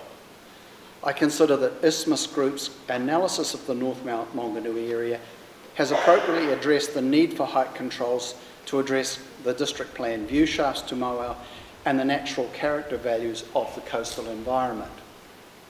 However, I do not entirely agree with the approach adopted to manage effects in both regards, for reasons that also embrace other concerns. In particular, I am concerned that the proposed height controls could, or ultimately would, turning first to the commercial centre, interpose a narrow half block of 6-storey, 22-metre development down the western side of Maunganui Road that is interposed between the road and a mixture of both commercial and residential development, which then drops down to 3 storeys. This could well provide a movie prop-like facade of development down that side of Maunganui Road, whereas commercial and residential development opposite to the east could well rise to 22 metres over several blocks. The built forms resulting from such disparate controls would be quite unbalanced, lending the commercial centre, and indeed the residential areas either side of it, a rather lopsided look. They would deny any real sense of cohesion and continuity across that area as a whole. I agree with less height being accommodated close to Marine Parade and Maunganui Beach. However, the provision for higher 16-metre than 22-metre development on the slopes climbing up towards the coastal ridge crest would create a top-heavy wall of residential apartments and terrace housing along its crown. This would create a veritable wall of built development along that feature and accentuate overshadowing towards Marine Parade during afternoons and the early evening, especially over the spring to autumn periods. This wall would conceivably rise to near the same elevation as the taller apartment towers within the existing high-rise residential zone, taking into account the height of the actual ridge. Many of the glimpses of Moau, as well as to Te Awa Nui, Hopukiori, the Pacific, and elsewhere would similarly be lost as a result of the anticipated height increase across Mount Maunganui North as a whole.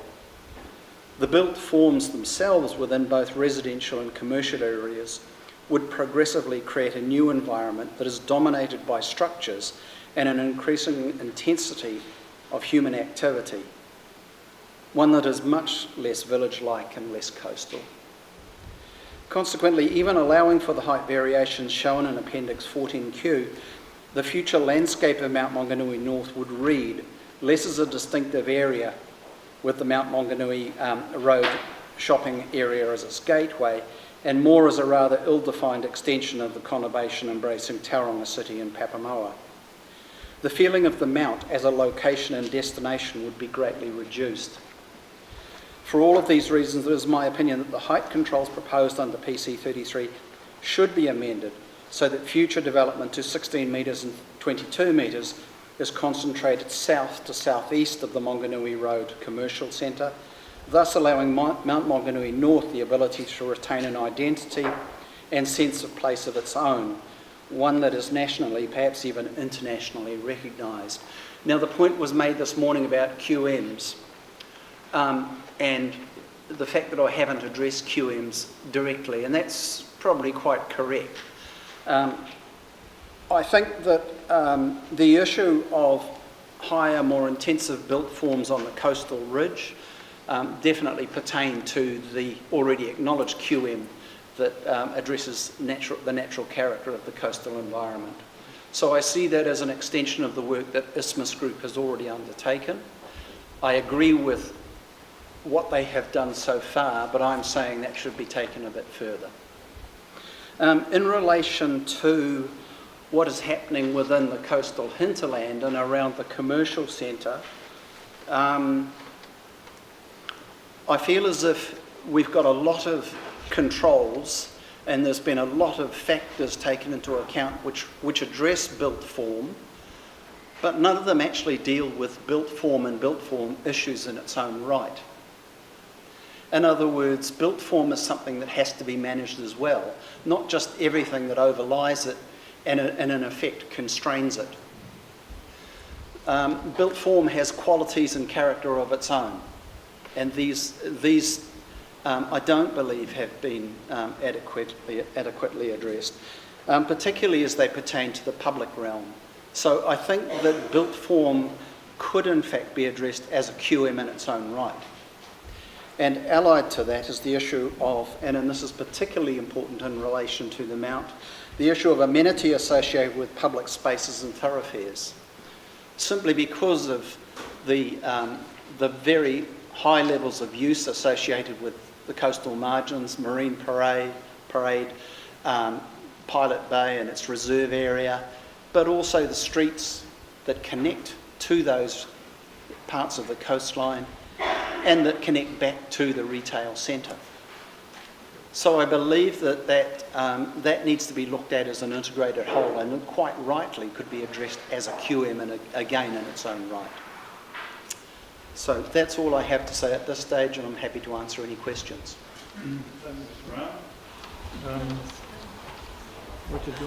Just to clarify, Mr. Brown is here as a joint witness for the planner and for Mount Business Association, but we're not intending that he will be here tomorrow as well. So if you had questions based solely around the commercial sector. You would say the same thing tomorrow, of course. Yes, I might well do. Right. Yeah, just sort of exploring with you. I think you talk quite a lot about sort of seaside village character, and you also talk about the connection to the harbour and the sea and those views down the side streets. So in terms of the latter of those, you would potentially still have those views down the side streets and have that connection, even were development larger than it currently is. So how would that larger development really cut or give the sense that you'll cut off from those, even though those views are still there? Well, I don't think the appreciation of being within a coastal environment or close to either Te Awanui or the Pacific Ocean is solely reliant upon the actual view shaft. There are other elements that come into play. There are glimpses and views of Moau. There are glimpses and views of Hopukiori. There are glimpses and views of the Norfolk Island pines, which, as I've said, act as a surrogate marker for the edge of the coast. In fact, they help to define some of the beachfronts here very well. You don't have to be right at those edges to be aware of those elements. And so it's what will increasingly happen with increased height is that those views will become more and more channelized and directed just down a very narrow shaft. So you will lose some of the breadth and the cumulative experience of being near the coast. But another thing will happen too, and that is inevitably that the built forms dominate or increasingly become dominant at the expense of some of the more natural qualities that and elements that I've just talked about. So, I mean, one of the things that I was conscious of when we undertook our site visit was just driving down a residential street where you don't necessarily think that you can see the sea, you do feel that you're in a seaside location. And so, are there any other, and so you're saying that's just because you're getting these glimpses and probably don't know you're reading those things, but are there other features that also contribute yes. To that you think are essential? Yes, there are other cues that are more subtle. I mean, for instance, if you're driving around the street grid just inland from Marine Parade, you're very conscious that you're either going along the contours of or traversing a coastal ridge, the dune ridge. And so there are subtle cues. And it might just be glimpses of the Pahutakawas on the islands or the Pahutakawas associated with Mount Drury. But they all add up. It's the whole thing. It is. It's that cumulative appreciation. That's it for me. Anything further? I had one question, thank you. You mentioned on your last page under C about the effect of buildings on the coastal ridge crest providing would be top heavy. Have you done any assessment or analysis on the effect of the difference in elevation between the coastal ridge and the lower parts and the effects of building heights on that? Well, the lower parts accommodate roughly 11 metres of development. Yep. Then it steps up to 16 metres. So what I did in reaching my conclusion about the elevation of development on the ridge crest itself was simply take the average contour along that ridge, yep, and add the roughly 20 to 22 metres to it. Now, lower down, you're only at around about 6 to 8 metres above sea level. And so by the time you add 11 metres to that, you're well below the sort of level that we're talking about when you've got something akin to... I need to just check exactly what figure but I seem to remember it was around about 30 metres plus, and then you're adding 22 metres to it. It's quite substantial. In a simple form, what's the difference in ground level between, say, Marine Parade and these coastal ridges? Well, that's what I was just it's quite significant. I just need to check that. Thank you.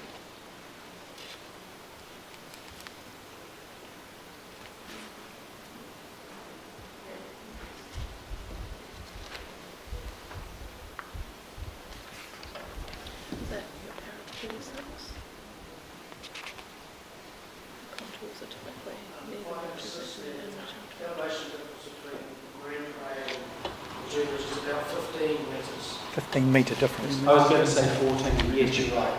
So 14 plus 22. The reference in Mr Brown's evidence is paragraph 36. Paragraph 36. Thank you.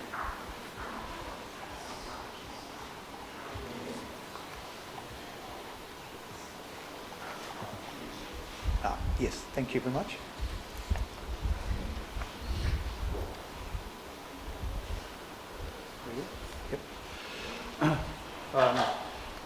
Just to help me, 7A, I just help me in terms of where you're actually referring to in terms of 7A, where you're talking about interposing an hour-and-a-half block of 6-storey down the western side and then dropping down to 3 stories. Where exactly are you thinking there? Yes, Mr. Chairman, if you look at 14Q, Appendix 14Q. I've got a couple of plots in front of me here, so... I can show it to you. Yeah. And you will see that north of Salisbury Avenue, yes. you end up with... So you're talking south of Salisbury Avenue, you then go on to say that's where the heights should be restricted to? Well, I am saying that, but what I'm also pointing out is if you can see the area that's subject to the landscape QM, which effectively then limits the height immediately behind those premises directly fronting Monganui Road. Yeah, right. So that would effectively cut the blocks in half in terms of the height control. Okay, thank you. Yeah. All right, that makes more sense than the words. Sorry, I apologise. Well, no. You pictures are sometimes useful. And that's included in Mr. Brown's evidence at page 20. 20, yeah. Thank you. And I've got it on the screen as well, but I won't show you that. Right. All right. Thank you, Mr. Brown. Oh, no, just hang on there. So the diagram that just go back to your primary evidence. The diagram that you have on page 30, which is entitled Mount Coastal Environment Plan Area, which is 11's right across. That's your position, as I understand it. That's correct. Yeah. Okay. Thank you.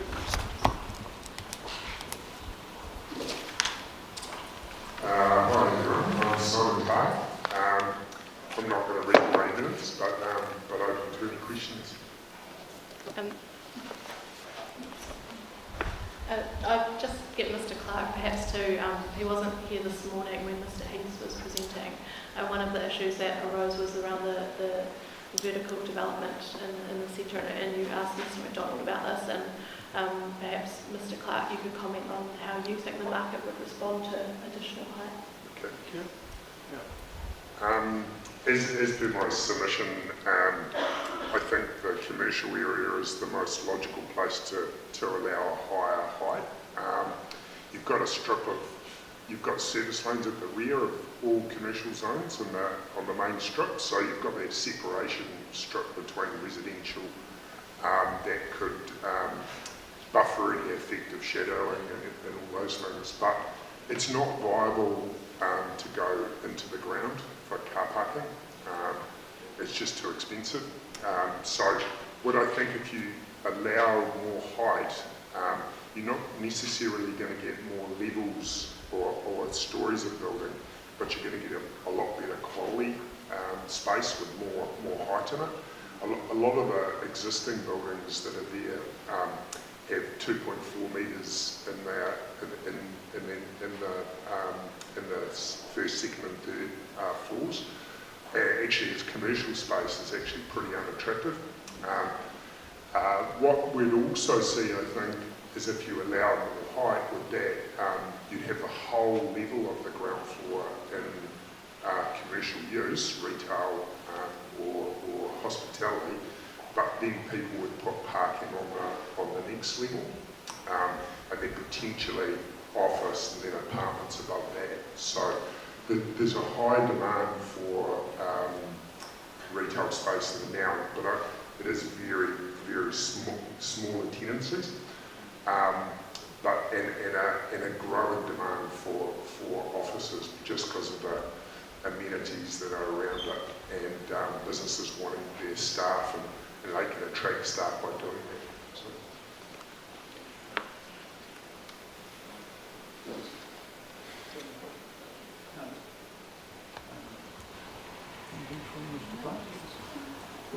One for me, I think, in your paragraph 9, where you're talking about where larger spaces have been available, they've sort of sat there not sold. Do you, with additional development in the area and more people living in the area through some form of intensification. Would you expect that to change? I don't think so. The demand at the moment is for smaller 120 square metre tenancies. The rents just get too high for the bulk retailers. The top rents of the Mount are about $800 a square metre for smaller space.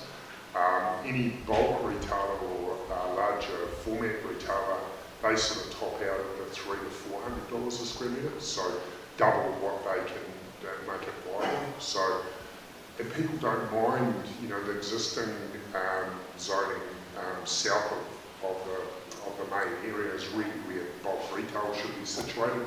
It's more realistically priced, and people don't mind travelling for those sort of things. And so there would be space that would be affordable to people if they just move a little bit south? Yeah, correct. Yeah, there's the beauty of what they did historically was the industrial A zone, which runs the strip between residential and industrial. They've allowed full commercial on that. So, there's a lot of areas of Newton Street and Donald Street which are high profile because they can be seen from Wanganui Road, so they're attractive to bulk retailers. Similar to Owen's Place, where you've got bulk retail centres there. So people don't seem to mind to travel to those type of things. As long as they've got a car park next to them, they're okay. Yeah. And then,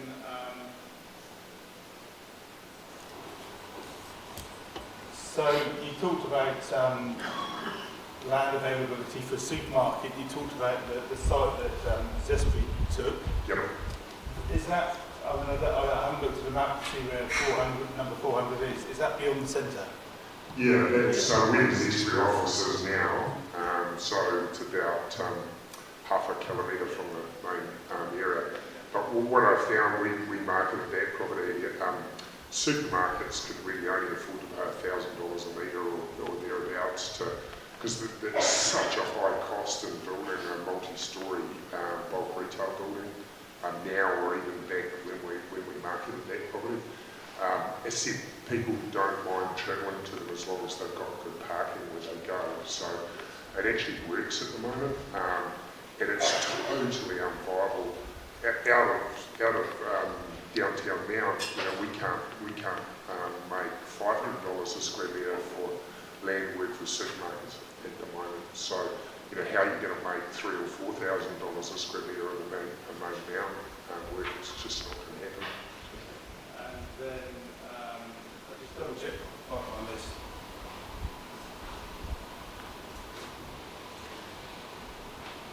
Yeah, that was it for me. Thank you. Cool. You're talking from the point of view of now and maybe a few years out. But if you look 15 years out, what can you tell us? Speculating 15 years out. You don't want to change the look or the feel of what's there now, because it's a very unique boutique retail offering and a hospitality offering. It's amazing. I've been living and working in this market for 30 years, so I've seen it evolve as it goes. So I would hope it would still have that look and feel. The big thing. We're talking the same time horizon here. Actually, the main street of the Mount, the commercial area, it's had some apartment development, but there's a lot of older buildings there, so it actually hasn't changed. So, it would be better to see higher stud retail tenancies and nicer frontages and everything like that. But it actually is unique, and we don't want to change the look and the feel of it. What I would think in 15 years' time, if you allowed much higher density in the surrounding streets, is that it'll actually be hard for customers to get to those premises, and people that don't live down here, which I'm one of those lucky people that can afford to live here. But we're getting feedback now from people in Patmore that they just find them out too busy to get to, And if we make all these side streets and everything more intensive and more traffic with people moving to those individual houses, it'll just get too busy for people to actually come down here. And that could eventually affect the retail on the ground floor. So, you know, it's organically grown. Don't play with it. Organically, the place has grown and evolved, and the market's met it. If you start playing with on the fringes around it, there's a real risk we could lose it. I didn't see organic appearing in the legislation. That's the problem.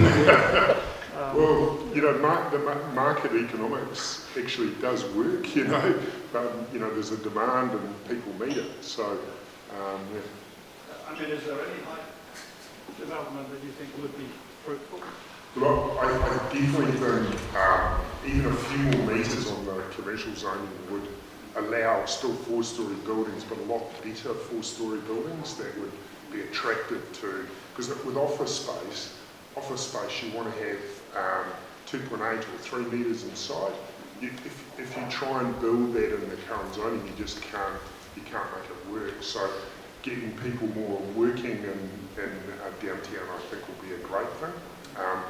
They're here during the week when there's less people here, and they're away on the weekend. So, and there'll be that crossover with the parking in the developments where the residential people, the tourists will use the car parks on the weekend, and then the car parks for the office space will be used during the week. So, you know, it does work. You know, it's mechanical, you know, use of space over a week. Just to jump onto the chair's question there, you mentioned in response that some more height in the commercial zone would be helpful to get to, I think you said 4 levels. So what sort of height are we looking at? 16 metres? Are we?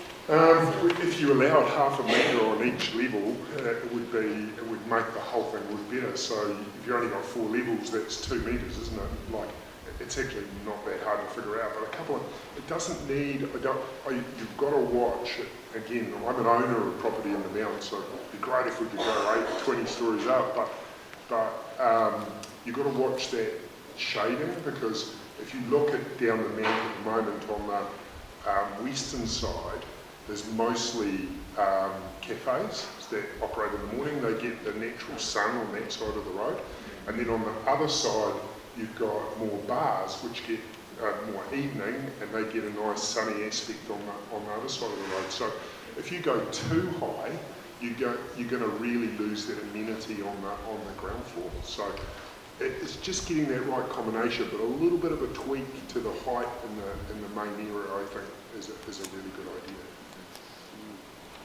All right. So cake and eat it.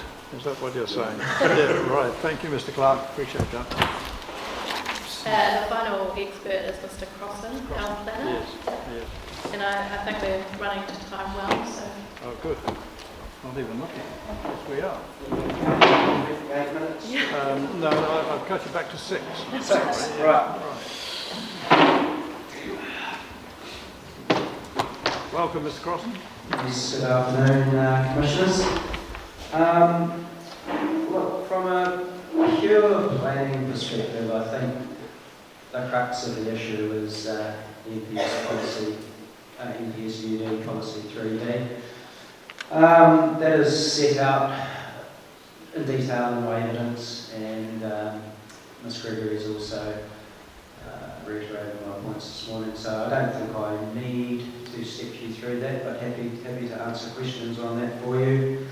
Just a couple of points on 3D in response to Ms Peters'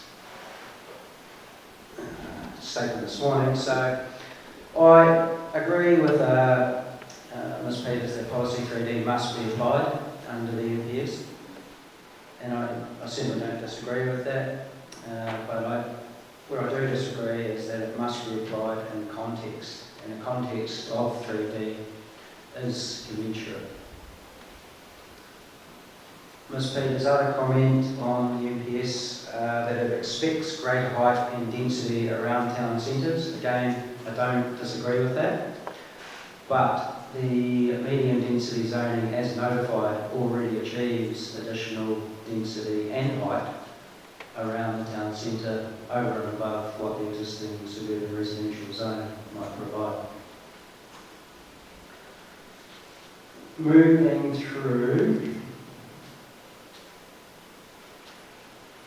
and so probably only the last thing on 3 that I would like to say is that it doesn't automatically require that extra height as the other policy 3A to C clauses do. So just, I'm sure you're aware of that, but it's a key point in my view. In terms of the feasibility of commercial growth in Mount Maunganui to support the high density zoning, the council seems to rely heavily on additional commercial land being rezoned to support the population that a high density zone would allow. And I suppose we've heard some clarification on that this morning from Mr Heath and whether or not that's rezoning of land or going up to create that additional commercial space. But in my view, again, that really can't be relied upon at this stage, as that would involve a separate Schedule 1 RMA plan change process. In terms of the need for a high density zoning in the Mount Maunganui North area, as you'll see set out of my evidence, the population or the current population figures and occupancy rates in particular dwellings are reasonably low in the Mount Maunganui area, and that sits around about 65% I think at the moment, and is predicted to move up to 70% over the next 30 years. In my view, the high density zoning is really not needed because of that fact. It's not like there is a significant shortage of housing based on those figures in this area.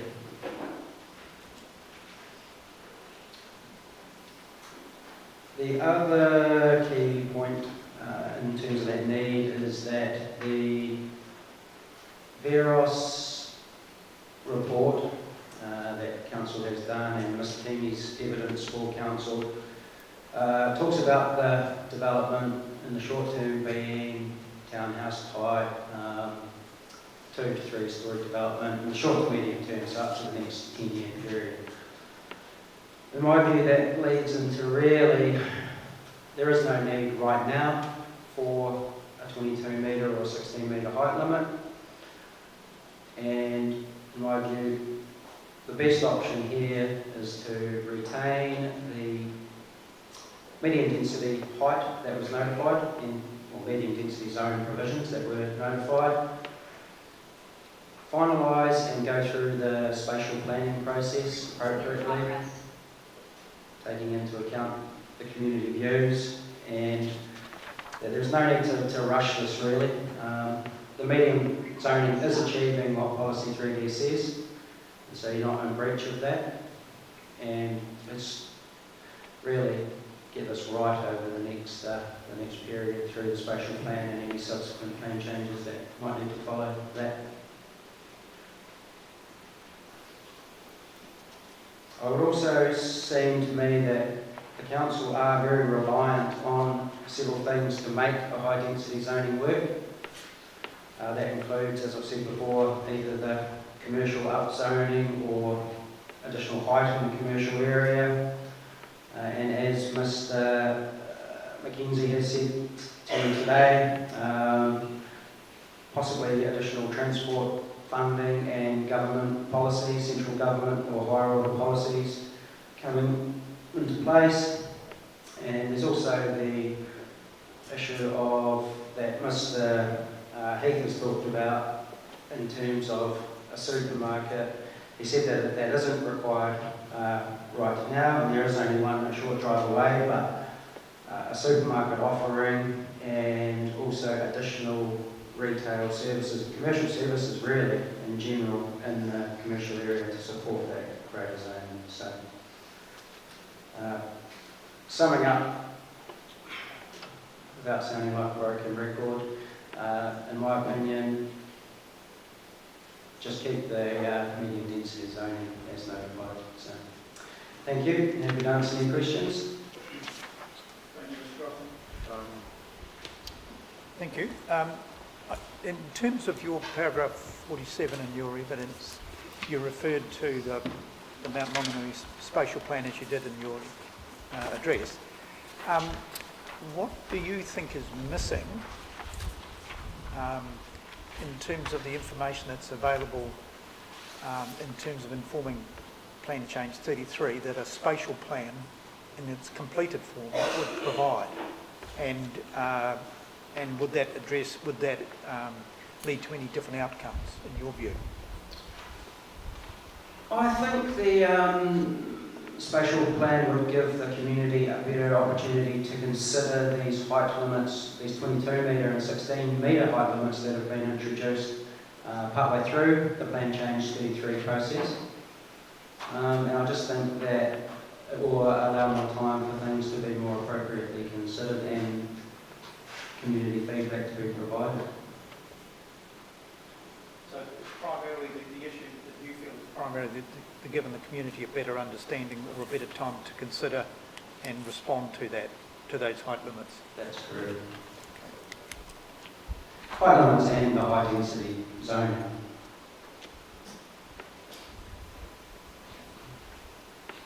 But your professional view is that those heights are inappropriate. Based on, and I'm basing this opinion on some specialist evidence, like the evidence of Mr. Brown, in terms of character and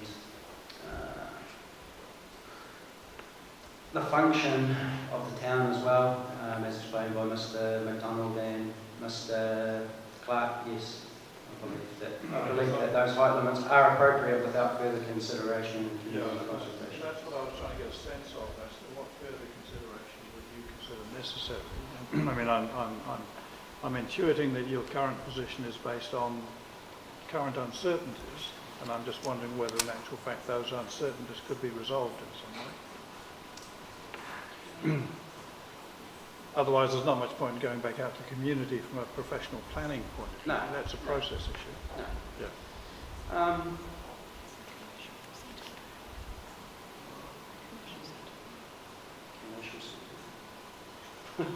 I was just going to remind Mr. Crossan of the commercial centre work. So there's still, as we understand it, there's still a significant amount of work to be undertaken in terms of the hierarchy of the 22 metre height limit in the commercial zone. Do you want to hand the microphone over?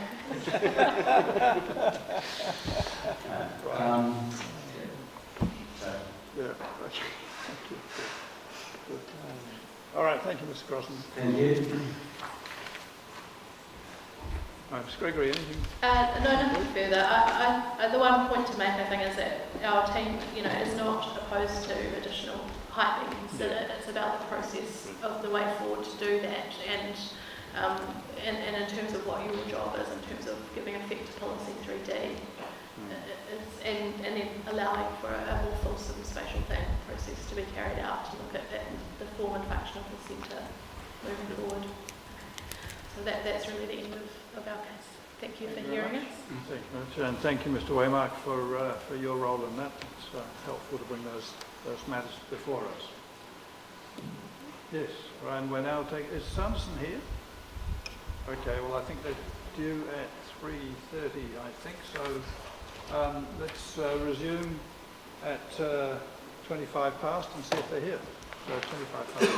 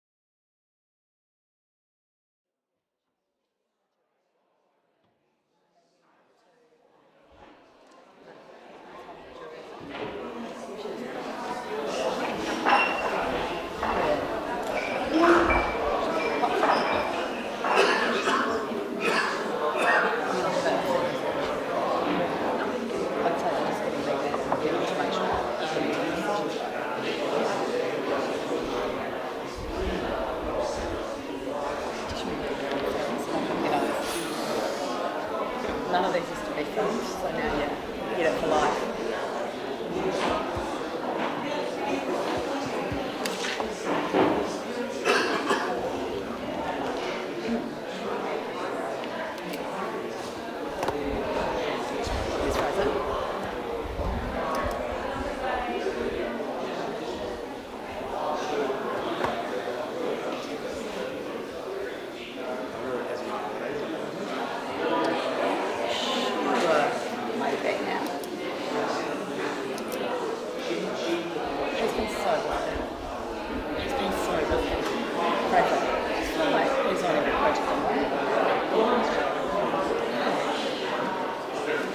Is it going to ease up for the experts next year?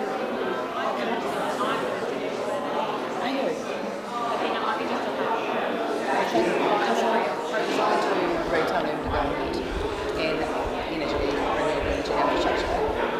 So if one's busy, you always got one of them, which is a good thing to take a break.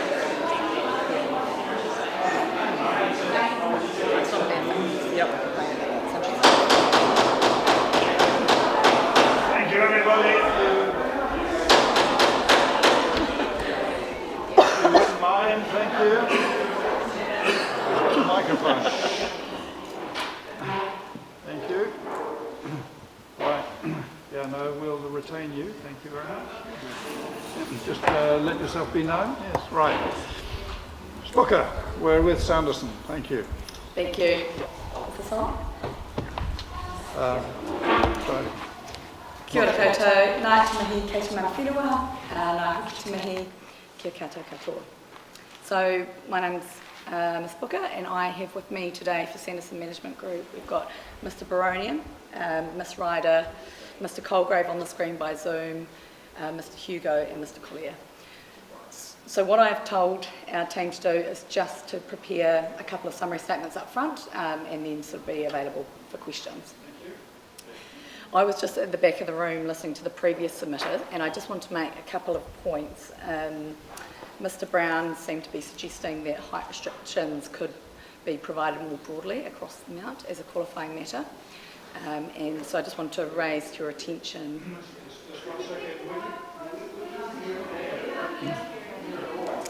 Only one of you needs to tell me that. Oh yeah, there you go. It's turned on now.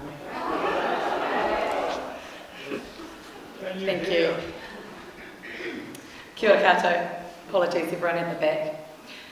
I just suggested I was just going to raise a couple of points from the previous submitter that I heard at the back. Mr Brown had been suggesting that height restrictions, I think he was suggesting this, could provide more broadly across the mount as a qualifying matter. So I just wanted to refer to the provisions around qualifying matters and what could qualify. As you'll know, under it's a matter of national importance under Section 6, and also under the, it could be something to give effect to a policy statement under the NZCPS. Now, in both of those sections, it's limited to being within the coastal environment. So the qualifying matter can apply if for natural character, provided it's in the coastal environment. And I'd just refer you to the joint witness statements where it was clear that all the experts agreed as to the extent of that coastal environment, and as I understand it, that is consistent with the RPS in terms of where that line is. One other point I was going to raise from a legal perspective was the previous submitter suggested that there was no submission sought for additional height in Waimanganui. So we clearly sought that in the submission, and I can take you through the paragraph reference. In particular, I actually address this in the legal submissions up front. Yeah, so I'll just refer you to submission point 208, 118 if you need to. In terms of key points that I want to make, I don't want to go. I think the previous submitter said there was no submission seeking additional height in the commercial area. Did your submission seek additional height in commercial as well as residential? Yeah, quite clearly. So if you read it, it's referred to on multiple occasions throughout that submission. Yeah, and it's been summarised in the council summary as 208.18, where it clearly seeks that. So just a few points. I'm not going to take you through legal submissions. I feel like there's a lot of this stuff's already been said by people appearing and experts. But the Enabling Act came about because the outcomes under the NPS urban development weren't forthcoming. So to use the words in the Hansard debate, the Enabling Act, they really wanted to bring forward the implementation, recognising the real need for urban renewal and densification in our cities to crack through and respond to the housing crisis. So when we're talking about giving effect to the MDRS and Policy 3D, that's mandatory, as you know, it's not optional. All Tier 1 councils are required to do that, not just the Tauranga City Council. And that word "and" is pretty important. So when you look at Policy 3, you've got to give effect to the medium density residential, and you've got to give effect to the policy 3D. So that implies, if you're looking in the context and purpose, that implies that medium density is really a minimum, and then you have to also give effect to policy 3D around centres, and depending on their variability. One thing that's interesting that I haven't actually heard being raised, and I just thought about it at the back of the room before, is when we talk about community services, you'll see that that's actually defined in the NPS and urban development. You're aware of that? Has it been raised? Yeah, so that includes commercial activities that serve the need of the community. It's a bit circular and clunky, but that's what it says. The other thing about Policy 3D, which I wish to draw your attention to, is the introducing words talk about being plan enable. So it's requiring plans to enable. And clause 3.4 sets out really what that means in terms of being plan enabled. It is part of a bigger picture when we're talking about sufficient development capacity, right? You've got your plan enabled, your infrastructure ready, and your other requirements. So when we are applying or implementing Policy 3D, we are enabling in plans. I saw the council submissions on the definition of adjacent, and I just acknowledge that case law and agree with those submission points around, leaving the decision makers the ability to decide the extent of areas based on the context. And again, that's commensurate. We've talked, and I don't think anyone has said that it shouldn't be forward-looking. This is a planning process, and we need to be forward-looking. I think there are points that you've probably heard already in this process, and that's just the points that I wanted to highlight. So unless you had any questions for me, I am happy to call the experts. And thank you for drawing our attention to the definition. That is helpful. In terms of community, I've been told I have to give this to you. Okay. It's a disincentive to ask questions, if not.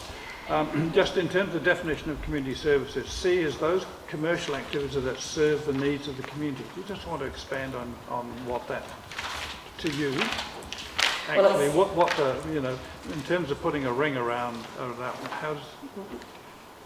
what sort of scored out from that definition in your view? Well, it's interesting you say this because I've been in a hearing where we've debated about what that means, but it could mean anything. Yeah. For example, it's a commercial, it could be your corner dairy, it could be an ice cream shop, it could be providing clothes. It really can be anything on any scale. I think the reason I brought that to your attention is I heard some concern raised around, focusing on the existing commercial and services and not really sort of stop taking the commercial activities, other community activities. I don't know if it's intended that way, but community services takes you straight back to your commercial activity discussion anyway. And I guess that's the point I'm raising. Yeah, it does, because it scores out community facilities and educational facilities, which you would ordinarily consider that. As part of. So it leaves, every other service. Yeah. And they talk about community. So, your community can be your visitors, it can be the residents that live here. It's a very broad term.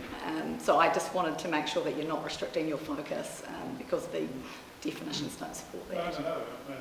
And the as you say, the interesting thing is that under 3D, And there's a redundancy in that, because it's commercial activities and community services, which include commercial activities. So. Yes, that's right. And then, I mean, I won't take you through it. Another drafting anomaly of the particular. Exactly, and you know that we get referred to a policy, but not the objective is another thing. But I won't go into it. I'm sure you're well schooled on that.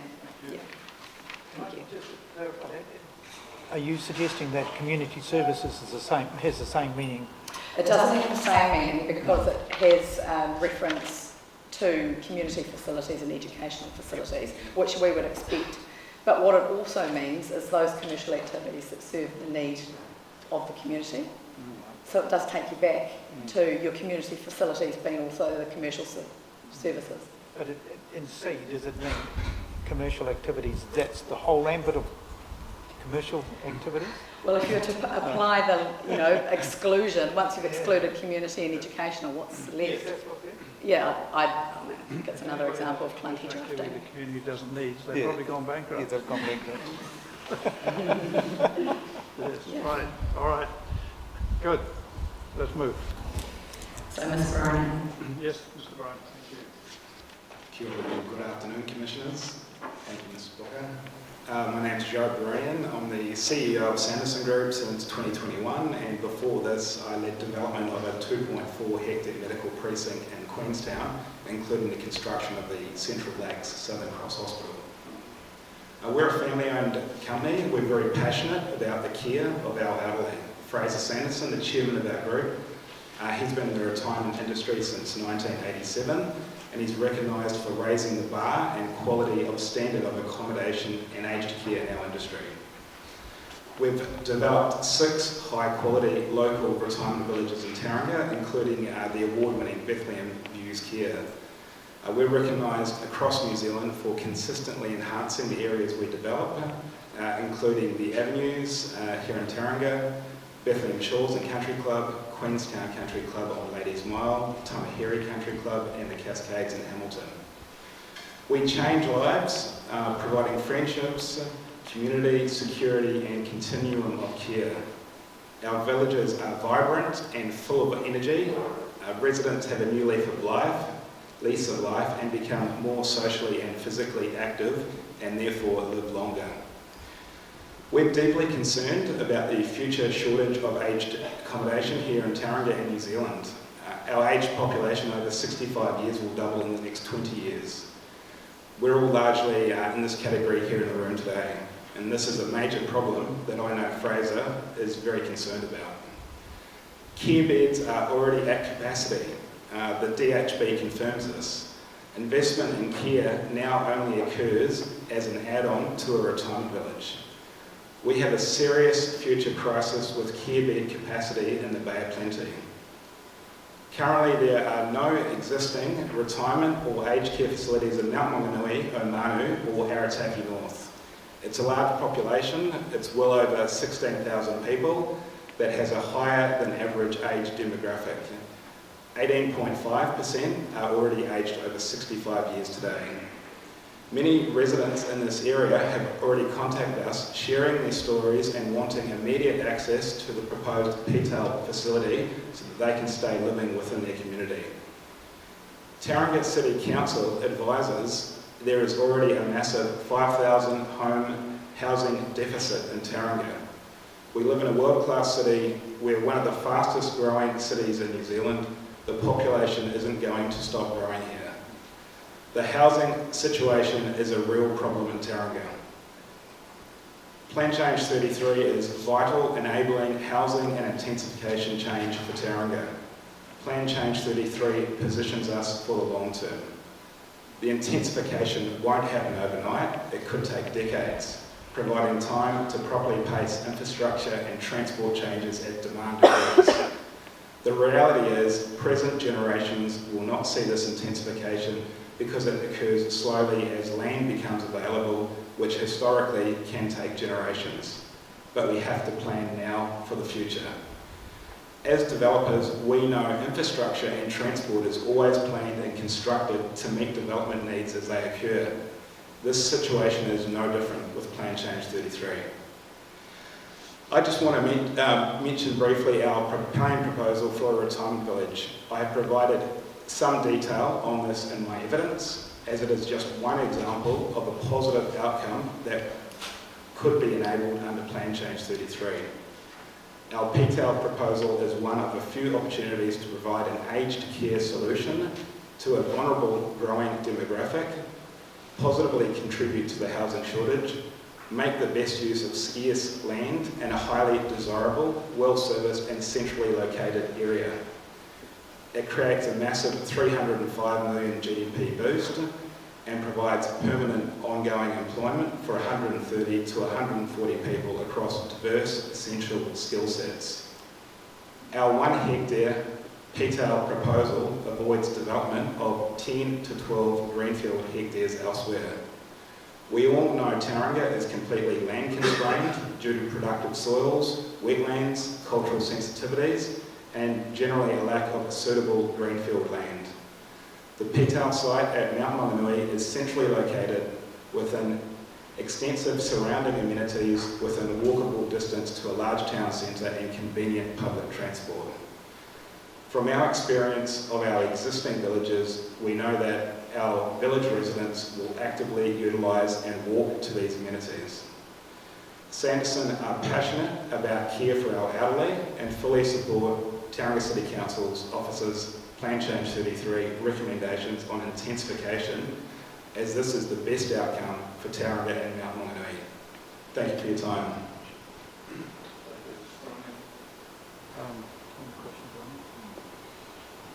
Thank you. I think it's been mentioned that you've obviously got a fast track consent application. Can you give us an update on where things are at with that? Has it been lodged, or are you close to having it lodged with the expert consent? Yeah, it takes a long time to compile a resource consent for a project like what we've proposed. So we're basically sorting the resource consent, and it's fairly close to lodgement. Yeah. Obviously, we'll need to be before the end of the year when the sunset clause kicks in anyway. In terms of the site itself, I understand that was being purchased from the council. Is that completed? That's part of the site. We've obviously acquired a number of surrounding properties.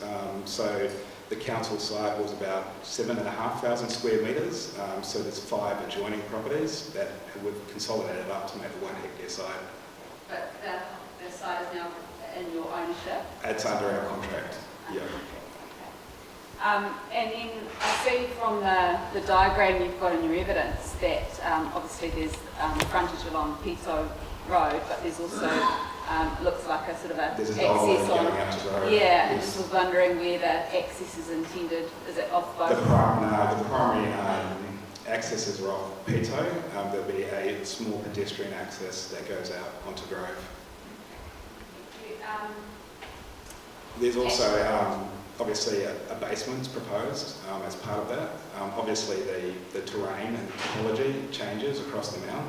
So, fortunately for that site, the water table is, down at 1.7 metres RL and the ground level is up at 6 metres RL. So, there's vast changes across the mount in terms of, ground conditions. Yeah, we saw on our site visit the other day, we drove and stopped at the side of the road to see the site. I think you mentioned you have a number of retirement villages in Tauranga. Do you have any others of this sort of size and scale? The most comparable was the Avenues on 10th Avenue.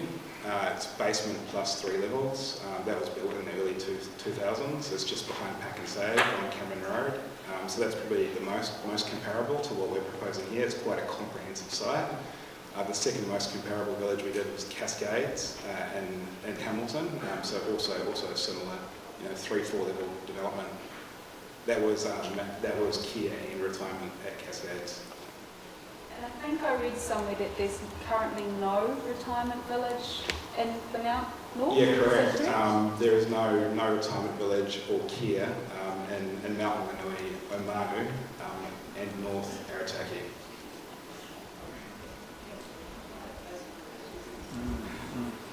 I'm just thinking in terms of your intention to lodge for the fast track. Do you have a sort of? Excuse me, can we be quiet, please? In terms of lodgement, when are you planning on lodging? I mean, I'm just thinking in terms of us making a recommendation and any eventual decision, and I'm not sure that our timeline is actually going to be of any assistance. So I'm just practical. Can I just jump in there? The application itself has recently been lodged, I think a couple of days ago, but it has been accepted, is the point. Correct, and you know, looking at the other retirement villages that have gone through that process, you're expecting at best a 2-month process, more likely a 3 to 4 month process to a decision, based on the other ones that have gone through that process. So, I mean, I'm just thinking practicalities here. I mean, our recommendation won't be out before that one gets decided in all probability, which is neither here nor there, but that's just from my mind. Fraser, any questions on that? We move through to... Just one from me. You mentioned this in your summary. In your paragraph 28, you talk about your 1 hectare sites providing what would require 12 hectares on the greenfield site. I wonder whether you could just explain that to me a little, because that seems quite a big ratio. Yeah, so one of our greenfield developments out of Mokoroa on Pole Road, it's about a 15 hectare site, 160 homes on that. A Mokoroa Country Estate, which is Fraser Sanderson's first village, started in 1987, is on a 10 hectare site, it's 154 homes. I recently looked at the Vines in Bethlehem, it's a 10 hectare site. So typically, you know, these villages, in terms of what we're proposing to get out of the 1 hectare site, it's a 10 to 12 hectare site plus. But is it actually a different product that you're delivering in effect, because you're offering an urban product rather than almost a rural lifestyle product? It has all the same level of amenities in it. So it has cafes, libraries, billiard rooms, swimming pools. So it's just a comprehensive retirement village. It's not that dissimilar to what we see in many other central localities in New Zealand. Thank you. Okay. Ryder. Right.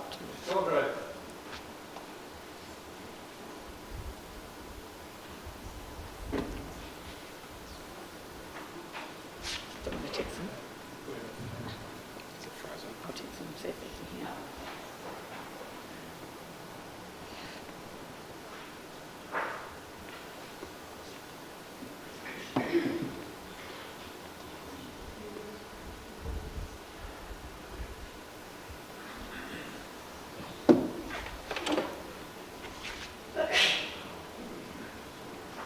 Oh, you're right. Yeah.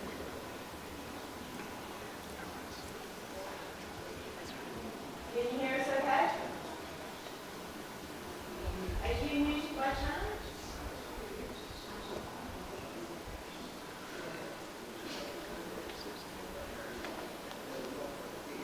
So can you at the moment, we'll just work it out.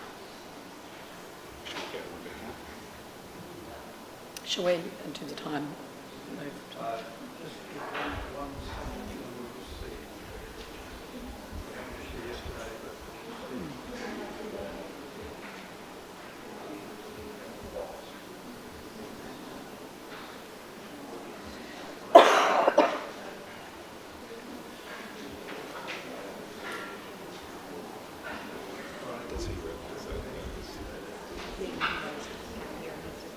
Yeah, he said he's unmuted at his end.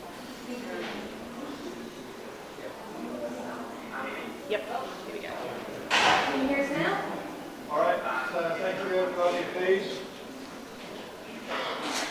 If you wouldn't mind passing back the request to stop talking, thank you, because otherwise you won't be able to hear it. Fine, I can't see you on suffering. You can go down just a little bit more, that'd be fantastic, thank you. Perfect, thanks so much. Fine. Welcome, Mr. Kilgrave. I have been able to hear a lot of the audio over the last sort of 15 to 20 minutes, so forgive me if you're asking questions and I can't hear you. I noticed all the faces sort of pan in my direction, so I figured something was going on, but anyway.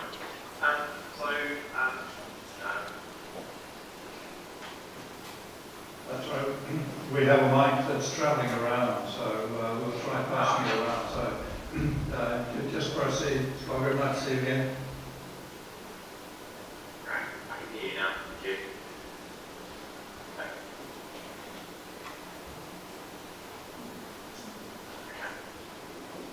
Shall I start? Yes, we're all waiting with bated breath. Okay, sorry. Thank you. I attended two Student Conference sessions on behalf of SML. As you know, the first session was to determine the methodology for allocating sectors to national planning standards and to linear qualifications around them. And the second session was a follow-up to discuss changes that the Council had proposed to the District Scheme for those centres and the walk catchments around them. And between those two sessions, the intended or the permitted height limit for the land in the submission was increased to 22 metres, which I support. And the key reasons for supporting that greater height, I guess, obviously it supports the underlying intent and ethos of the NPSUD and the NPRS to which Plan Change 33 seeks to give effect. So I guess the first step for me is that it is a step change. The central government's new direction really is a paradigm shift. It will take some time to see it happen on the ground, but I think it does require us to take a fresh look at these things. So that's sort of a key part of it, but also the NPRS is that base to 12. So 12 metres is kind of the new normal in terms of where you would expect development to occur as a prime. So when you start from that 12 metre starting point, around the mount seems appropriate to me.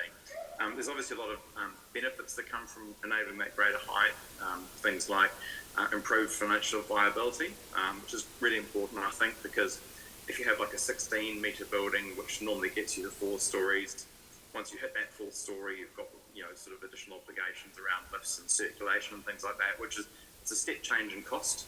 So to recover that step change in cost and be able to provide more affordable and accessible dwellings, you need to ideally get that 5th and 6th floor as well. So there's quite a big difference in terms of the opportunity you can provide within 6 stories versus 4 stories. That's a really big part of it. And then there's also the other stuff around agglomeration and vibrancy and making better use of the land. So there's lots of good economic reasons to support intensification, which I support and acknowledge as well. And I think overall the position that's been reached through the conferencing sessions is the right one for the land. It strikes the right balance between enabling that sort of greater height and the right location versus protecting and respecting the rights of others around you. And the only other point I wanted to quickly make was to record my agreement with the Council's demographic expert, Mr. Greenaway, that Plan Change 33 will not cause a dramatic and unforeseen spike in the population in and around the mount, as was contended by Mr. Thompson. In my view, Mr. Thompson's elevated demand figures are extremely unlikely. That's it. Thank you, Mr. Cochrane. John? Just one question from me. You clearly, your figure 1 of your evidence, the building consents for Auckland. Looking at that, the vast majority, even looking at the most recent years, are houses, townhouses, flats and units. The green and the blue elements on the bar graphs rather than the Carré, which is apartments. So from my understanding of the unitary plan, they're likely to be, potentially detached or joined forms of housing, which would be up to say 4 stories in, 3 to 4 stories, likely up to 3 stories in height. So, whilst I recognise what you're saying, they don't really give us an indication that higher level 6 level development will sort of kick off, do they? They don't illustrate that point. I think I probably could myself. So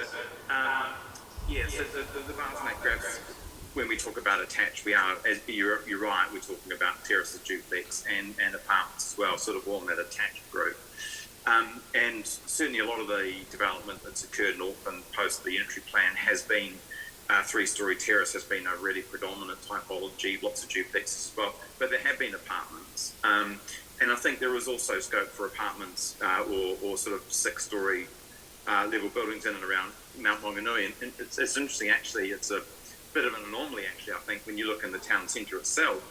There's large pockets of that main strip that are only 1 or 2 story, which is remarkable. And actually, the tallest buildings are the residential towers of up to 10 stories that are already there along Marine Parade and Maunganui Road. So there are already half a dozen or more 10-story buildings in the Mount. They're not in the town centre, but they are in Mount Maunganui itself. So I think there's already a clear indication there's a demand for that kind of living and a will to develop it, in an appropriate way.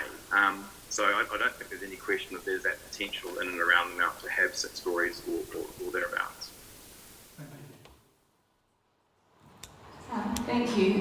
We had some evidence in terms of the feasibility or the likelihood of commercial buildings going up to above sort of 2 or 3 levels. So having commercial on the ground floor, maybe on the first floor, and then above that you might get, say, 1 residential, sort of the evidence we heard this morning.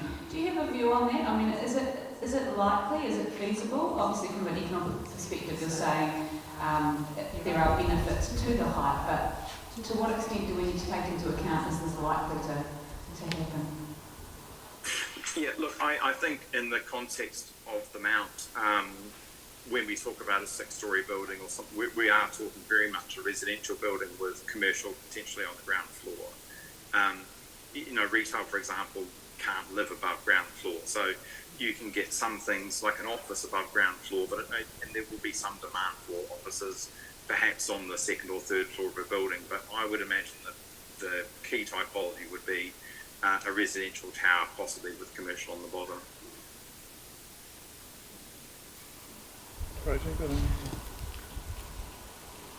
Yes, I did. One question. Just going back to your evidence on 15C. Sorry, I didn't hear that. Going back to your evidence, 15C. You're referring to, 15C? Correct.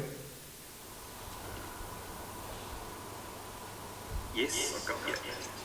So you've noted that you're involved in you've mentioned the expert witness, and you say the proposed extent of the Mount Maunganui commercial core is incorrect. I'm sorry, sir, I can't hear you. It's breaking up a lot.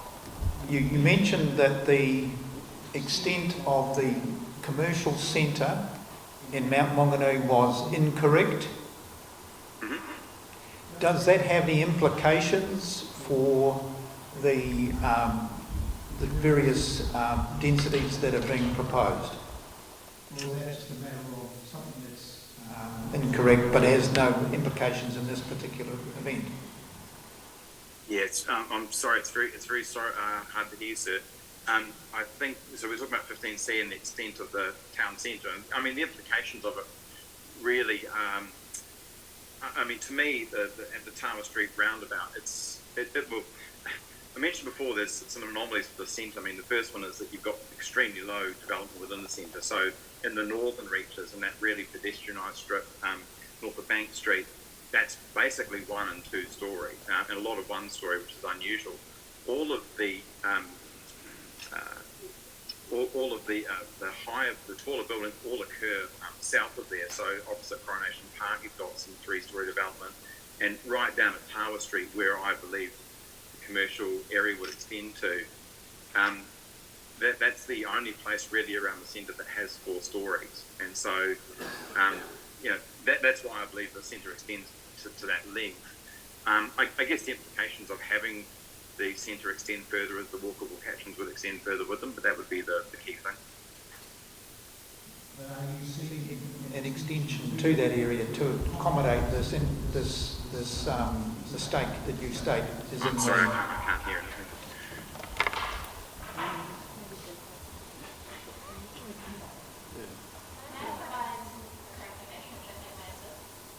Well, I think the question needs to be heard. I'm sorry, I can't hear any audio, sorry. Can you hear if I stand here? Yes, absolutely. Relay. So the question is, what extent, what effect does the incorrect stating of the extent of the commercial centre have in this? Hang on, okay. What effect does She's the heard it 3 incorrect times. stating of the commercial centre have On the matters that we are considering. on the matters considered? Right, so the physical extent of the centre determines the walkable catchments, is the crux, I guess.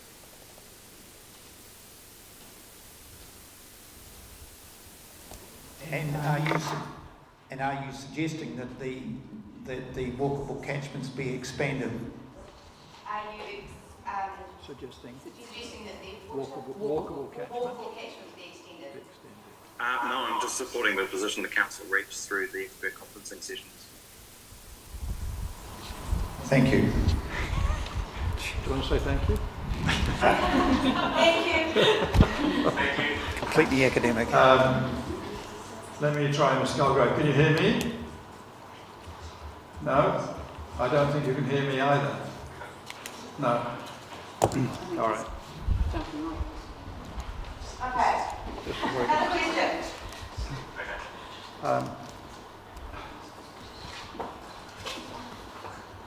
One of the key issues for us One of the key issues for us is the question of the extension is the question of the extension of the high density area of the high density area down to Grove and or Sutherland down to Grove and or Sutherland in order to incorporate the applicant site. in order to incorporate the applicant's site. Why should we do that? Why should we do that? As I mentioned before, the Mount is the only really place outside the CBD where we've witnessed any demand for taller buildings, and so it's a high demand area. It's also physically constrained. We can't create more land either through reclamation, which we're obviously not going to do, but we're on a thin peninsula which is under extremely high demand. There's a demand for taller buildings in this location. Taller buildings make economic sense, and so I think that's sort of a general proposition for why I support higher density living in this location. I don't have a specific position that's wedded to the client's land. I mean, the client's land, I think, is within a walkable catchment of the centre, which is why I support it. But my position is not necessarily tied to their interests. It's really just that I believe that, given the walkable catchment of the centre, that it does encompass their land. Thank you. All right. All right. Yes. Yeah. No. No further questions. Yeah. Thank you. Good. Thank you for that.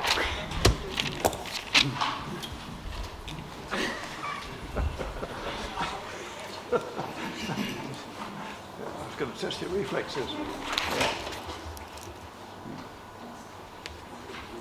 Right, Ms. Ryder, thank you. Kia ora koutou. I've just prepared a summary of my statement, my principal statement. I just wanted to address the sort of 4 key matters that were in my statement, that I support the technical landscape report reports prepared by ISMIS, and with regard to the landscape values of Mount Maunganui, and including those natural character values within the coastal environment. That I also support the retaining of the height planes for the identified view shafts as identified in Plan Change 33 and that were previously applied in the Auckland City Plan. And that there will be a change in character as a result of Plan Change 33 for the Mount Maunganui area, and that there are no scheduled character areas within the Mount Maunganui area, or in fact, Tauranga City. They also consider that Appendix 14Q provides a suitable response to those qualifying matters for the ONFLs, or Outstanding Natural Landscapes and Features, and natural character values within the coastal environment. I think it was covered by Mr. Button this morning. Turning to other matters that I've sort of heard through the course of the hearing, with regard to character, the residential build character of Mount Maunganui North, as stated in my evidence, is not scheduled or identified as being unique to that of any other area of Tauranga City. It is mentioned in the evidence of Stephen Brown this morning, earlier today, and in his evidence that Mount Maunganui is recognised nationally, and it is my experience and understanding that this is largely been for its features and natural features. a popular holiday and global community destination, the coastal and harbour beach, Waikouere, are within close walking distance to the town centre of Mount Maunganui. I note that an earlier residential character study undertaken by Tauranga City in 2010 describes the area as once having a sleepy seaside village area, which has given way to a resort quality. More so that the character is now not sleepy and is in a mix of multi-storey apartment, mixed-use terrace housing and infill housing. Considering the enabled and intended change that will result as part of the MDRS and the changing character that will move most certainly away from the sleepy seaside characteristics of the older Mount Maunganui.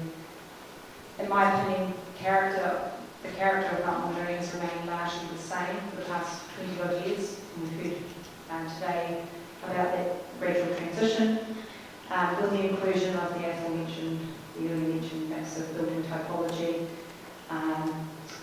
and that sort of earlier sleepy seaside certainly predated the insertion of the Tauranga Harbour Bridge in the mid or late 1980s. With regard to the build form profile across the peninsula, the placement of the proposed building height outside those areas identified in Appendix 14Q as qualifying matters responds to the centres and centrally down the peninsula. Naturally, this will interface with the undulating landform of the remnant dune system, including the dune ridge, and this interface provides diversity of building height without, in my view, creating dominance effects that would adversely affect the natural character of the valleys within the coastal environment. The stepping of height is recommended in Appendix 14Q, including the qualifying matters has addressed the sensitivities of the coastal environment. In my opinion, the stepping of height from the coastal edge properties set behind the coastal dunes of Marine Parade provide an appropriate landform response and landform responsive approach, enabling the built form to reflect the geomorphological profile of the dunes, as compared to varying the height in the low points and creating monolithic building heights across the peninsula. The 22-metre building height is set back from the peninsula, from the coastal edge, and will not dominate the coastal environment.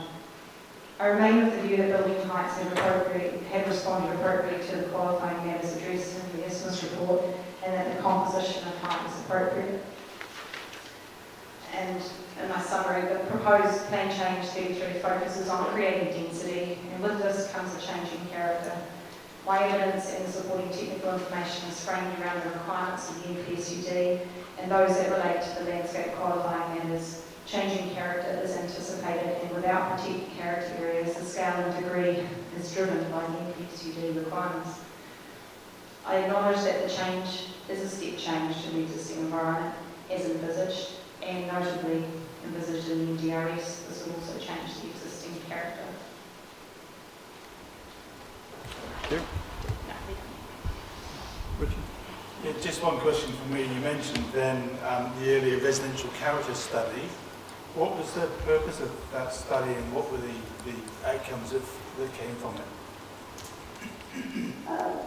Not entirely sure. Probably a question for Tauranga City. Certainly it's on their website. I do reference that from time to time when we're looking at assessments. It postdates an earlier characterisation landscape study that was done in 2008 that I worked on, and this one was an internal document, I think undertaken by the landscape architects and urban designers within Tauranga City Council at the time. Might be a question more for Tauranga City. Get some information at some point. Thank you. Yeah. Anything? Grace or anything? No. You're just. Do we need a mic? Do I need a mic? Yes. Make up your mind. It's yes or no, not no. Right. All right. Thank you. Just as you were talking about urban form, and it just reminded me that Mr. Brown had actually floated the idea at the end of his discourse that built form, sorry, not urban form, built form. Built form might be considered a QM. Now, setting aside the legal issues, I sort of, how you might bring that in. Have we comment on built form as a QM? I mean, does it have sufficient, is it sufficiently discrete and identifiable and so on and so forth that it could be considered?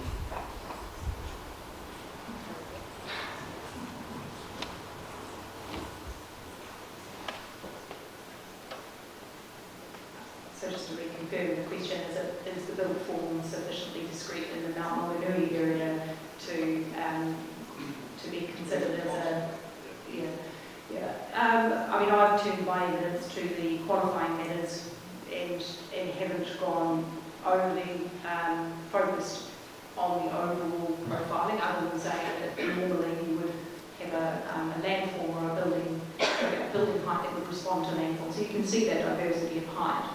Creating monolithic height is not a good outcome really for legibility or urban legibility. As a qualifying matter, I don't think so at this point, as compared to any other area outside of Melbourne. I think that the matters in terms of responding to height with regard to the only fells has been done appropriately, and I think we agree as landscape architects on that in our joint witness statement. We respond to those values, the character values, the landscape natural values. So yes, I don't necessarily agree with Mr. Brown on that. Right, thanks. Well, just a quick changeover for the last two. Right.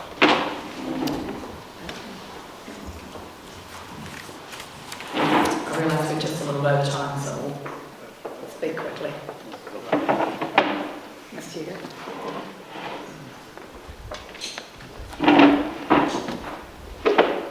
Thank you everyone.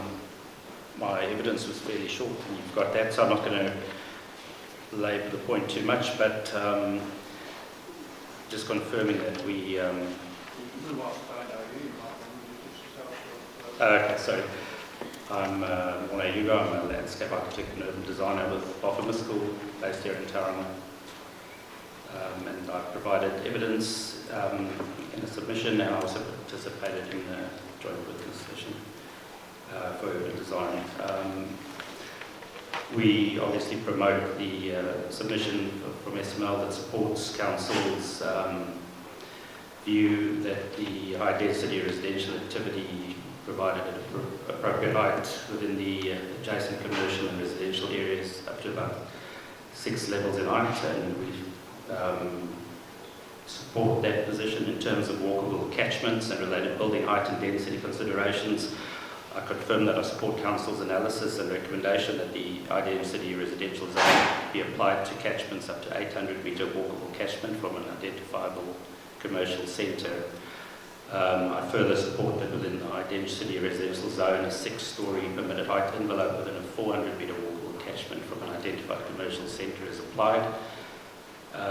Just some other matters additional to my evidence, and I might just briefly raise. I think the Mount Maunganui Commercial Centre provides an ideal situation to support the density increases proposed under Plan Change 33. Increased density of development in locations near a range of commercial services and amenities minimises the need for new infrastructure, reduces commute times, and promotes the use of public transportation over private motor vehicles.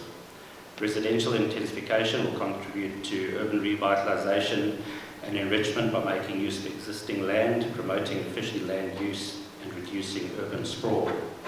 A more concentrated population fosters a sense of community and encourages local businesses and services to flourish. There are many examples both locally in Tauranga and other parts of New Zealand and international cities where higher density development is successfully integrated into existing neighbourhoods by carefully considering urban design outcomes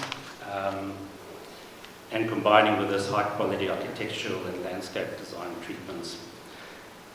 The success and vibrancy of the Mount Maunganui neighbourhood relies significantly on the residential capacity achieved under the proposed Plan Change 33 zoning amendments. These changes must effectively align with the desired outcomes of the PSUD, facilitating the development of high density housing in appropriate locations. It is my opinion it is important that high density housing should be conveniently situated within easy walking distance of commercial centres, community amenities and open spaces. Such integration is vital as it ensures a thriving community, catering for a diverse range of age groups while presenting numerous residential opportunities for the community.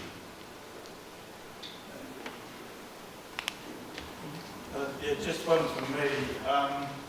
In your sort of paragraphs, well, in your paragraphs on walkable catchments from 10 onwards, yes, you referred to quite a lot to what the council has deemed to be appropriate in terms of 800 and 400 walkable catchments and, yeah, and heights within that. yeah. Clearly, policy 3B requires us to consider, or requires a consideration of, what is appropriate, what's commensurate with the particular centre. So what you've quoted seems to be sort of generally accepted practice for, I suppose, almost a generally accepted starting point. Yes. But you haven't really specifically talked about this centre and whether or not you believe what's been promoted is the appropriate response for this centre, given its particular circumstances. Yeah, so we did support that council's position on that. And I think it's clear from looking at the centre that whilst there's maybe a few little gaps and things along that further extent, it's a very clearly a longer commercial centre than what one would suggest, that it stretches quite a way down, and some of the larger height areas are actually further away from the mount itself. And that extent makes a very logical sense when you look at what's happening here. I'm still not getting that you're telling me whether or not the level 22 metres is the appropriate commensurate figure. I'm just feeling it's, and I accept what you're saying in general terms, it's appropriate to intensify. Yeah.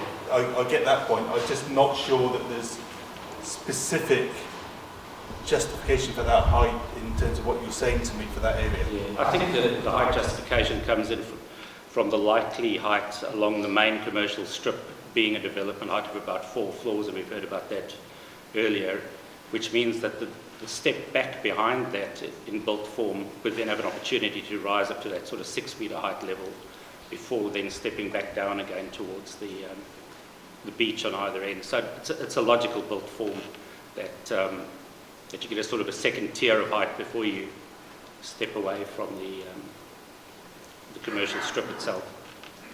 Okay, so that's supported by the proximity for walking and all those. So the 6 stories is based upon potentially 4 stories in the main street. Yeah. Thank you. That covers it.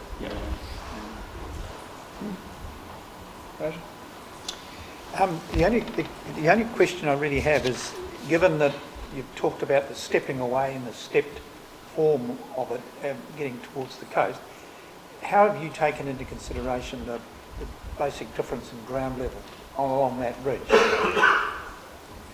I think the difference in ground level comes because it's a height from ground level, so it is a rolling height. The top height is also a rolling height, so it doesn't really make a huge difference because it basically reflects the natural landform. We're not suggesting an RL height which would create a flat landform, which in effect would then lose the character of the mount. And I think the opportunity is in certain locations where there is a little bit more height. It gives you that opportunity to actually have undercroft parking in development, which you don't have in all areas of the mount. So there's some real advantages to that in some locations. So if the ground level had been consistent across between the two, between Wanganui Road and the Marine Parade, would you have reached a different conclusion?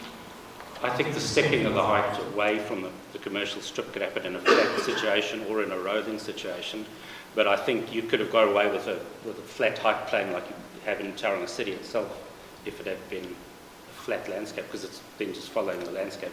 But in effect, building height is best done from natural ground form. Okay, thank you. You're done. Some submitters, or some witnesses I should say, have expressed some doubt about just how much development is likely to take advantage of these sorts of heights. Is there any concern of yours from an urban design point of view that this might result in quite discontinuous pepper potting of these sorts of buildings across the peninsula? And therefore, is there any merit in trying to concentrate that a little bit more in terms of the the centre focus. I think if you take a long-term view on this, and that's what we're trying to take here, the existing first stretch of the commercial strip is actually really limited, and there's quite a lot of spatial constraint there. As you're coming away from the mount, you're sort of getting a bit of a widening of the landform, and it's giving you a little bit more space there. But the extra length just makes sense. The commercial strip has kind of gone as far as it's going to go, I think. And developments like Zespri and those developments are kind of bookending that naturally. So using that as your development strip seems to make sense to me. Thank you. Anything else? All right, thank you, Mr. Moore. And you swore that you were going to say the same thing as earlier, I think, didn't you? Yes. Good afternoon to the panel and to council staff and to the residents that are here. My name is Aaron Collier. I'm a consultant planner. I've worked in and around the Mount for around about 25 years, and I'm assisting Sanderson Group with Plan Change 33. Perhaps before I start, and I also have a very short summary, and I just want to focus on a couple of points that I've got areas of perhaps not agreement with the council over. But before I do, I was sitting here earlier and heard a number of comments from Mr. Crossman in particular around the occupancy of the Mount at the moment, and there's a comment made that there's a large extent of units that are unoccupied. I think there's a reason for that, and I mentioned this to you this morning. There were two quite distinct policies in the plan one relating to visitor accommodation and the other relating to residential dwellings. And so what you find at the Mount is that there is a large proportion of the units that are provided, particularly in the high-rise buildings, that were actually consented as visitor accommodation and can't be permanently occupied. So that is the reason why they are vacant. I think it's fair to say that Tauranga City Council may no longer be enforcing that as strictly as they were in the past, and I'm hoping that some of those resource consents may be reviewed so that accommodation can be permanently occupied for the purposes of residential dwellings.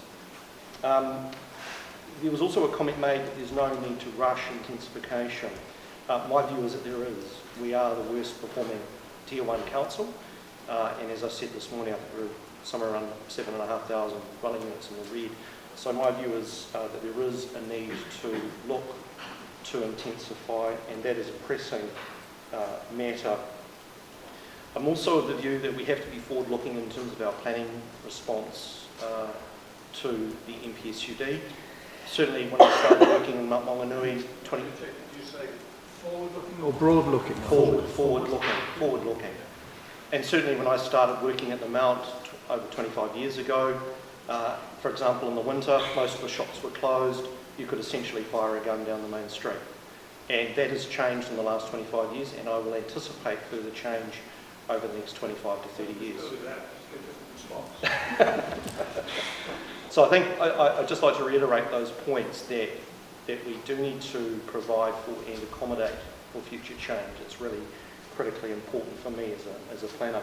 So just turning to the summary of my evidence, I've made a number of suggestions in my evidence in relation to the provisions relating to retirement villages, because the assessment criteria and rule framework is somewhat different for retirement villages compared to what I've referred to as residential dwellings or conventional dwellings, and they're treated separately and differently in Chapter 14.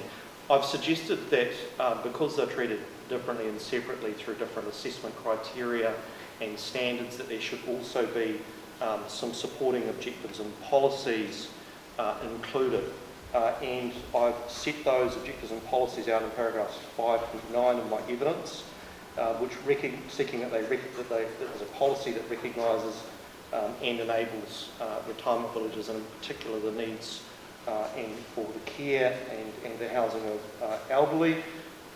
There's also a need for policies that recognise the functioning and operational needs and the intensification opportunities for retirement villages. So I don't see that there's likely to be more of the same in terms of greenfield type villages, and we've heard from Mr. Baronian this afternoon about some of the alternatives that he's been working on. I think certainly because of the land supply issue that Tauranga is facing, we're not likely to see any of those, or very few of those, in the future. So I've suggested that those objectives... I haven't done a side-by-side assuming these are Ms. Williams, basically they're Ms. Williams' policies and objectives. Yeah, I was just going to comment on that. I've effectively agreed with the Retirement Village Association's objectives and policies, so I don't intend to repeat those, but I've set those out in my evidence. Submission though, and there are some differences in her evidence, I think, in terms of the provisions. One example is the larger centres policy that she has proposed. The wording has changed from the wording that you've got in your evidence, and so I just wondered whether you looked at those differences in wording, whether you were comfortable with what she had suggested, or whether you took a different view. I don't know whether you've had a chance to. I haven't seen those changes in her evidence, but I've certainly, the objectives and policies that I've turned my mind to, I essentially took the original objectives and policies that the Retirement Village Association proposed.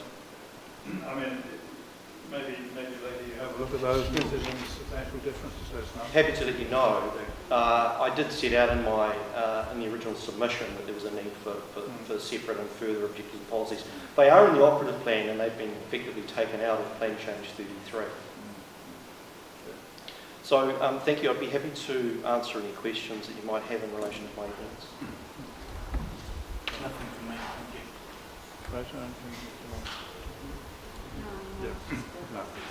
And I mean, we will obviously deal with this issue in some detail when the retirement village come before us, so thank you for that. Thank you. Right. Okay, Ms. Wilkins, thank you. That's it. Thank you. All right. I know the Chair has indicated that our decision's not likely to be issued this side of Christmas, and that perhaps your fast-track consent, your client's fast-track consent might pop out before then. If it was delayed and the decision, our decision issued before the fast-track consent, just wanting to understand what the implications would be for the fast-track consent. You'd still require a consent for some aspects of the retirement village. It would just mean that other aspects may not need consent. Is that? Correct. So I should say we've been referring to the retirement village as an example of how intensification can work and be a good outcome. So it's not something that we're sort of looking at this process. But when we applied for consent, we obviously had to apply for, under the rules under the Plan Change 33, as well as under the operative plan. So that activity won't change. We've had to specify permitted activities, and I actually haven't turned my mind to, if you make rule changes, how that might impact. We did say something loose like all necessary consents in order to construct and operate. But if there is an additional consent, it might be something that we have to achieve additional consent before construction can start. Yeah. And I guess there is the flip side, the possibility that a need for consent could potentially drop away to one of the rules if depending on the decision. Correct, but I don't know if you want to indicate when your decision might be around, but I guess the advice I've been given to my client is that we can't rely on a decision, and there's obviously a need to provide this housing, so he's elected to progress through the other route on the basis that would be a lot quicker than this process. Being involved in this process is broader than the retirement village. The interest is in the intensification more generally in the Mount, and that's what the experts are focused on. Yeah. I should just say the application has been assessed on the basis of the operative provisions, so in terms of the immediate legal effect rules and not on what may pop out of this process. Yeah. Certainly don't rely on anything. That's correct, yeah. Thank you. Thank you.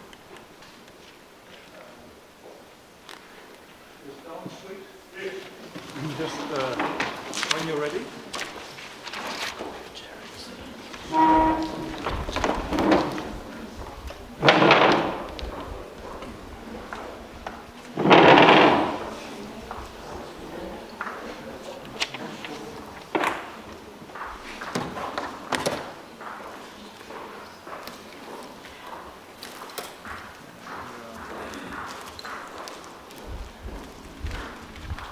Thank you. Would you give these to the Lovely, thank you. And you might like to go cover to the council as well. The first one's for the panel. Thank you. Thank you. Thank you.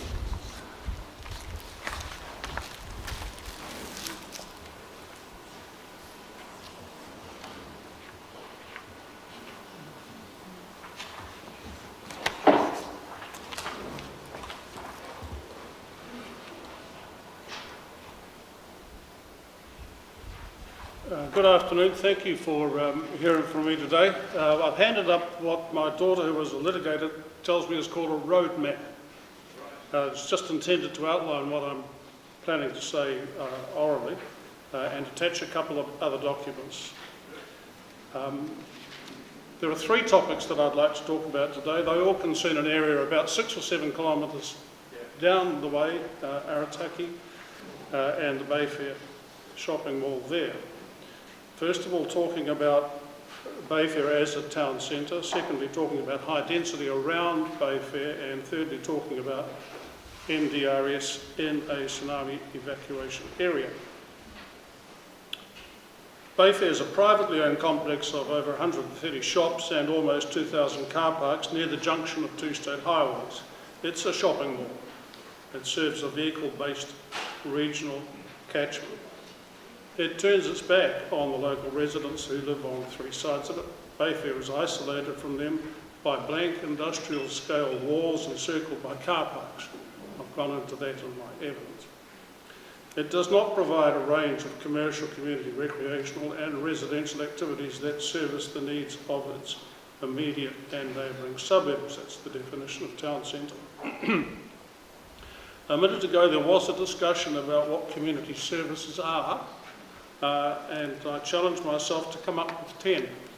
And here they are. Commercial services that meet the needs of the community would include such things as the need for safety, health, care and guidance more broadly, education, recreation, cultural expression, a pleasant environment, a sense of community, mobility and quality of life in general.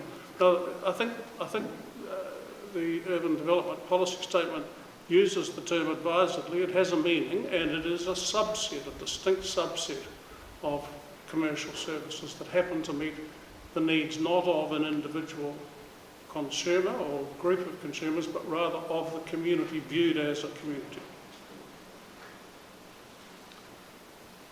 Bayfair doesn't do that. With its enclosed and lockable mall design and absence of community services, Bayfair does not fall naturally into the hierarchy of commercial centres in Table 13 of the National Policy Planning Standards. Its function in its immediate and neighbouring suburbs is less than that of a town centre, probably equivalent to a local centre or a neighbourhood centre. Now, in saying that, I don't mean to say it is a local centre or a neighbourhood centre, but I'm saying that it achieves a level of neighbourhood service that a local centre or neighbourhood centre would do. It does a great deal more beside, but that's addressed to a regional catchment. Now, you've heard already about the implications of Policy 3D in terms of walkable catchments, and I don't want to take up your time on that. I've gone into it in some detail both in my synopsis and in my evidence. I've dealt with the words commensurate and adjacent, and I've come to the conclusion that as it's towards the local or neighbourhood end of the spectrum and a long way away from the metropolitan or city centre end of the spectrum, the increase in height and density of urban form would not be much over MDRS. The extent to which that applies, and I've got a wee table in my synopsis that distinguishes extent from degree, the extent to which that applies does not correspond to scale. It is adjacent within and adjacent to. And adjacent in that context doesn't get bigger because more things are happening. Adjacent has to be looked at, in my submission, in terms of the walkable catchments applying to the bigger places involving a level of journey which adjacent does not allow for. If you have to make any more than a trivial journey, then that's not adjacent. And in my submission, once you get into Carter Street, Harris Street, Farm Street, and perhaps within a block, that's the end of adjacent.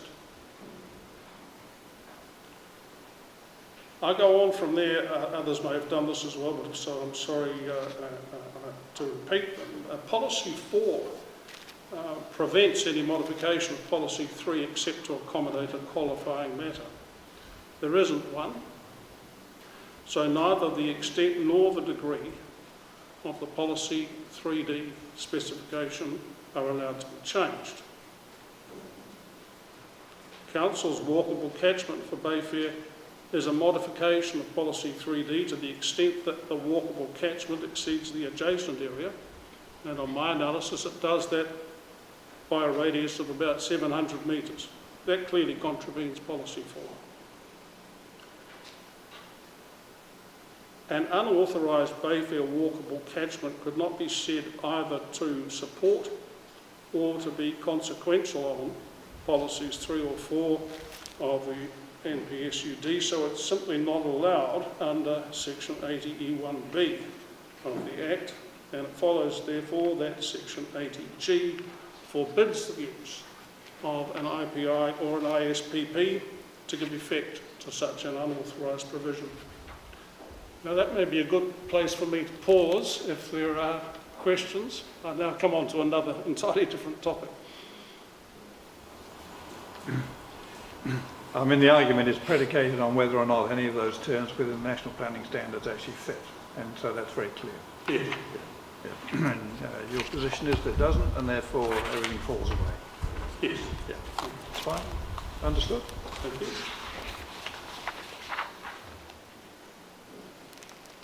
I now address another matter entirely, that is whether there is a qualifying matter that arises from the tsunami evacuation area that affects some of the MDRs.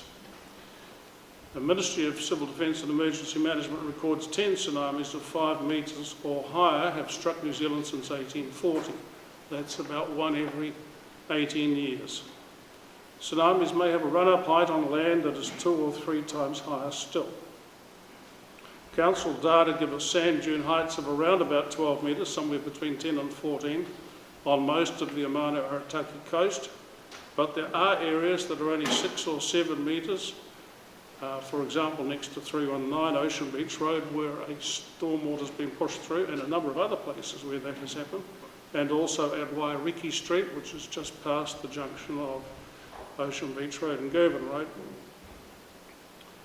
Behind the sandhills, the height undulates between 5 and 8 metres all the way back to Bayfair. With effect from 2 days ago, BOP Emergency Management have established a single blue evacuation area for Arataki running from the beach back to Farm Street. Interestingly, it includes Bayfair. On the grounds, signs still show evacuation routes and safe areas for the previous red, orange and yellow zones. The Bayfair 3-storey car parking building looks like a good place for vertical evacuation, but it is signposted as just a waypoint. The safe location is Bay Park Stadium, which is 1¼ kilometres away, over the junction of State Highway 2 and State Highway 29A. The Coastal Policy Statement, Policies 4, 7 and 25 require that communities be protected against coastal hazards, and also, and quite pointedly, the Bay of Plenty Regional Policy Statement, Policy NH12A, requires plans to respond to the cumulative risk of adding people in such hazard risk areas. Tsunami hazards include the risk of personal injury, both from tsunami impact and from the emergency evacuation of households, possibly by night. Earthquake Commission submission number 352 emphasises that. I've attached for ease of reference an extract from that submission along with the LinkedIn record of the qualifications and experience of its author. I'm just sorry she's not here. That risk constitutes a qualifying matter which can be accommodated properly only by excluding MDRS from the area that has to be evacuated in the case of tsunami. Council's response to my submission on this topic has been to say that the tsunami hazard risk is only medium for the purposes of Section 6 RMA, meaning that any qualifying matter falls within Section 77IJ and not 77IA. That assessment must reflect the council's assessment method, but in my submission, even a medium risk of this nature is significant. And I refer to the Oxford English Dictionary definition of that word, sufficiently great or important to be worthy of attention, noteworthy, consequential, influential. I mean, to put it bluntly, we wouldn't have signs and diagrams and plans for evacuation if it weren't significant. If it is not within Section 6, significant hazard, then it clearly falls within 77IB of the Resource Management Act because of the New Zealand Coastal Policy Statement.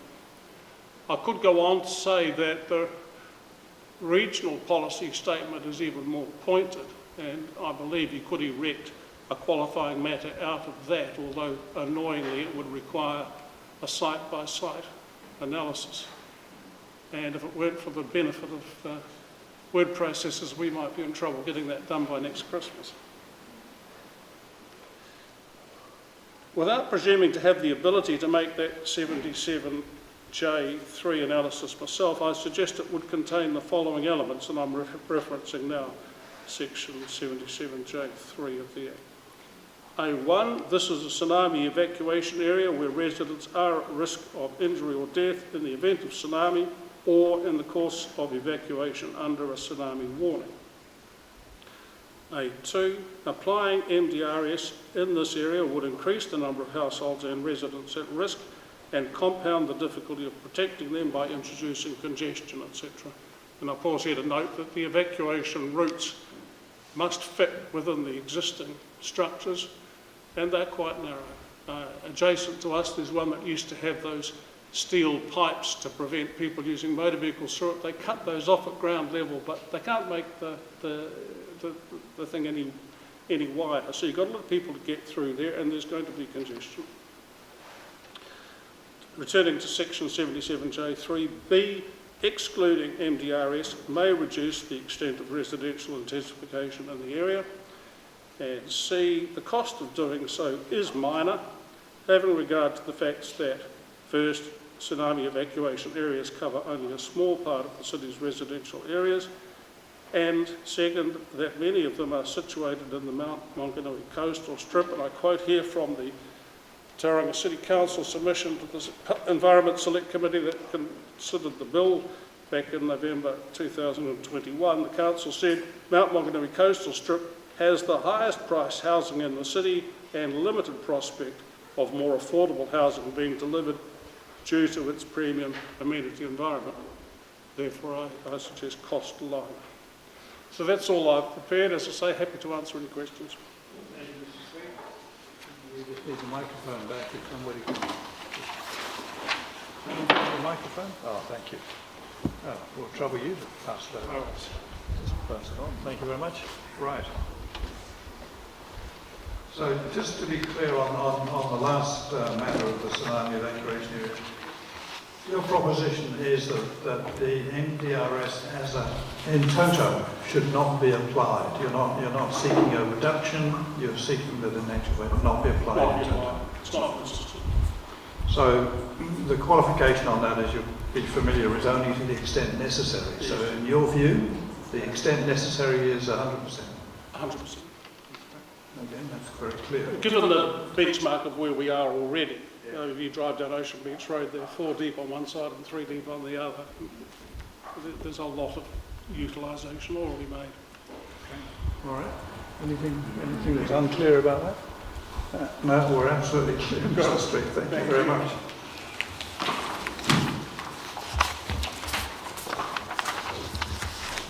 And then Barry Brown, is Mr. Brown? Yes, I had a sense that that was you all along.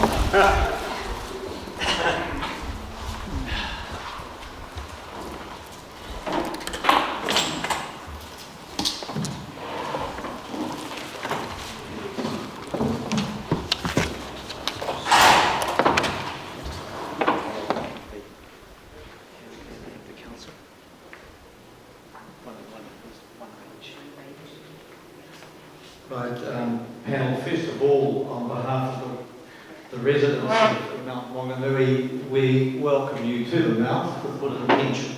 your comments in closing last night were noted on the live stream.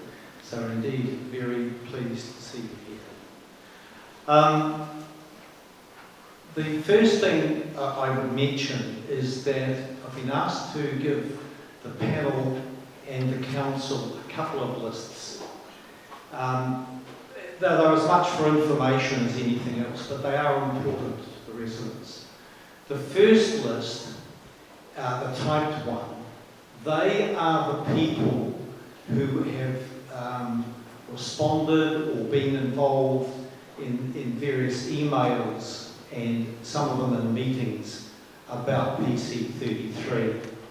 And they were provided last week, each of those people were provided with a copy of the statement, which of course is now on the website, but no doubt you have a copy of that.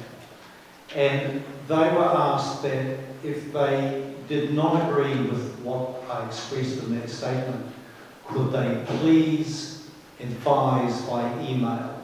And I think it's about, I had to add something this morning, they keep coming in daily with new people. There was one couple, only one couple opted out, and they live in Grove Avenue next door to the Pete Howe development. And one can only speculate why they changed their mind. The second... I should just note that we would not speculate. No. As I say, one is the general one.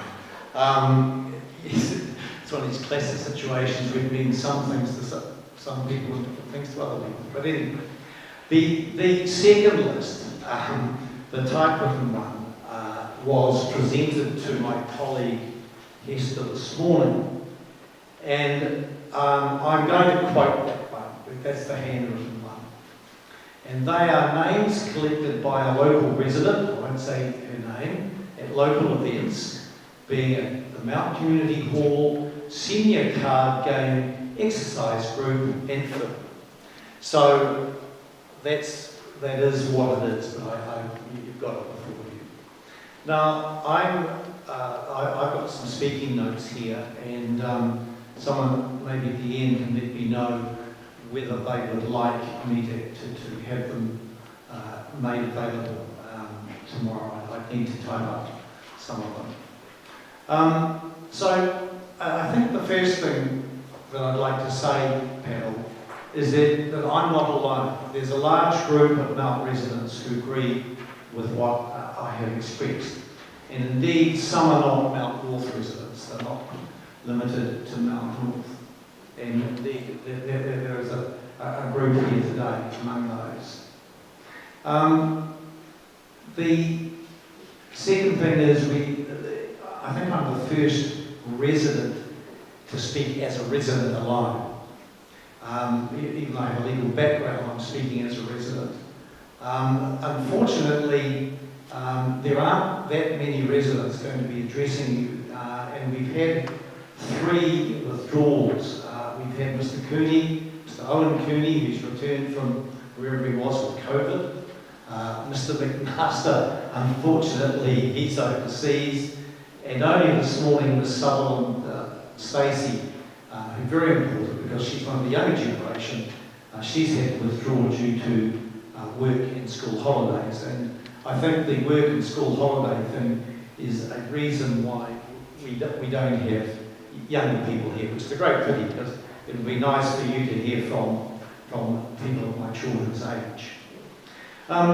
Just the general approach, the first thing is it's important that I note that nothing that's said in what I've written or what I'm going to say now is intended to impugn the integrity of the council employees. Look, I'm aware that everyone does their job. Reasonable people can differ on the very same subject and arrive at different conclusions. But I would say I'm at the moderate end of the emotional scale among the residents. I'm glad some of them aren't here, I'll put it that way, including, dare I say it, my wife. But anyway, be that as it may, what I want to do is put a non-expert resident's lens on what is an inordinately complicated matter for residents, for non-experts. What I have to say will necessarily be at a high level, and there are others that are much better qualified than me to deal with the detail.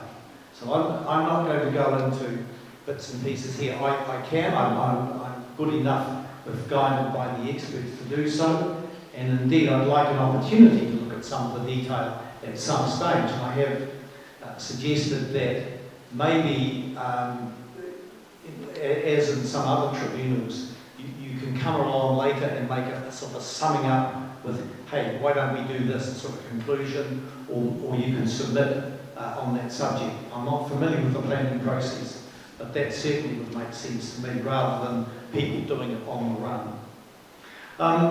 As I say in my thing, the people are most important. This is about people. It started because government decided correctly that we needed to look at our housing around the country. And there was a certain genre of people who were marginalised in those terms. So we must keep them in mind. But also we must remember that there are real people that are affected directly and indirectly by whatever PC 33 purports to do or would like to do. And as I say in my note, that the Maori proverb, it's the people, it's the people, it's the people. And these represent the people. They've got real skin in this game. They're not experts sitting behind a computer and a desk. They've got this, when they wake up in the morning or go to sleep at night or whatever, it's their health and welfare, they have an economic interest, they have their general, when we look at the Mount generally, it's what I call the joie de vivre. Why do we live here? Why do we like it? Why do we enjoy when we walk beyond these awful edifices here and look at the Mount downtown? Why do we look as we wander up Ocean View Road or down Grove Avenue and the kids are going there? Why? It's all part of that. It's a very big holistic picture. And Mr. von Werthhuizen, in resource consent number, I think it was 2227 or thereabouts, to which I refer, I think, albeit in a resource consent context and not a plan change context, I think he got it right. And he said, the layperson observations of residents who've lived in the area for many years deserve to be afforded substantial weight. I'll repeat that. The layperson observations of residents who have lived in the area for many years deserve to be afforded substantial weight. And, panel, in my submission, I believe that applies as equally in a plan change context as it did with that particular resource consent application. Now, we must remember the current framework. The existing planning framework for Mount North is long-standing, it's appropriate, it's widely accepted, it's very strictly enforced. I know that. I got halfway through a building process, and the council fellow came along. We had a building consent, we had preliminary plans approved, and they said that the daylighting angle was wrong. The roof was on. I had to spend thousands to reorganise that building. It was halfway complete. I know, I felt it wasn't my fault. We had a building consent. But the council rigidly enforced it. In the end, being a lawyer, I had to go with the flow. I had no choice. It's rigidly enforced. But everyone at the Mount knows that's the deal. And in a modern society, those planning rules that we've lived and abided by for decades are an important part of the very foundation of our lives, those who live here. It's part of the social contract that establishes this community. And any change must be very carefully considered and only made where there are compelling reasons to do so in the interest of the community as a whole. Now, Plan Change 33 will bring very far-reaching change. Ms. Ryder, in paragraph 23 of one of her sets of evidence, said, PCC will see a substantive change in the Mount Maunganui North area. Today she described that as a step change. This is not trivial. This is major. Because PC 33 affects the way that people live and the way that people regard the mountain. It's not good enough for someone to say, oh, but it's going to take 20 years to happen. Or it'll only happen in patches. The fact is, what the council is seeking to do would, if it had its way, enable people tomorrow to come in and reconstruct the big parts of the mountain. That's what it enables. And I'm a lawyer and I know what laws do. So whether it's going to happen tomorrow or in 20 years is irrelevant in my view. Now, for some, this will lead to major changes in the way they live daily. Each of us live, we get up in the morning, we go to work, we go to whatever we're doing, we go to sleep, we relax afterwards and go, all of us, all around us, we do that. Now, some of us will change. It's, very interesting. Mr. Baronian sat here, right here, and talked about this new thing. I don't know what he's going to say to one of the citizens who had an agent ring up, not Mr. Moroni, but one of his people, and say, what's happening, we're looking at buying this place in Ocean View Road.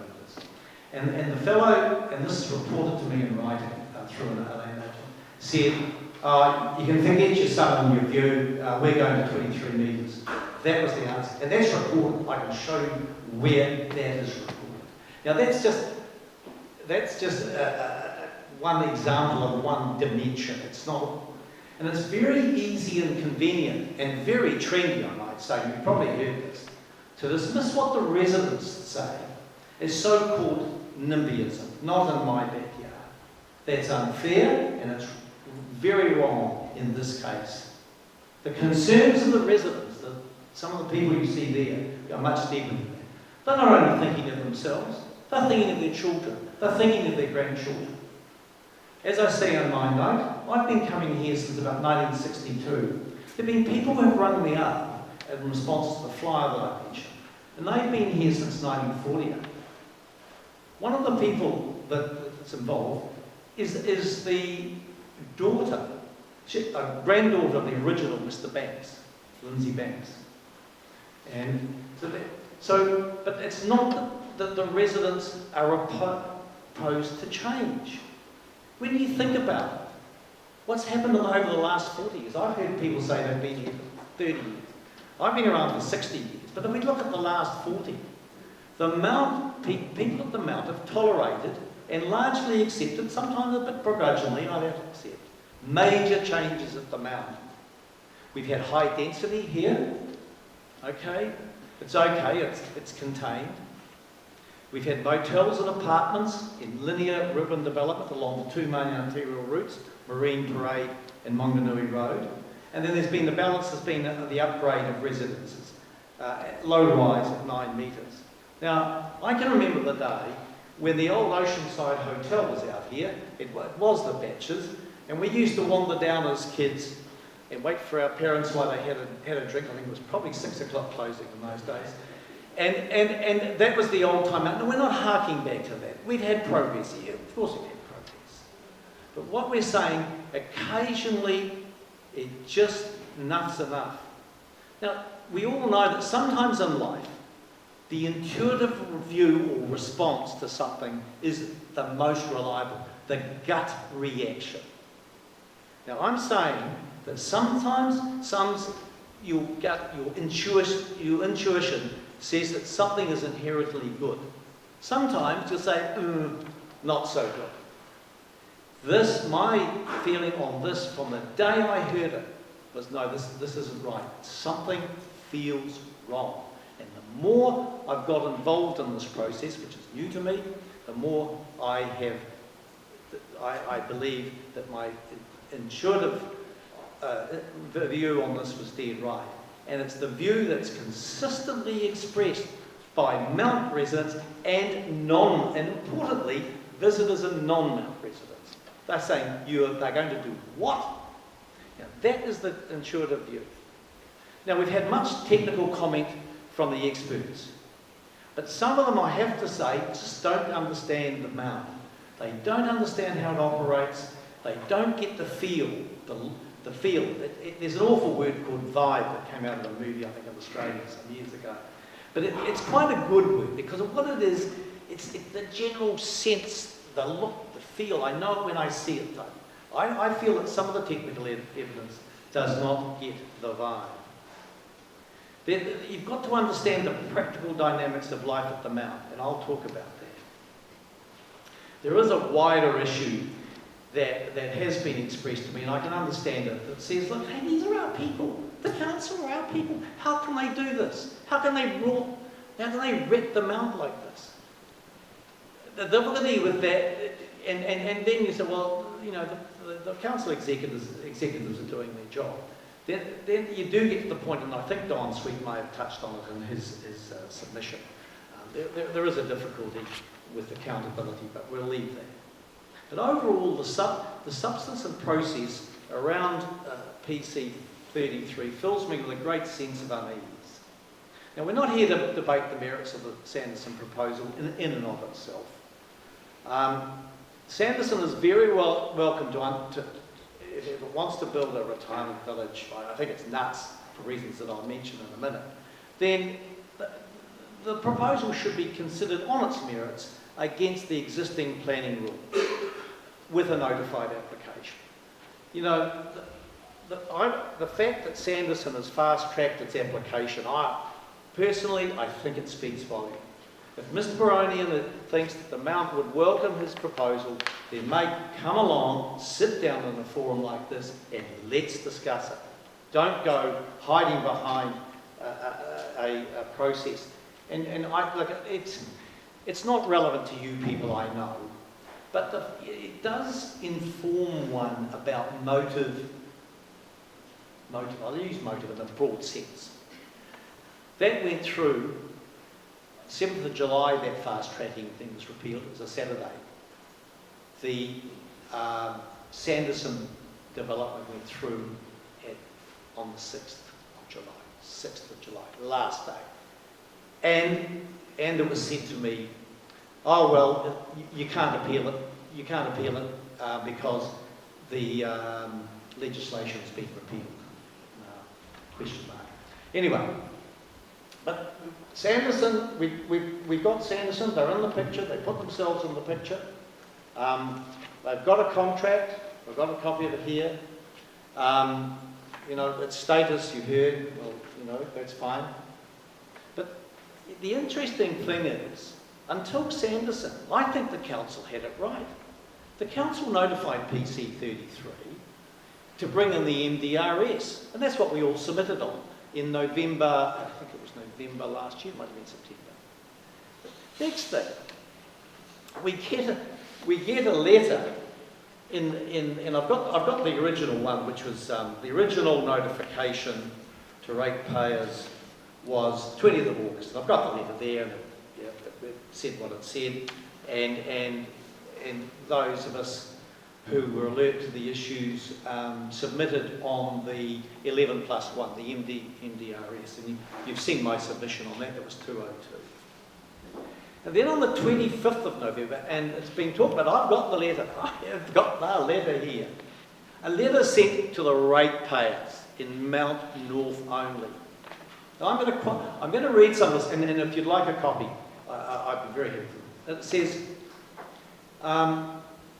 through this process, we've received a number of submissions, 3 out of 500 or something, a number of submissions to the Mount North area, including submissions requesting that we enable additional height, 4 or more stories, up to 16 metres in the Mount North area. The original proposal for this area was for 3 stories up to 11 metres, aligned with the government's new medium density residential standards.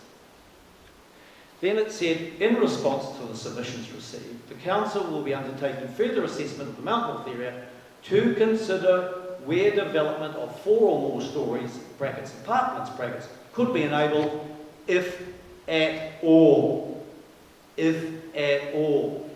And then there was a 2-week, I think it was, a 2-week, you had to get that was on the 25th 5th of November, it was probably received, let's call it on the 30th, and submissions had to be made by somewhere around, I think it was the 9th of December. Give me a break, that's 10 days. Now, it's really interesting about this letter. No mention of 22 metre, not at all, didn't mention it. No mention of the commercial zone, not at all. And that commercial zone's relevant. I only realised that the commercial zone was in the focus when I streamed in yesterday.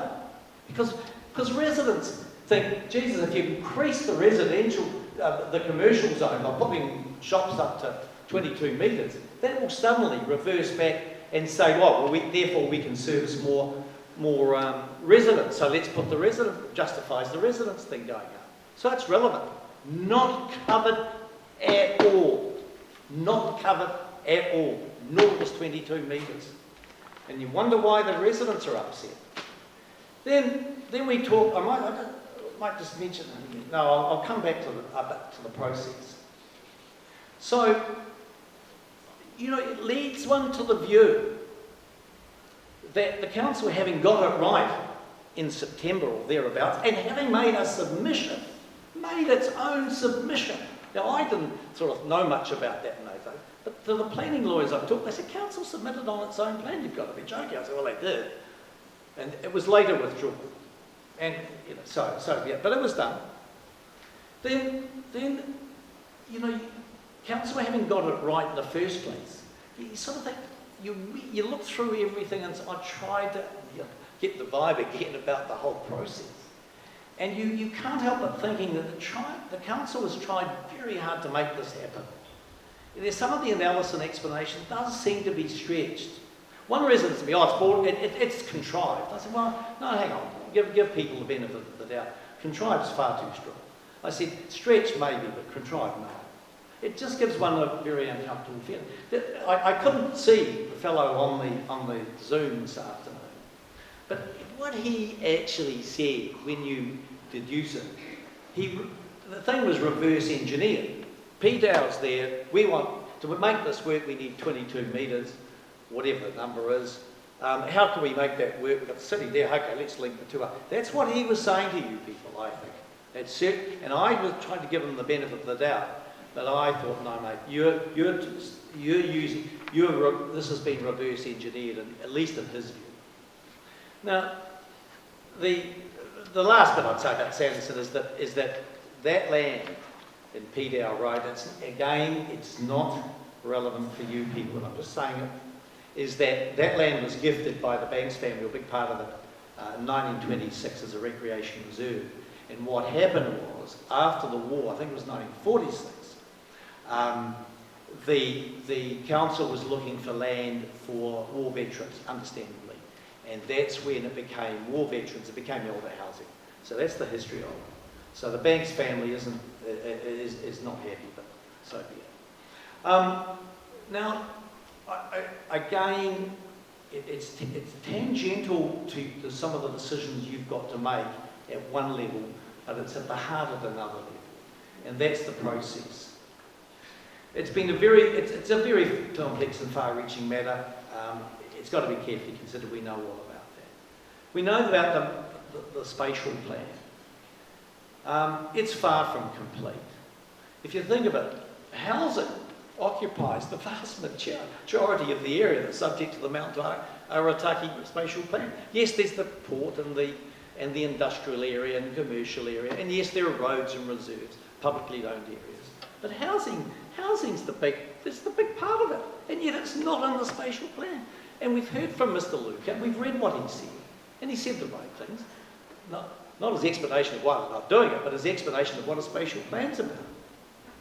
And, there's a very uneasy relationship at the moment, and it's becoming even uneasier, between, on the one hand, the port, the industrial area, and the commercial activities, and the residents in the other. And this is important. It's very significant. And it needs looking at in a holistic way, which is what the spatial plan's about. Yet, for reasons that are not sustainable in my view, the council seeks to separate the two. Now I know, I think it was Mr Luca indicated this morning that, oh well, the spatial plan does sort of have a bit of the housing in it. Well, I made a submission on the spatial plan, and I've got it saying that the thing needs to be dealt with, the housing needs to be dealt with. I've got an email somewhere here, and it came back from the council last Friday, saying, no, we're dealing with housing under PC 33, not under the spatial plan. Gee, give, to use the vernacular or near vernacular, give me a break. Is that the right thing to do? Is that the way that planners act? That responsible planners with duties owed to their employer and to their community, is that the way they act? I suggest to you that's not the way they act. And the spatial plan is still in its throes. There was actually a meeting here on Saturday.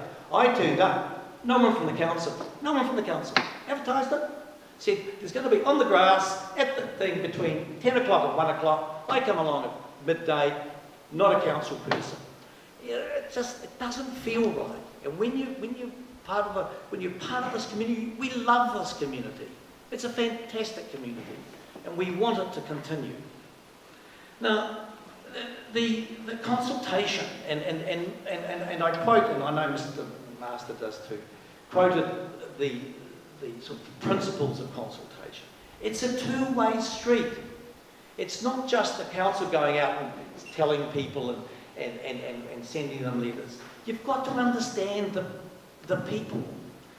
They are not experts. It's no coincidence that the best equipped residents that we've seen here and will see are Mr. Cooney, Mr. Peter Cooney, Mr. McDonald, Ms. Barry Pacino, and Mr. Batchelor. They're all experts. This is the sandpit in which they play. They're in the property game. Planning is part and parcel. The rest of us, I'm probably the next best, and I'm miles off the pace. I am miles off the pace. With all due respect to my colleagues here, they are miles off the pace. So this consultation, they just feel that they haven't, it hasn't worked. It has not worked, and that's the test. Do they feel as though being consulted? No, they don't. The letters, he pointed out some major shortcomings in one of the letters. Now, and the second round of notification, which is insufficient. When you think about it, I'm just going to read you another thing out here that was in the November letter. The one where there was 10 days to respond. A further submission is limited to a matter in support of or opposition to an original submission. Your further submission cannot extend the scope of an original submission or raise new submission points. Whoa, what's all that mean? But when you break that down, the original submission was on the MDRS. 11 metres plus one for a steeple roof. The second letter was, if at all, 16 metres, no mention of 22. So, hang on a moment, that's a different deal. Going from 11 to 16 is a big deal. That's a big deal. When you're a resident and you're looking at the effect on the mount, that's a big deal, let alone 22. Yet, you're instructed by your people, your responsible planners, we thought, that your further submission cannot extend the scope of an original submission. That is rubbish. It was never going to work. And there was one lady, she may be here, she wrote to me and she said, there was a classic comment about, I'd given up the will to live by the time I worked through this. I couldn't work out what it was. So the further submissions were, I've had a scan of them, they were all over the place. I only got one in because Mr. McMaster, alerted by Ms. Barry Pacino, said, hey, Barry, you need to think about this. I said, what do you mean I think? It's Mount North. I'm not Mount North, it's up there. They said, no, Mount North's where you are, buddy boy. So I rang Ms. Barry Pacino, I'd never met, and said, hey, can you throw in a submission for me? But gee, when I read it through last night, she did a great job on the circumstances, but it was an impossible impossible task. It was an impossible task based on this. Anyway, there we were. So the other thing, when you think about it, this letter that I'm talking about, it went to the ratepayers in the Mount North area. But hang on a moment. 16, let alone 22, it affects many more than the ratepayers in Mount North. It affects people, we've got people on our list and others that we know about that live well beyond the Mount North area. Because why? Because they regard the Mount as an iconic place, as a low-rise.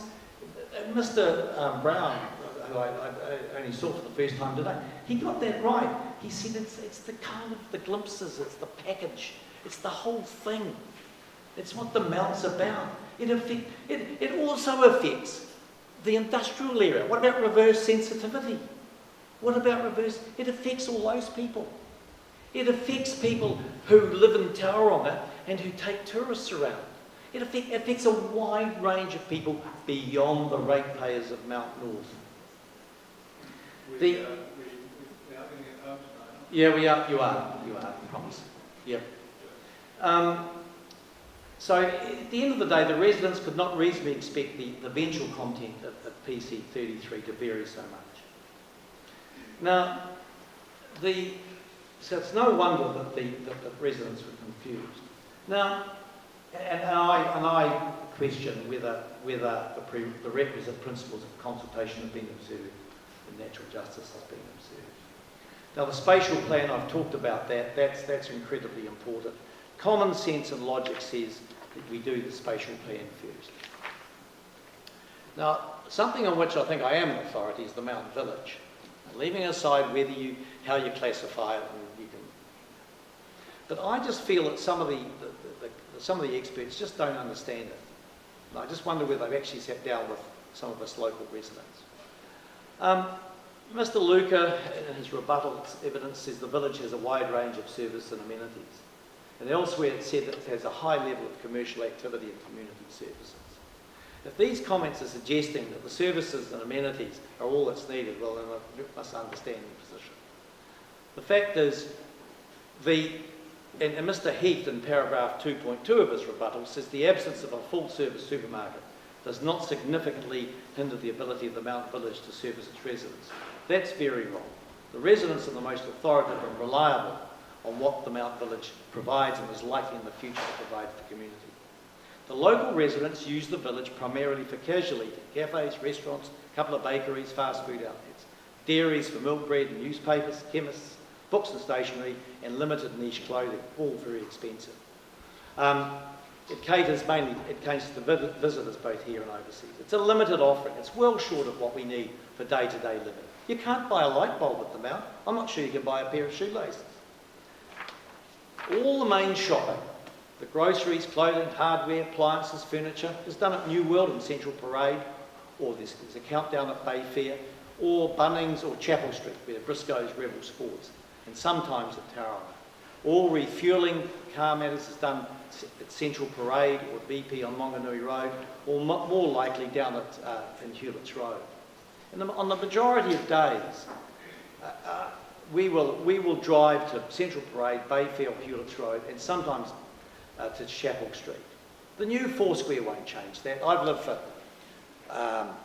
in a place in Wellington for 43 years, and 35 of those we've had the new style. It was the first of the new style Foursquares, you know, a big one. You might call it a mini supermarket, but it's not quite as good as that. The fact is, yes, you go there for a loaf of bread or a banana or a newspaper, but you still do your weekly grocery shopping down the road. Expense is one thing, but just range of goods is another. One of the experts, and I just can't remember who it was, suggested that the Mount Village works as a unit with Central Parade and Bayfair. There's more than that. It works with Hewlett's Road. Hewlett's Road is very important when you live in Mount North, because you've got a whole range of things down there. And then the chapel, don't forget the Chapel Street. You just hop over the bridge, take a right, and you've got Lighting Direct and Golf Warehouse and Rebel, all of those, you know what they are. In terms of services, the Mount Village is very, very limited. I think there's one doctor, one physio, a couple of small legal firms, optometrists. So where do we go? We go to D Street or Bayfair. There's quite a bit of Bayfair or over in Tauranga. The walkable catchment concept has been stretched by the council and its advisor. As I say in my statement, I don't think there's any legal basis for it. Mr. Sweet, I see, agrees. I just think that the lawyers rather stretch the adjacent to include walkable catchment, I noticed in their submissions. I just think the council and its advisors, they take things far too far, both conceptually, legally and practically. And the Mount Village does need to be treated from other centres. I think that's been well stated. And if I had to sort of have somewhere that picks it all up quite well, I think Ms Gregory's legal submissions sum it up best. Air quality. Hasn't been talked about much today. Whoa, that's the hand grenade with the pin out. It's a major concern. Those of us, I suppose, where I live in, you're hearing about that. That's what, I just tell you, you go out and wipe across your outdoor furniture. This is the stuff you can see. Comes in under the garage. I've got a house that's only 8 years old. It's got a garage door you could ever hope. Faces west. You go in there after, say, let's call it a week. You go across the top of what? Where'd that come from? Had the garage door down. It seeps in everywhere. And that, as I say, that's not the PC-10 stuff. That's the stuff you can see. So, you know, 13 premature deaths a year. There's a lot of detail, and I won't hark on that. But man, we've got to have a qualifying matter for that. It would be irresponsible for the council to have housing intensification in that environment. It defies common sense. You're probably sitting there when you look at some of what I've said in my submission. You know, this guy's talking about a QM for special character. Yep, new, novel. Need to fit it in somewhere around in the legislation. But I think it was Stephen Brown said, built form, this is really what I'm sort of driving at. Height's only part of it. Build form is almost a QM in its own right. You know, you can't have a situation where build form dominates, which it would under PC 33. You've got to have it. You know, you've got to look at this thing holistically, at the look and the feel of the mount. And I'd be very happy with free of charge to sit down with relevant people and draft up a QM that we could potentially put. But I just feel the council hasn't been energetic enough, bold enough, innovative enough. Other councils seem to be, based on the reports I've seen, and I think this council has been too willing to be quite strict and look at, you've got, on QMs, you've got to think of the total picture. I won't spend any more time on that, but I think it's a fertile ground for further work and some imagination. But certainly equality has to be, and I think next is traffic. I read Mr. Appleton, his material. Appleton. I just wonder whether it seems to be odds with practical reality. The traffic is unbelievable, you know, when you live here, even in, shall we say, the off season. And that goes into parking, and I've got some photos on my phone which, if I had more time, I'd put them up on the screen and show you what I took at 8 o'clock this morning, just as I walked here in Ocean View Road. And that's not even holiday traffic. It's a one-way street, and yet it's a main arterial route now, let alone when you get all these extra buildings there. And public safety is a big issue, and I mentioned that in my, I think, 202, particularly in Mount North. I find the rebuttal evidence just simply not persuasive. I don't think you can compare the Mount with other insular parts of Tauranga City. We have a state highway going through, we have limited amount, it's different. So, there was one thing that sort of been mentioned to me, and has any 3D modelling been done on shadowing? Now, I think I saw one of the architects he submitted a very brief submission with some 3D modelling somewhere in Brookfield. So I thought to myself, I live on the ridge. I'm at just as where 10.5 metres. So we're not at 15's higher, we're just down a bit. And we're down below the ridge. And the shadowing, you know, if you put up the 22, even 11's going to be, you know, 9 at the moment, 11's bad enough. You put up 16, let alone 22, shadowing's enormous, enormous. Anyway, I hope someone at some stage does some 3D modelling on that. Where do we go from here? I favour a solutions-focused approach. You know, it's not something that should be done on the run. I've given a waterfall of suggestions in my statement, but even as you sit and listen, the views that you've got, they change, the nuance, and I think some hard work needs to go on there. I think that the council should engage with appropriate experts from the community and just work out what the way. But for you as the panel, I think on Mount North, you know, we all know it's complex. We all know it's different. I think there is a time for pause. I mentioned a number of reasons on that, and I just even the MDRS. I'd pause on those because I know they've been mandated by government, and I know about notification and all this. I know all these things, but I do know that you can get ministerial exemption. Not easy, but the letter that you'd write to the minister about Mount North and MDRS would say, look, Mount North's an awfully complex, it's a very special area. We need to think very carefully about that. Maybe we've got to talk to our community a bit more about that.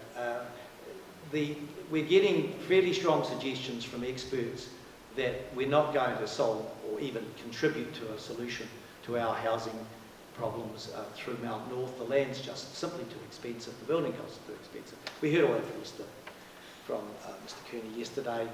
And Minister, look, we're not saying we're not going to do it. Of course, we're not saying that. But we need 6 to 12 months.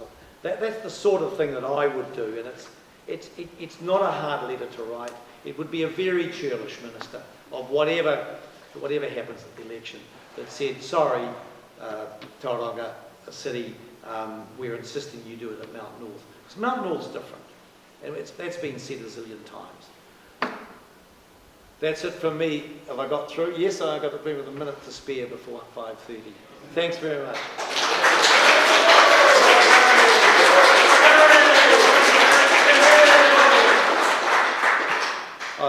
I'll answer questions, of course.